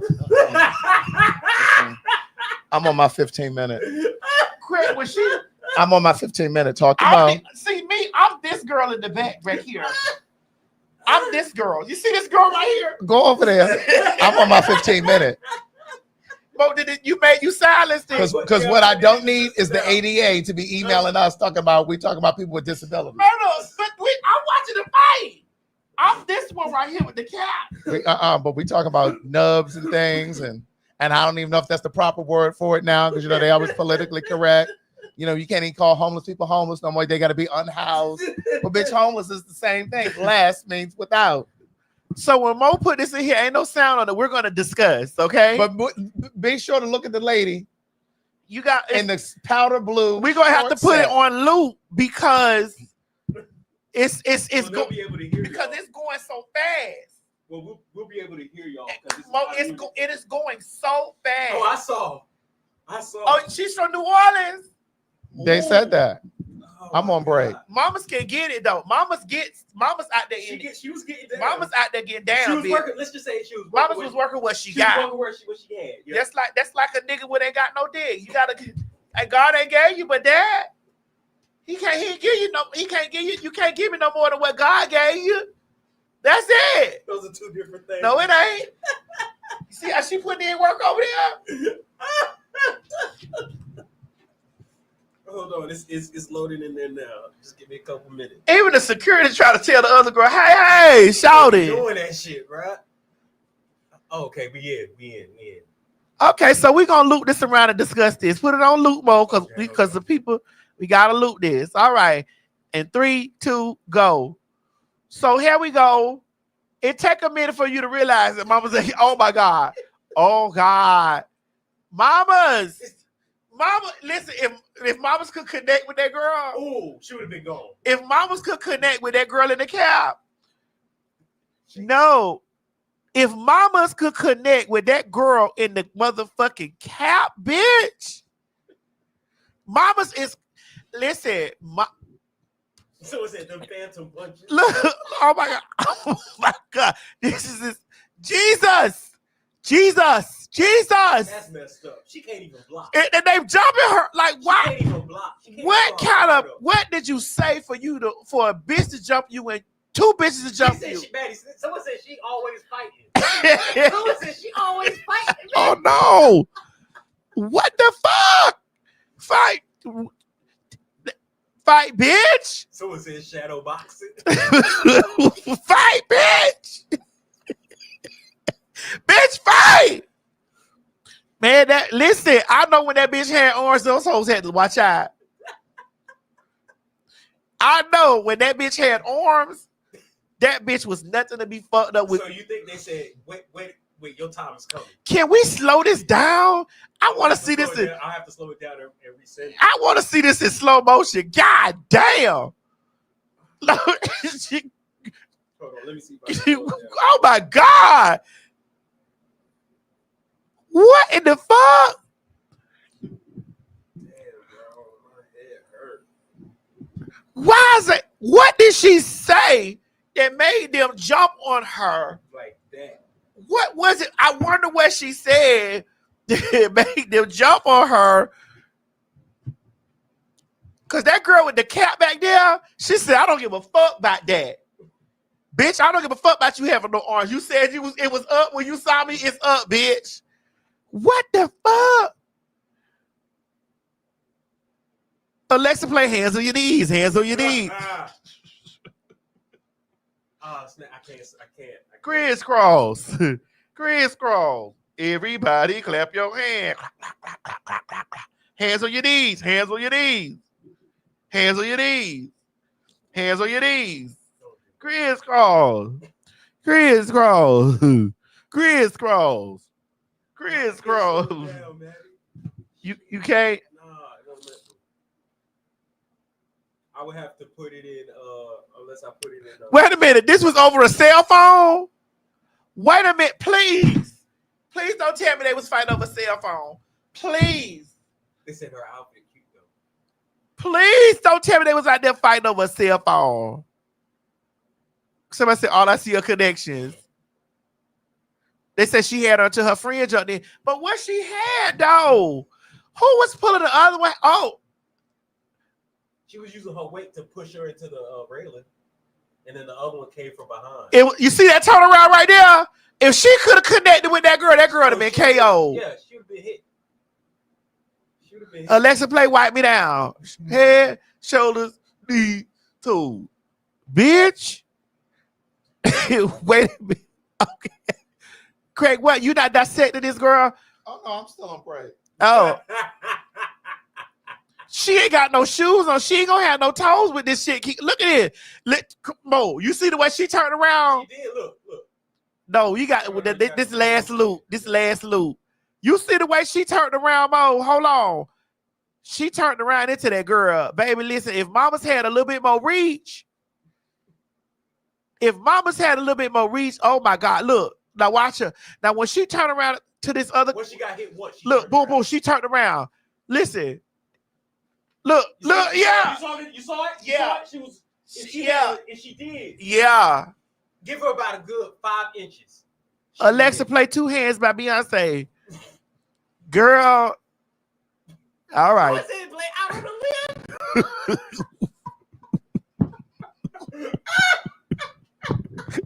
Not Tina Marie out on the limb.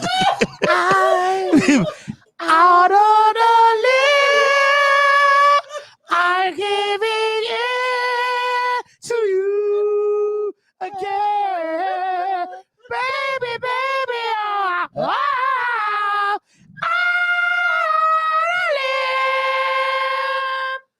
I'm giving it to you again.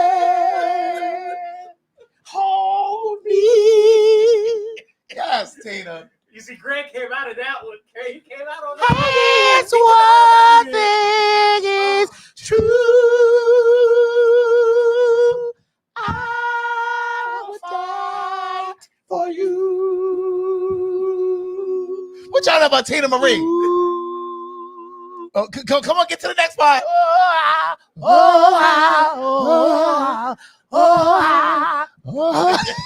Yes, Tina was singing. You young children, you gonna look up Tina Marie out on a limb, bitch. All right, y'all. We know it's 10:40. We about to go to bed, honey. Us and whatever we ain't talked about, we gonna talk about it. We gonna talk about it. So delete all that other shit. But wait a minute. What about keep that fight in there? Which other one? What's the, well, we ain't got no one gotta go. No, we don't. We'll have it for the next show. So listen, we're coming. We're doing back-to-back shows while I'm home. Yes. And while Craig is home. Yes. So get your fag fix, because bitch, you know when we get your what? Your fag fix. Get your fag fixing. Get your fag fix. Get your fag fixings, bitch. Because when we out of here, we out of here. We gone. Listen, we need a break too now. Remember, we be on the road. Yeah. And we sit here for 4 and 5 hours. And then y'all still got to work outside of this. Correct. Yeah. Now, I know sometimes you all think that we're not here because we didn't fell out. No, we're taking a break. Oh, honey, we actually be going through be looking at y'all cover and say, bitch, Craig, don't fuck with that hoe. She phony. I don't like that bitch. That bitch sat there and showed me her ways. And that bitch hate women. I know that bitch hate women. I be like, girl. But we'll be back Saturday, right? Yeah, Saturday or Sunday. Well, I'm going to the safari on Sunday. Safari where? There's a safari here. Really? Yes. And you can drive through, and they got what's the tall ones? Giraffes. You stay talking about white people. You do that white people shit. So as you Maddie, not everything is white people that's shit. That's not white people shit. As you get what she be doing. She be saying. I tell her I go hiking. She said that's white people. Soon as you get money. Soon as you get money, you out of the jungle trying to get ate up. Soon as you get money, you can watch Mufasa on TV, girl. Girl, I don't want to hear that. First of all, girl, you can watch Mufasa on TV. Girl, you can watch Mufasa on TV. First of all, wait, what was it?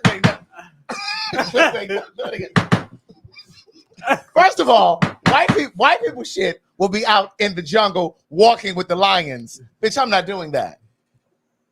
I'm going to be in the car, and there's not going to be any lions or tigers there. Or bears. Now, that's that shit white folks be doing. They be all out in the nature and shit trying to... They think they won with nature. I was looking at the video the other day, and what's those moose and shit be all up there in Alaska? Oh, yeah. They big as shit, bitch, and they'll just go ramming at you, right? Them white people out there trying to walk and talk to them. That moose rammed the shit out them people. Russians, they wrestle grizzly bears. They white too. They be wrestling grizzly bears, like legit. I don't know. Oh, is that my food? We may have a few more minutes. Hello, Miss Mary. Hello, Miss Something's Mary. coming for me. She said, "Do you want your plate?" I do. He said he do. Thank you, Kelly. Thank you. It's 99J. He said he do, Miss Mary. 99J. It's 99J. I'm a texter. Greg is 99J. Yes. It's 99J. Thank you. It's number 27. But all right, I guess we gotta go. Yeah, girl. So we'll see y'all shortly, honey. Don't tell nobody that we came and left so quick. Y'all chop pieces of this up, honey. Put it out to your friends and family and loved ones. BB and City Winery. Who else we talked about? Donnie McClurkin. Yeah, Marvin Sapp. Eddie Long's Left Behind family.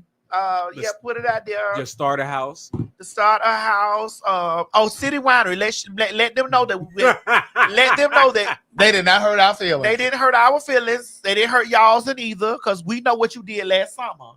Let them know that the mob is what the mob and the pen pals need to do is write a letter.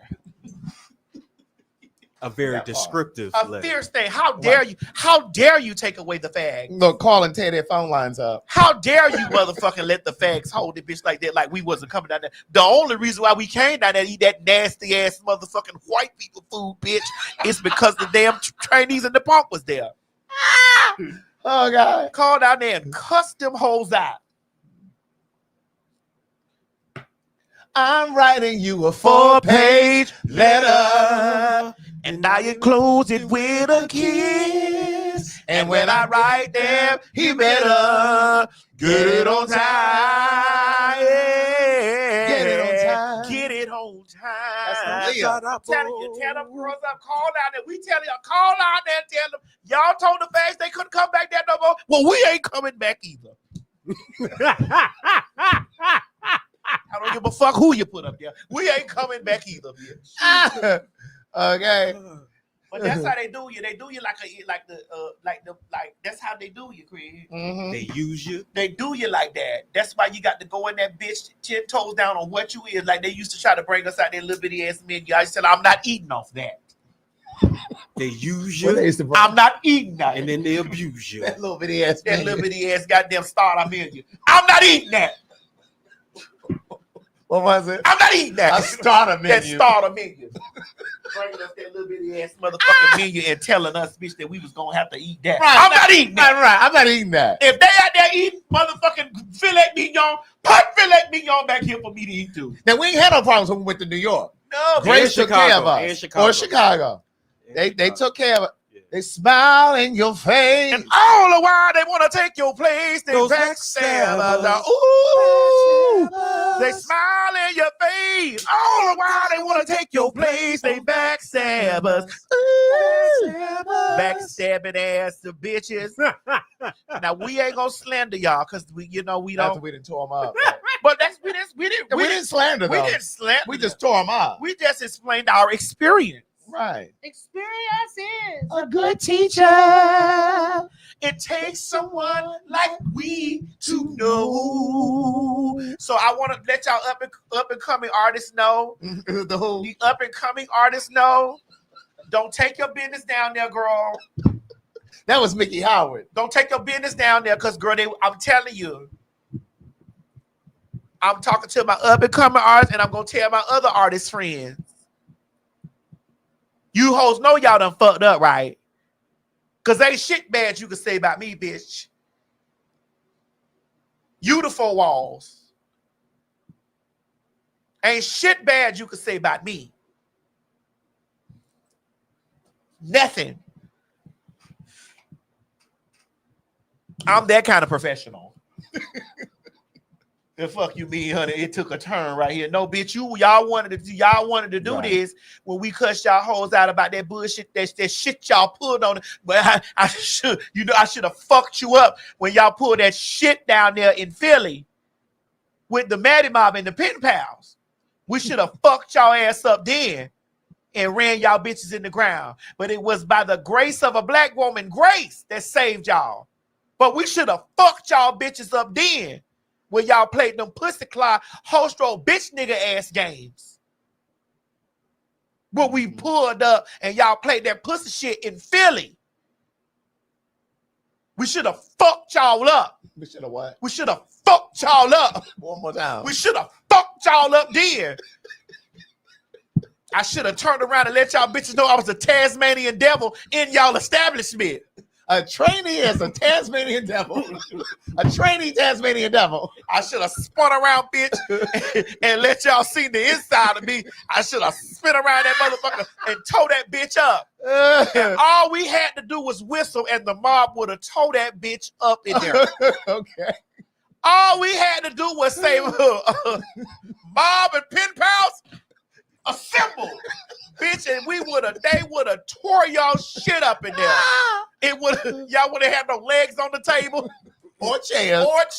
Bitch. Glass on the windows. If we would have came out there and announced that y'all had been back there treating us bad and holding us hostage in that back room. So you just say hold us hostage? Holding us hostage. When I tell you the mob would have tore that motherfucker up. It definitely would have been a mob because we're not as ghetto over here on the pen pal side. Oh, the mob, excuse me, the mob would have definitely let that bitch hold it in that motherfucker. I know that's right. The Matty Mob would have let that bitch hold it.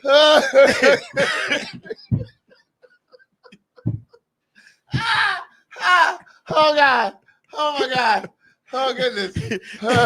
Ushers, close the door. If you think that we was, Close the door. you better be glad you got out when you did, bitch. Because if y'all have pulled a stunt on us on any motherfucking city, bitch, you would have knew some niggas was in that bitch. Okay. You better be glad y'all hold son an email and not played those pussy ass games in our motherfucking face, regular ass city ridery. You better be glad, bitch, that y'all didn't play those horse roll games in our face, bitch, when we was in that motherfucking building. Because, bitch, that bitch would have came down. You would have had no more windows in that bitch. I guarantee you the mob would have. All I'd have been like, Mom, unite.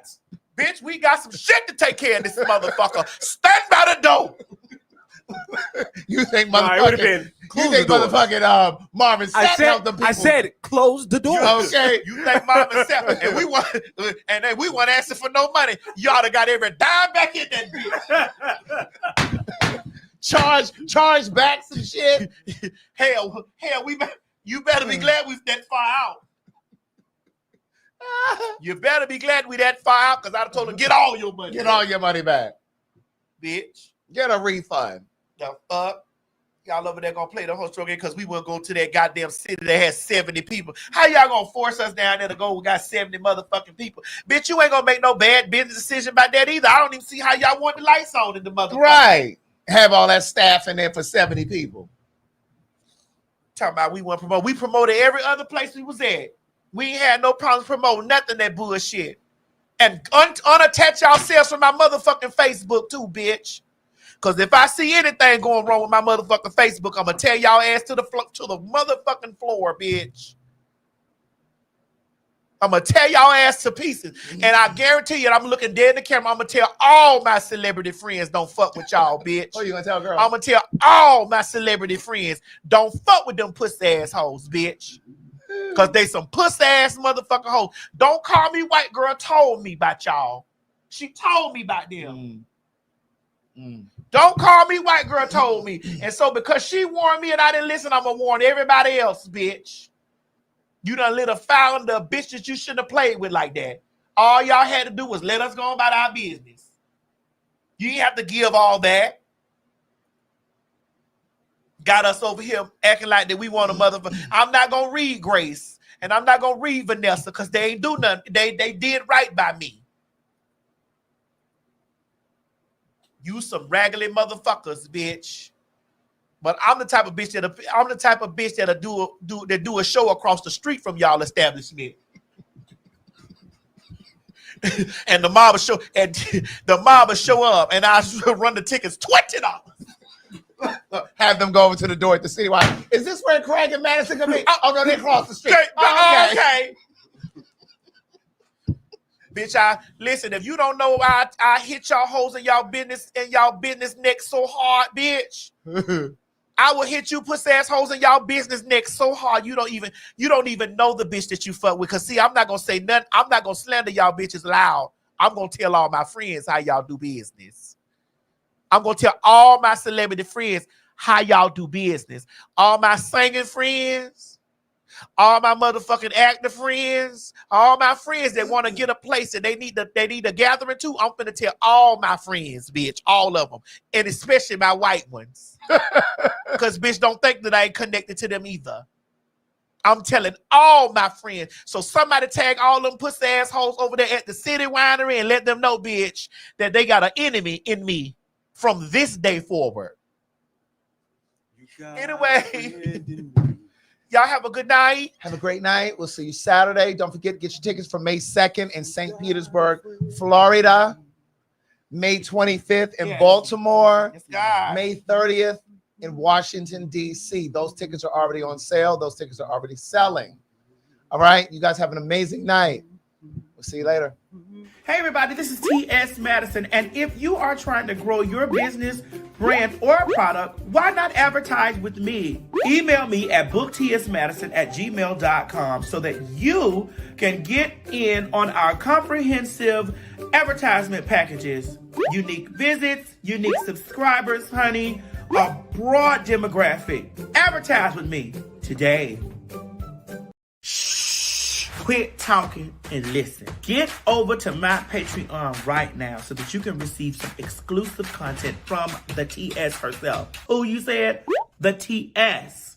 Patreon is filled with one-on-ones, exclusive content, behind the scenes. You can even chat with me in there, me and you. It's just me and you. So get to www.patreon.com/TS Madison Hinton, and you'll be glad you did. I promise. Washington, D.C., the Fags are coming back to the Howard Theater on May 30th. Yeah, that's right. We're coming back. You don't believe it? Madison, tell these people that we're coming back to the Howard Theater on May 30th. Washington, D.C.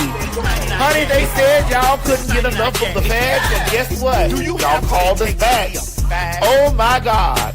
May 30th, 2025, the Fags will be back in the building at the Howard Theater. Honey, the Howard Theater said, honey, we brought the black folks and all the other kin folks out, child, and come on back. So guess what? Welcome back. Welcome back. Welcome back. Welcome back. Come on, get your seats, honey. Visit www.PhagTawlk.com to get your tickets for the 5:30 show. That is May the 30th, 2025. Baltimore, Maryland. Baltimore, Maryland. Honey, the motherfucking Fags are on the way on May 25th, 2025. Yes, God, honey, we are back at the La Familia. We heard y'all were looking for the Fags. Well, guess what? The Fags are coming back, baby. That's right. May 25th. Baltimore, Maryland, my hometown, so y'all know y'all got to show out for the people. Now, girl, listen, y'all know how packed it be. So, bitch, when by the sound of my voice, I need you to be running over there to www.PhagTawlk.com. Once again, by the sound of my voice, I need you to be running your ass down there to www.PhagTawlk.com and get your tickets for the extravaganza of foolery that we brings to Baltimore. This has been a T.S. Madison and RDE Multimedia Group presentation. Hey guys, if you just enjoyed watching this video, don't forget to subscribe to my YouTube channel, www.youtube.com/TS Madison Hinton. Or if you're already here, click that bell up there, one of them, and subscribe so that you don't miss this or any other excellent content that I have for you. Don't meet me here. Beat me here. Ciao. You ain't gonna have no other choice but to see me because I'm in everything. There it is, you ain't right gonna have there. no other choice but to see me because I'm in everything and everywhere. Ooh. I'm in film, television, streaming, music, bitch, and pornography. Bye. You ain't gonna have no other choice but to see me because I'm in everything. There it is, right